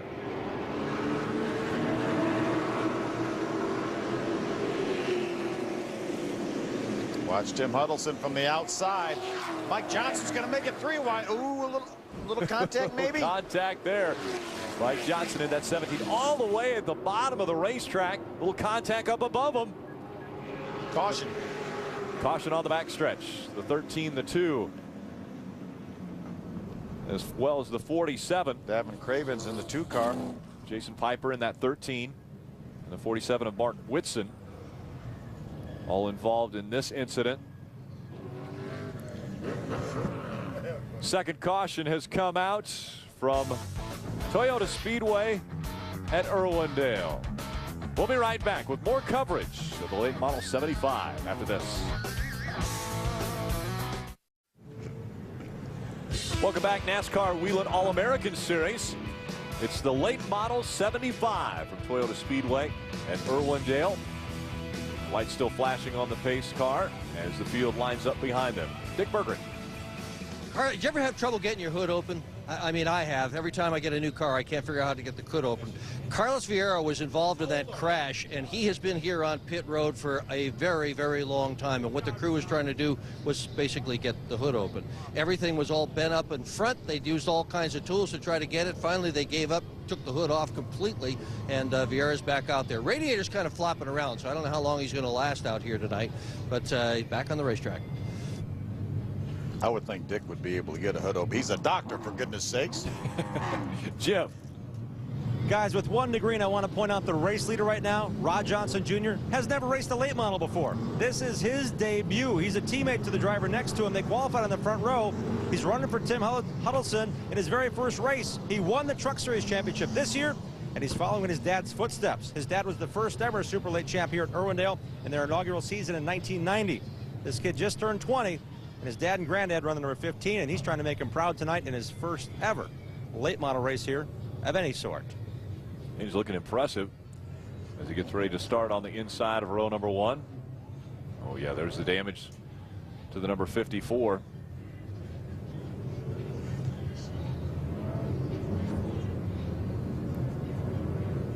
So the pace car is off the racetrack. We're getting ready to go back to racing. We've got 16 laps in the books. The 75-lap race. Green flag back in the air.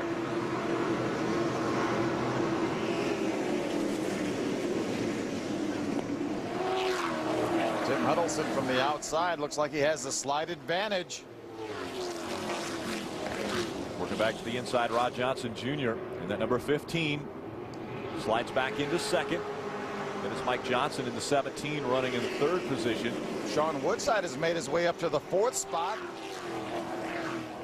Sean has a lot of experience, a lot of time in a West Series car back several years ago.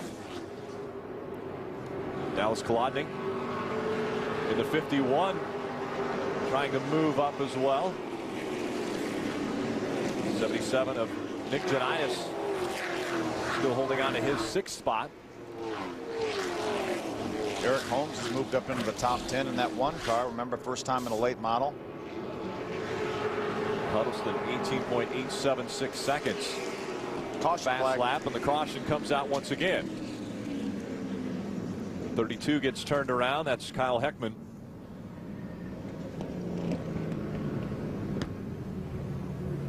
So the 3rd caution of the night has come out, this time on lap 21,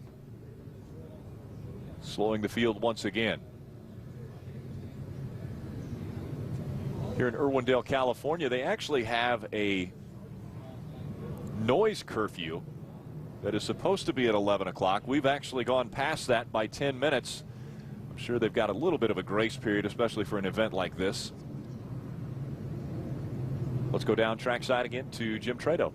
Well, guys, I'm just kind of wondering out loud. It's something I didn't add on Rod Johnson Jr., something that may be pertinent now. It's a restart. You're on the West Coast. Who do you try to learn restarts from? They all say Ron Hornaday is the king of restarts. Well, believe it or not, this is for real. Ron Hornaday is RJ's, Rod Johnson Jr.'s godfather. So hopefully he took note and has a better restart this time. That young man in the 15 will start outside this time on the front row. Tim Huddleston was able to get by the 15, and so he will be the one who dictates the start of the race. We'll get to see Ron Hornaday put his restart mastery in effect a couple weeks from now in Daytona. He will defend his Truck Series championship. The 4th championship for Ron Hornaday. What a dominant run he had in the middle of the season, winning 5 races in a row. Had only been done twice before. Remember how close he was back in 2008 to winning that championship. Only lost really by 1 position in the very last race of the season, lost by 7 points. Johnny Benson, who won the championship, finished right in front of Ron Hornaday. If the positions were reversed, it would have been Ron Hornaday winning, and he would have had 5 championships. No one has ever won back-to-back championships in the Camping World Truck Series. A guy looking to win back-to-back races as far as the Toyota All-Star Showdown. The 17 of Mike Johnson went to victory lane in 2009, and now he runs in the 3rd spot tonight.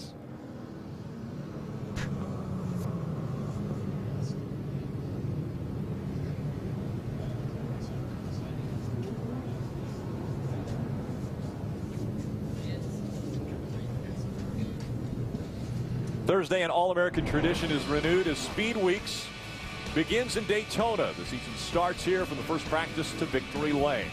You can be there for Danica's ARCA debut and the Gatorade Duel, and of course the season opener for the NASCAR Camping World Truck Series. That's live coverage beginning Thursday at 4 Eastern. We're going to have 134 hours of coverage from Daytona starting Thursday. But remember, tomorrow morning, 7 a.m. Eastern time, we go back to Daytona for the Rolex 24.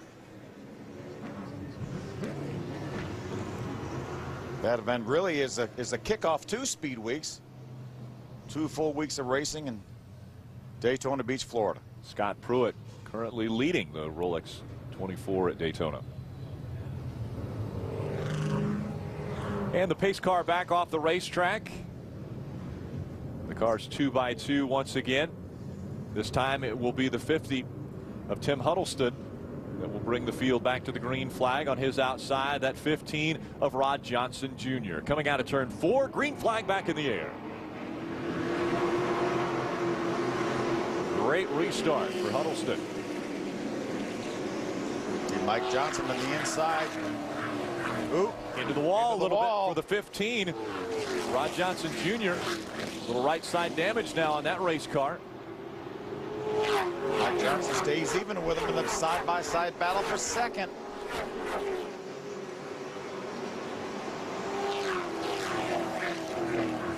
You know, we talk about momentum at this racetrack. With these engines that make about 430 horsepower, momentum is way, way more critical than it is maybe in a more powerful engine. So these guys really try to keep these things wound up and keep the momentum going. Right now, Huddleston is wound up as he leads this field around the half mile. Trying to hold on to that second spot, Rod Johnson Jr. Just behind him, Mike Johnson in the 17. Sean Woodside now behind that 17. Trying to give him a little run for his money. And our fourth caution of the night comes out, this time in turn number 4. The 88 42 involved. Glenn Cook's in the 88. Larry Circantini in that 42. A lot of damage to the 88, and you're seeing some fluid run down the racetrack. So the safety crews and track officials will be out there to put some speed zorb down.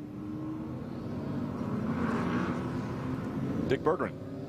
Circantini has had a good time in Superstock racing here at Irwindale Speedway. In the last 4 years, he has finished 12th in points, then 9th, then 3rd, and last year he was the champion, and so he has decided to move up. Tonight, his first time ever in a late model at this racetrack. Pile it up over there in the 4th corner. A lot of damage to the 42 and the 88. Safety crews will attend to the drivers and then take the race cars back into the infield. Tim Huddleston and Rod Johnson running 1 and 2 at Irwindale.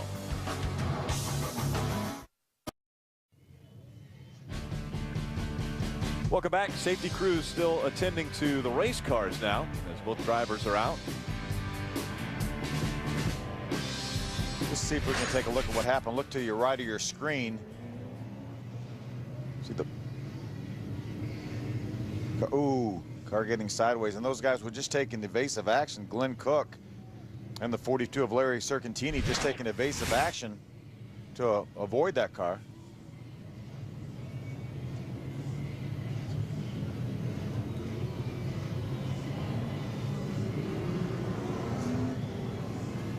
So working on avoiding the spinning car in the middle of the racetrack.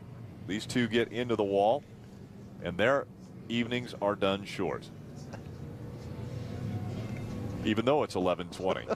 I guess I wouldn't call it a short evening for them.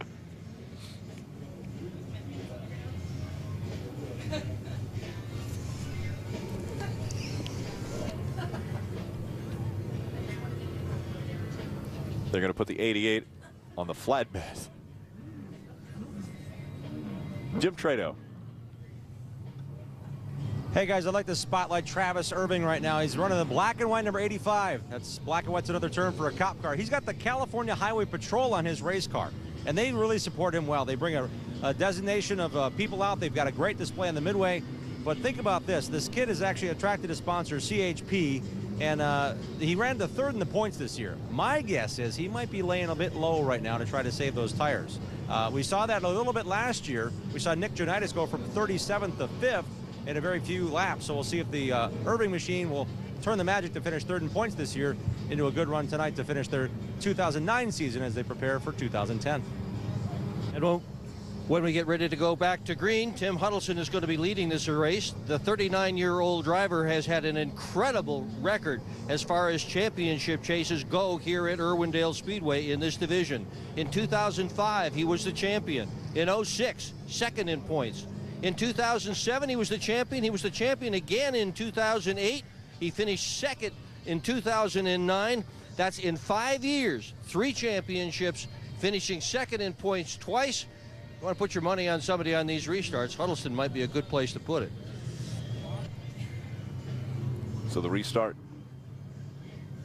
going to be interesting once again. Tim Huddleston will bring the field back to the green flag. Rod Johnson Jr. will be on the outside of row number 1. And then Mike Johnson will be right behind Huddleston.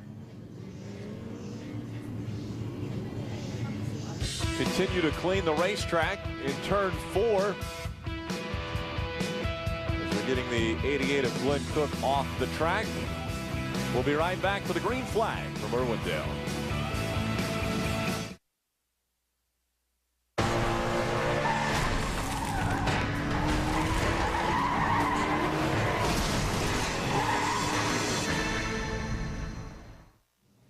The fans have spoken. They want earlier and consistent start times for the Sprint Cup races, and we're going to have that this year. I think the fans have also spoken about a spoiler. We're going to have that as well later on, probably sometime around the 1st of April. 40 laps remaining in this race, scheduled to go 75. Lights go off the pace car. They'll line up 2 by 2 once again. Tim Huddleston, Rod Johnson, the way this race started, 1 and 2. Mike Johnson in the 17 has moved up into the 3rd spot. Sean Woodside in the 45. And Nick Janitis rounding out the top 5.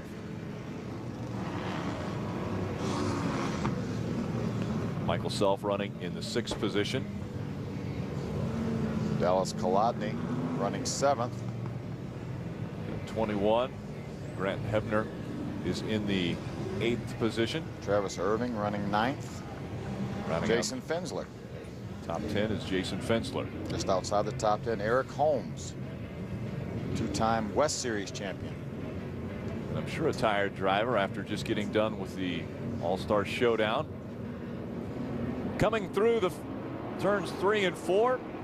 Green flag back in the air, and a great restart on the inside. Problems behind him, though. They pile up. That all started when Rod Johnson didn't get back in the gas on the outside, and it was the accordion effect. Look at the carnage of cars we've got up on the pit wall. Wow, Darren Cheek, the 62 car. 65 of George Atkinson Jr. 28 car, Trevor Schlunt. 05, Eric Schmidt, just underneath that 65. You're seeing the safety crews get to these drivers to talk to them. Ricky James in the 24 car. We talked about Ricky. Just a chain reaction deal. As you mentioned, Rod Johnson Jr. didn't really go. The guys behind him took some evasive action. Take another look at what just happened.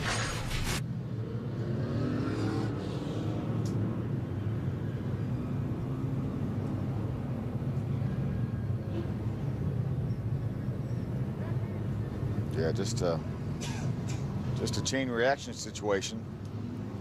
Some pretty significant contact between these cars. A couple cars up on the wall. George Atkinson Jr. It's amazing. You know, when Rod Johnson didn't go, it was about 6 or 7 cars back before really the cars really got out of shape and caused the incident.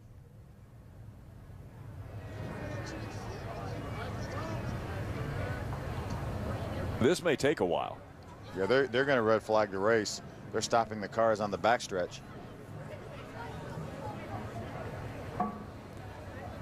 Coming out of the car, that's the 20 in the 24. That's Ricky James. We talked about it. He's actually a paraplegic. So you see right where his left elbow is. He's folded down kind of the side of the car. Gives him a little easier access to climb out of.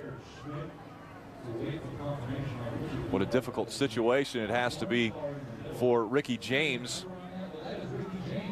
A motor being loaned to him so he could start this race, and then getting caught up in a wreck not of his doing.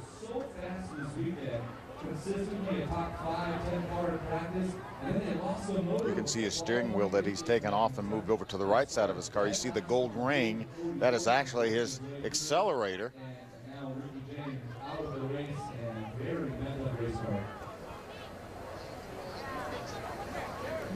Take another look at this steering wheel. Yeah, that's actually the gas pedal, the gold ring, and you push on the steering wheel, and that actually is connected directly to the brake pedal.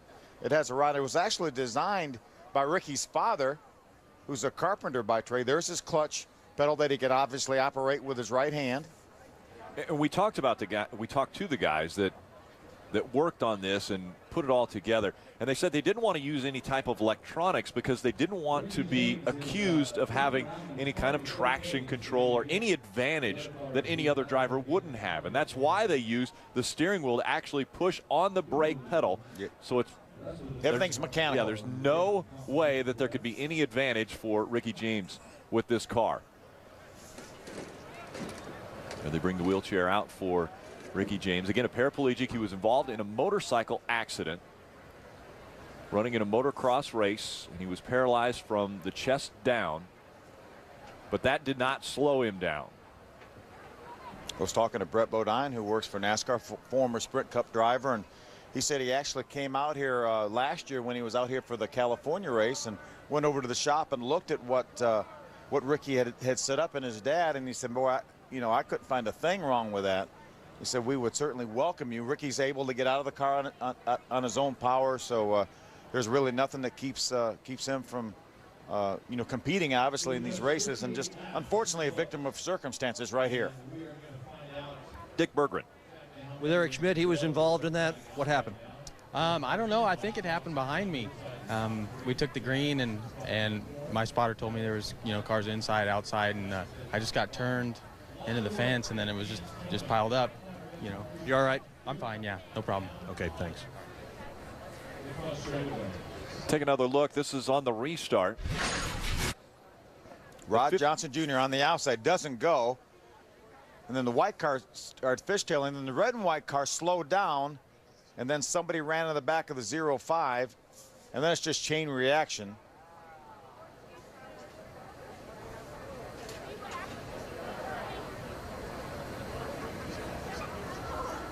Nowhere to go. Wild ride for George Atkinson Jr. in the 65.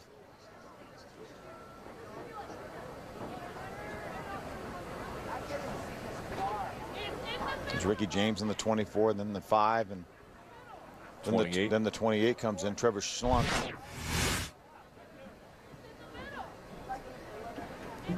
They're working on getting George Atkinson Jr. out of the number 65, and again we're under a red flag condition here in Irwindale, California. We'll be back.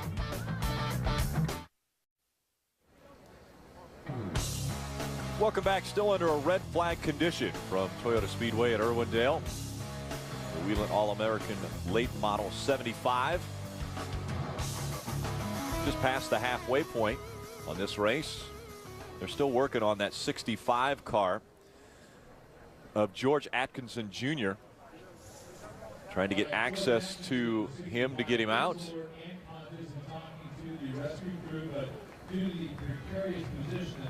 See the backboard, pink backboard that they're getting ready to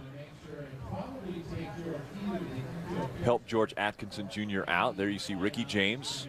He's out of his race car. And that's a good sign. So once again, the safety crews and the safety rules of NASCAR come into play. And right now, we're going to try to be silent on the PA so the paramedics and the fire rescue crew can actually hear what they're trying to And before they move the 62, they're wanting to make sure that the 65 doesn't move. And so they've stopped pulling the cars out of that area until they can get George out of his race car.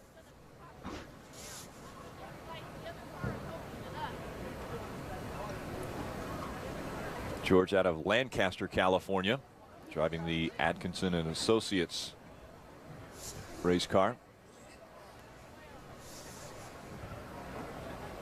NASCAR is always going to err on the side of caution. Let's head back trackside to Jim Trado. We're going to take a walk over to this special young man who likes to race his race car and probably didn't have any wrecks like this in a stock car before. And Ricky, I got to wonder. All right, we can't talk to Ricky because he has to be cleared medically, but we can see that the cars are now being loaded, so that's a good sign that they're going to get that cleared away. Okay.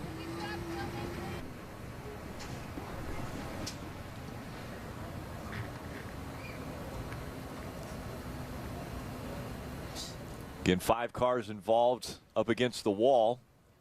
A chain reaction took place. The 15 of Rob Johnson Jr. didn't have as good a restart as Huddleston did on the inside.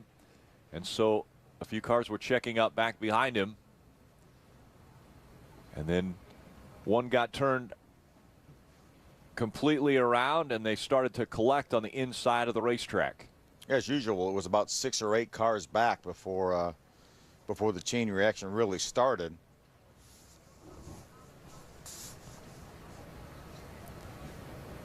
So that is the 65 of George Atkinson Jr. that's up on the wall where all of the track officials and safety officials are working to get him out of that race car. There the hood goes flying off the 28s.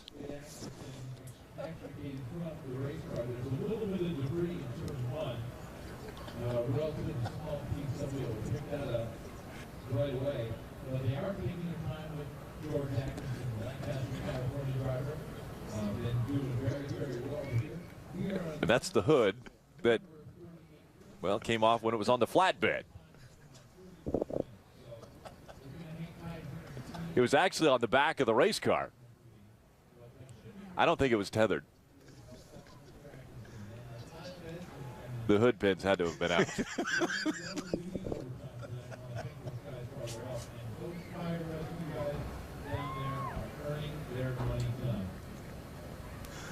And again, waiting to move the 62 car of Darren Cheek. So most of these bodies are fiberglass, so the hoods are just pinned front and back. They're not tethered like we see the Sprint Cup cars, or even actually the K&N Pro Series cars that we saw just a little while ago race. Again, under a red flag condition, the cars are all stopped on the backstretch. It's been a long weekend. It started about 4 hours ago for today's event. The green flag flew for the Toyota All-Star Showdown, K&N Pro Series. One of the first spins of the evening. There's Daryl Haar. Right in front of our leaders, gets into the outside wall after a cut tire. Brett Thompson goes spinning around as well. Creates a smoke screen. You will be able to get it back up and going the right direction. A great restart pretty much all evening long for Joey Logano. Ultimately, that's what got the win for Joey Logano. The 4 really, Sergio Pena had a better car, had some great racing side by side, very, very little contact the entire night between these two. Georgie Brunholzer, the third, gets in the corner a little bit too hot, gets into the outside wall. At the first break, it was Joey Logano who was leading the field. Start of the second 100 lap segment. David Gillen loses power, just about ready to take the restart. Sergio Pena was able to figure out how to get by that 25 of Joey Logano. Watch him just drive it in the corner here. The one big accident that took place in the K&N Pro Series division Had 4 cars caught up in that one, and the 0-5 spinning on the bottom of the racetrack. Then the 2 Napa cars, Paulie Haraka and Ryan Truex, make contact.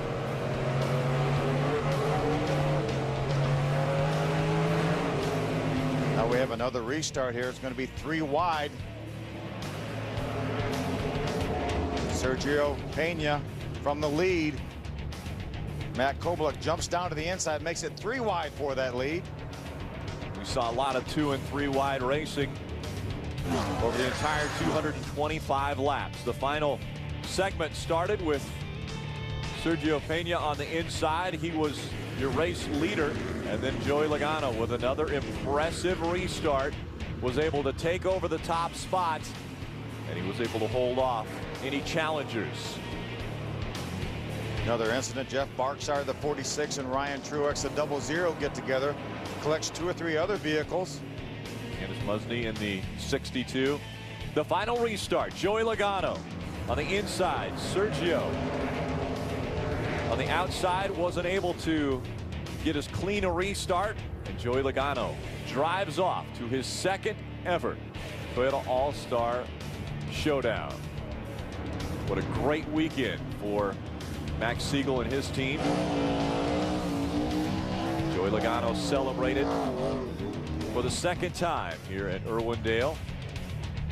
Sergio Pena and his father also excited about the performance that they put on. I think we're going to remember this evening. I think obviously Joey Logano is going to go in the record books as a 2-time winner in the Toyota All-Star Showdown.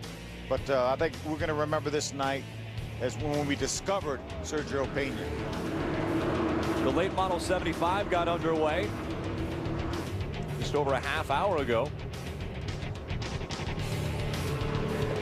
Around goes the 4 of Sean Bennett. Close call. The car's avoiding him.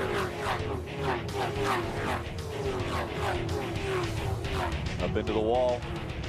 Avoiding contact was Glenn Cook in the 88, as well as that 42 of Larry Circantini. And then most recently, the chain reaction. Slow start on the outside line for the 15 of Rod Johnson Jr., and they collect behind him. So the red flag came out, and they are continuing to work on getting out George Atkinson Jr. from his number 65. We'll be back with more from Irwindale after this.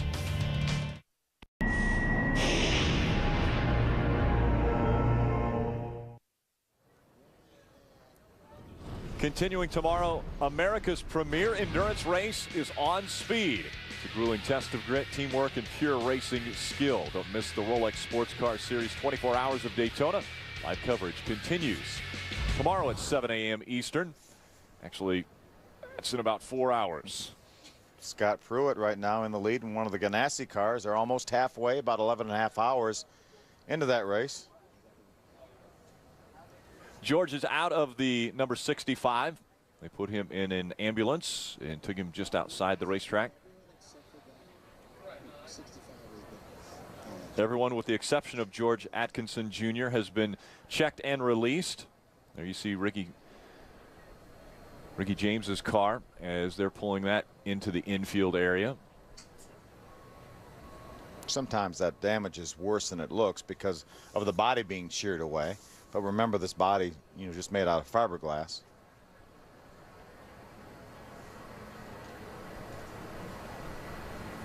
See the drive shaft turning inside. Jim Trado.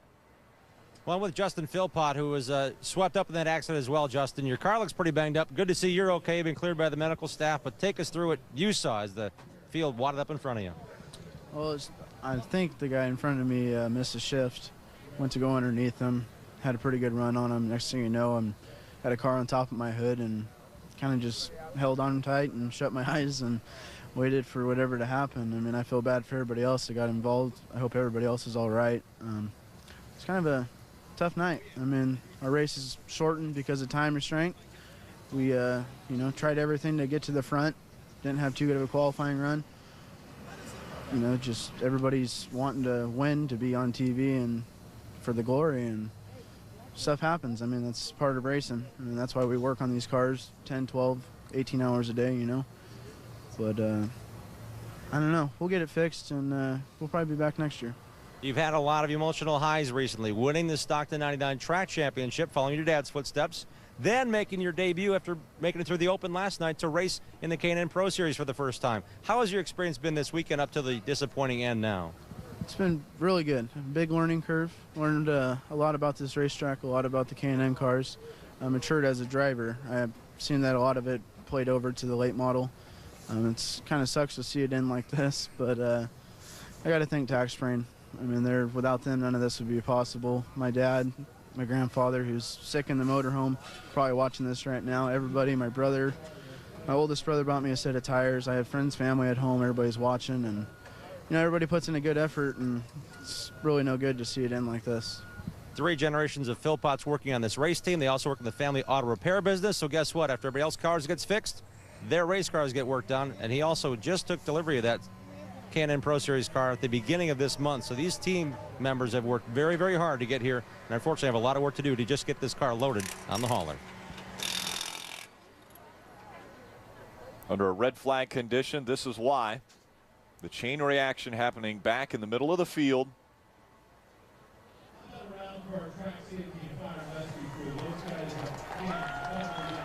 Just nowhere for a lot of these drivers to go. The car up on the wall was the 65 of George Atkinson Jr.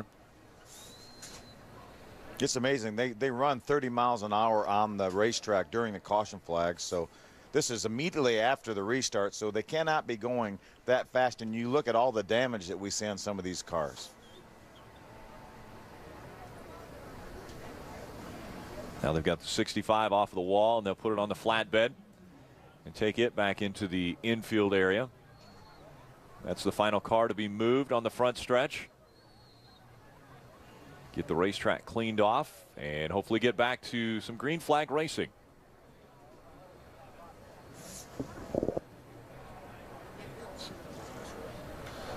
Jim Trado. And now we're able to catch up with Ricky, who's by his race car, or what's left of it, man. What was it like from your perspective, Ricky? It was pretty wild, and I had nowhere to go, though, and you know, that's what happens. But it was a good run up until then. I was happy. You know, we haven't driven this car too much, and came from the back, basically last up to like 21st, 22nd, something like that. So half the field and less than half the race. So it was cool. I'm happy with how we drove and how the car worked. My crew chief, Dean Kuhn, did an awesome job. The adjustments were right there, right on. So I was just waiting, holding back, but got caught up a little bit. But hopefully it's not, or luckily it's not as bad as it looked, and the chassis is still straight. So me and my dad and my sponsor, SoCal Super Trucks, don't have to spend too much money to get back out here for the first race. And how about that effort you got to get in this race with a competitor loaning you this engine? Yeah, it's been a rough past 48 hours, but I gotta thank Clay Rooster for lending me the engine, man. That was really kind, really cool, man, for giving me a chance to get back out here. And didn't have a chance to qualify, but everybody for helping me out, NASCAR, and I forget the guy's from NASCAR's name, but in Irwindale, everybody, thank you very much. Look forward to seeing you at the end of one of these races and talking to you. Good luck, Ricky. Thanks a lot. Nice young man. Very well spoken. Still under a red flag condition. They're cleaning up the racetrack, and we'll get them rolling here shortly.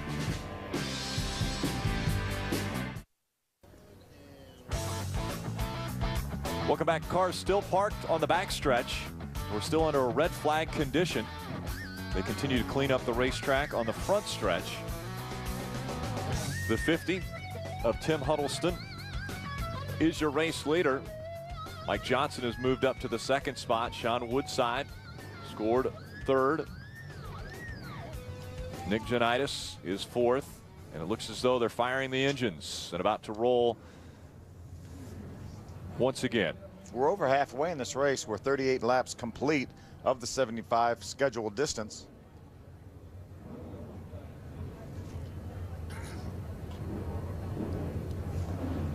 Waiting for the pace car to roll out and pace this field once again. See the tow trucks in the background in case one of the cars doesn't fire up. They will jump in behind, see if they can push start it. We saw that in the K&N Pro Series race as we see the Toyota Camry pull away, leading the field. And the field begins to roll once again. Again, out front of this field will be Tim Huddleston in the number 50. He was your pole winner. Started up front, had a great battle going with the 15 of Rod Johnson Jr. The most recent restart, Rod Johnson Jr. didn't get up to speed as quickly, and a chain reaction happened behind him, and that is what caused the red flag condition.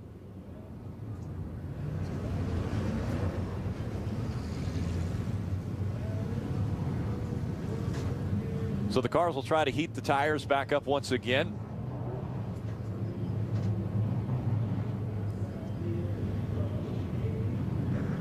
And we're going to have a restart that we revert to the previous lap. So I think Rod Johnson will be able to start on the front row once again. Even though he lost a few positions on that last restart, they did not complete a lap. So he gets a mulligan. He gets a mulligan. And Mike Johnson in the 17 will be lurking back there in that third spot. Again, Mike Johnson was the winner of this race a year ago. Sean Woodside in the 45 will be on the outside of row number 2.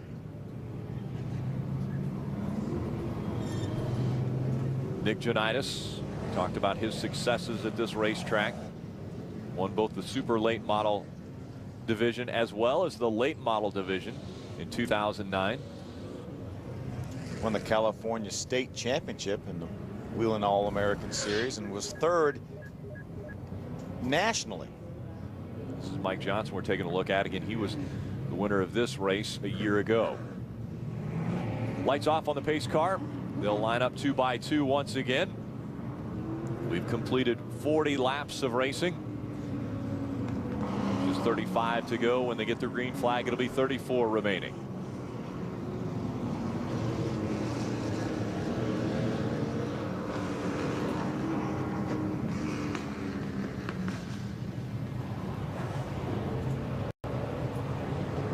Closing in on the top of the hour. Phil Parsons, Rick Allen with you, as well as Dick Berggren and Jim Trado on pit road. Into our 8th hour of coverage from Irwindale, California.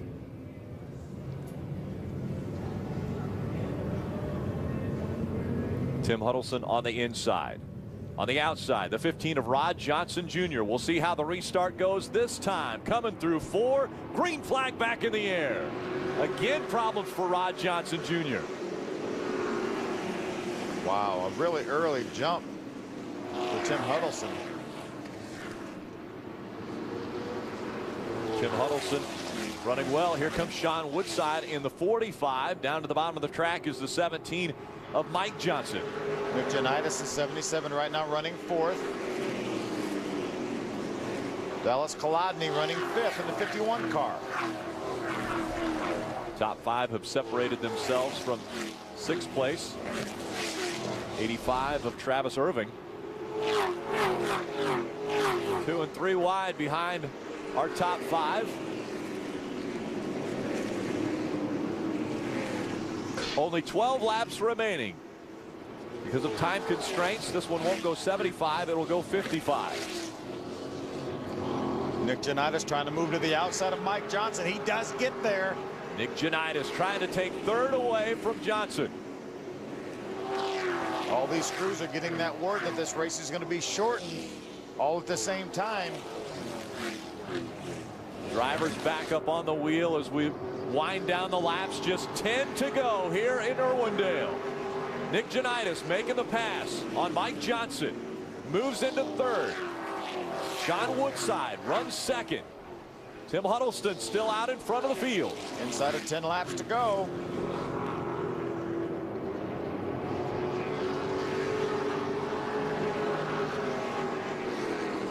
Is there enough time for Nick Janitis to get up there and challenge Tim Huddleston or Sean Woodside for those positions?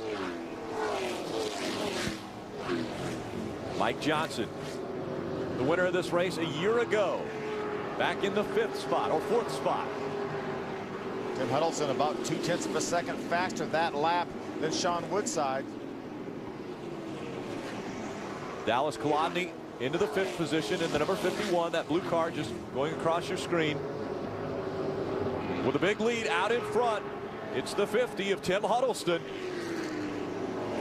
About 1.5 tenths faster that lap. Looks like Sean doesn't have a whole lot for him right now. Janitis in 3rd. Mike Johnson again to the bottom of the racetrack, trying to battle Nick Janitis for that 3rd spot. Mike Johnson knows what it feels like to be in victory lane here. He won this very race last year. Tim Huddleston trying to check out on the field with just 5 laps of racing to go.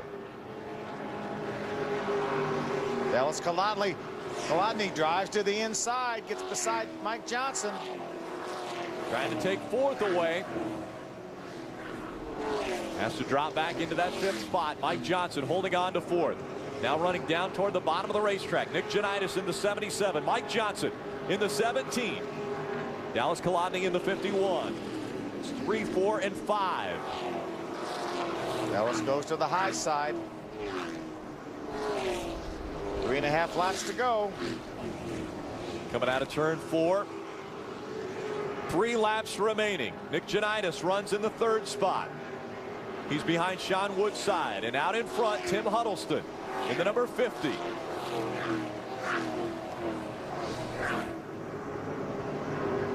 The final mile of the All-Star Showdown from Irwindale as they cross the stripe. 2 laps of racing to go. A little traffic for Tim Huddleston. Agora Hills, California driver Tim Huddleston looking for the white flag as he comes out of turn number 4. One more time around. Tim Huddleston started on the pole tonight after the pace has been slowed a few times for cautions. Nothing could slow down the 50 of Tim Huddleston. Coming out of turn number 4, Huddleston will win at Irwindale. Sean Woodside comes home 2nd, Nick Janitis 3rd, Mike Johnson 4th, and Dallas Kolodny 5th. He may have had to wait just a bit longer, but Tim Huddleston will savor this victory. Toyota Speedway at Irwindale, the site of the Toyota All-Star Showdown. A great weekend, capped off with the win here by Tim Huddleston. Dallas Kolodny congratulating him in the number 51.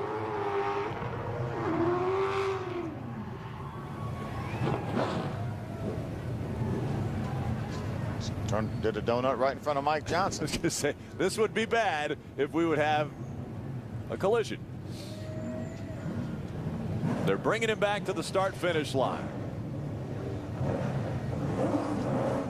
Tim Huddleston will be able to celebrate with his team.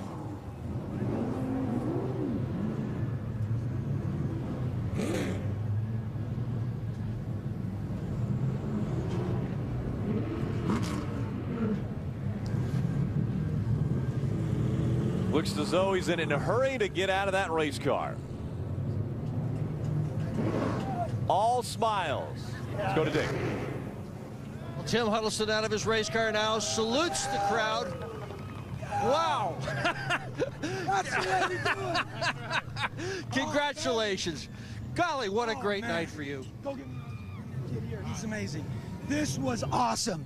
Irwindale, Toyota Speedway, LA's place to race. Dick, this race was amazing. You know, to win tonight was just extra special. To me, it was a win just to be here, man. I got a t-shirt. I was happy. Trophy, even better, baby. We were just happy to be here. Jim Williams, we love you. How about all those restarts? Oh, man, let me tell you. This kid I got working with me, RJ Rod Johnson Jr., can you hear my voice? It's been a long weekend. Let me tell you, it doesn't get any better than this. I hope you guys got a long night.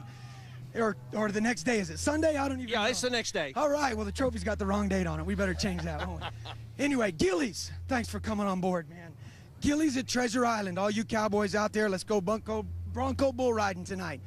My wife, Lisa. Oh, I'm gonna lose it right there. I love you, girl. She's awesome. She's been with me for a long time. My 3 kids. God, I sound terrible, but I love it. You know what? I'm old, but you never know when this comes back again. My 3 kids, Trevor, Haley, and Tanner. I love you guys. Jeff Schrader. He's my, oh man, he completes me. You know what I'm saying?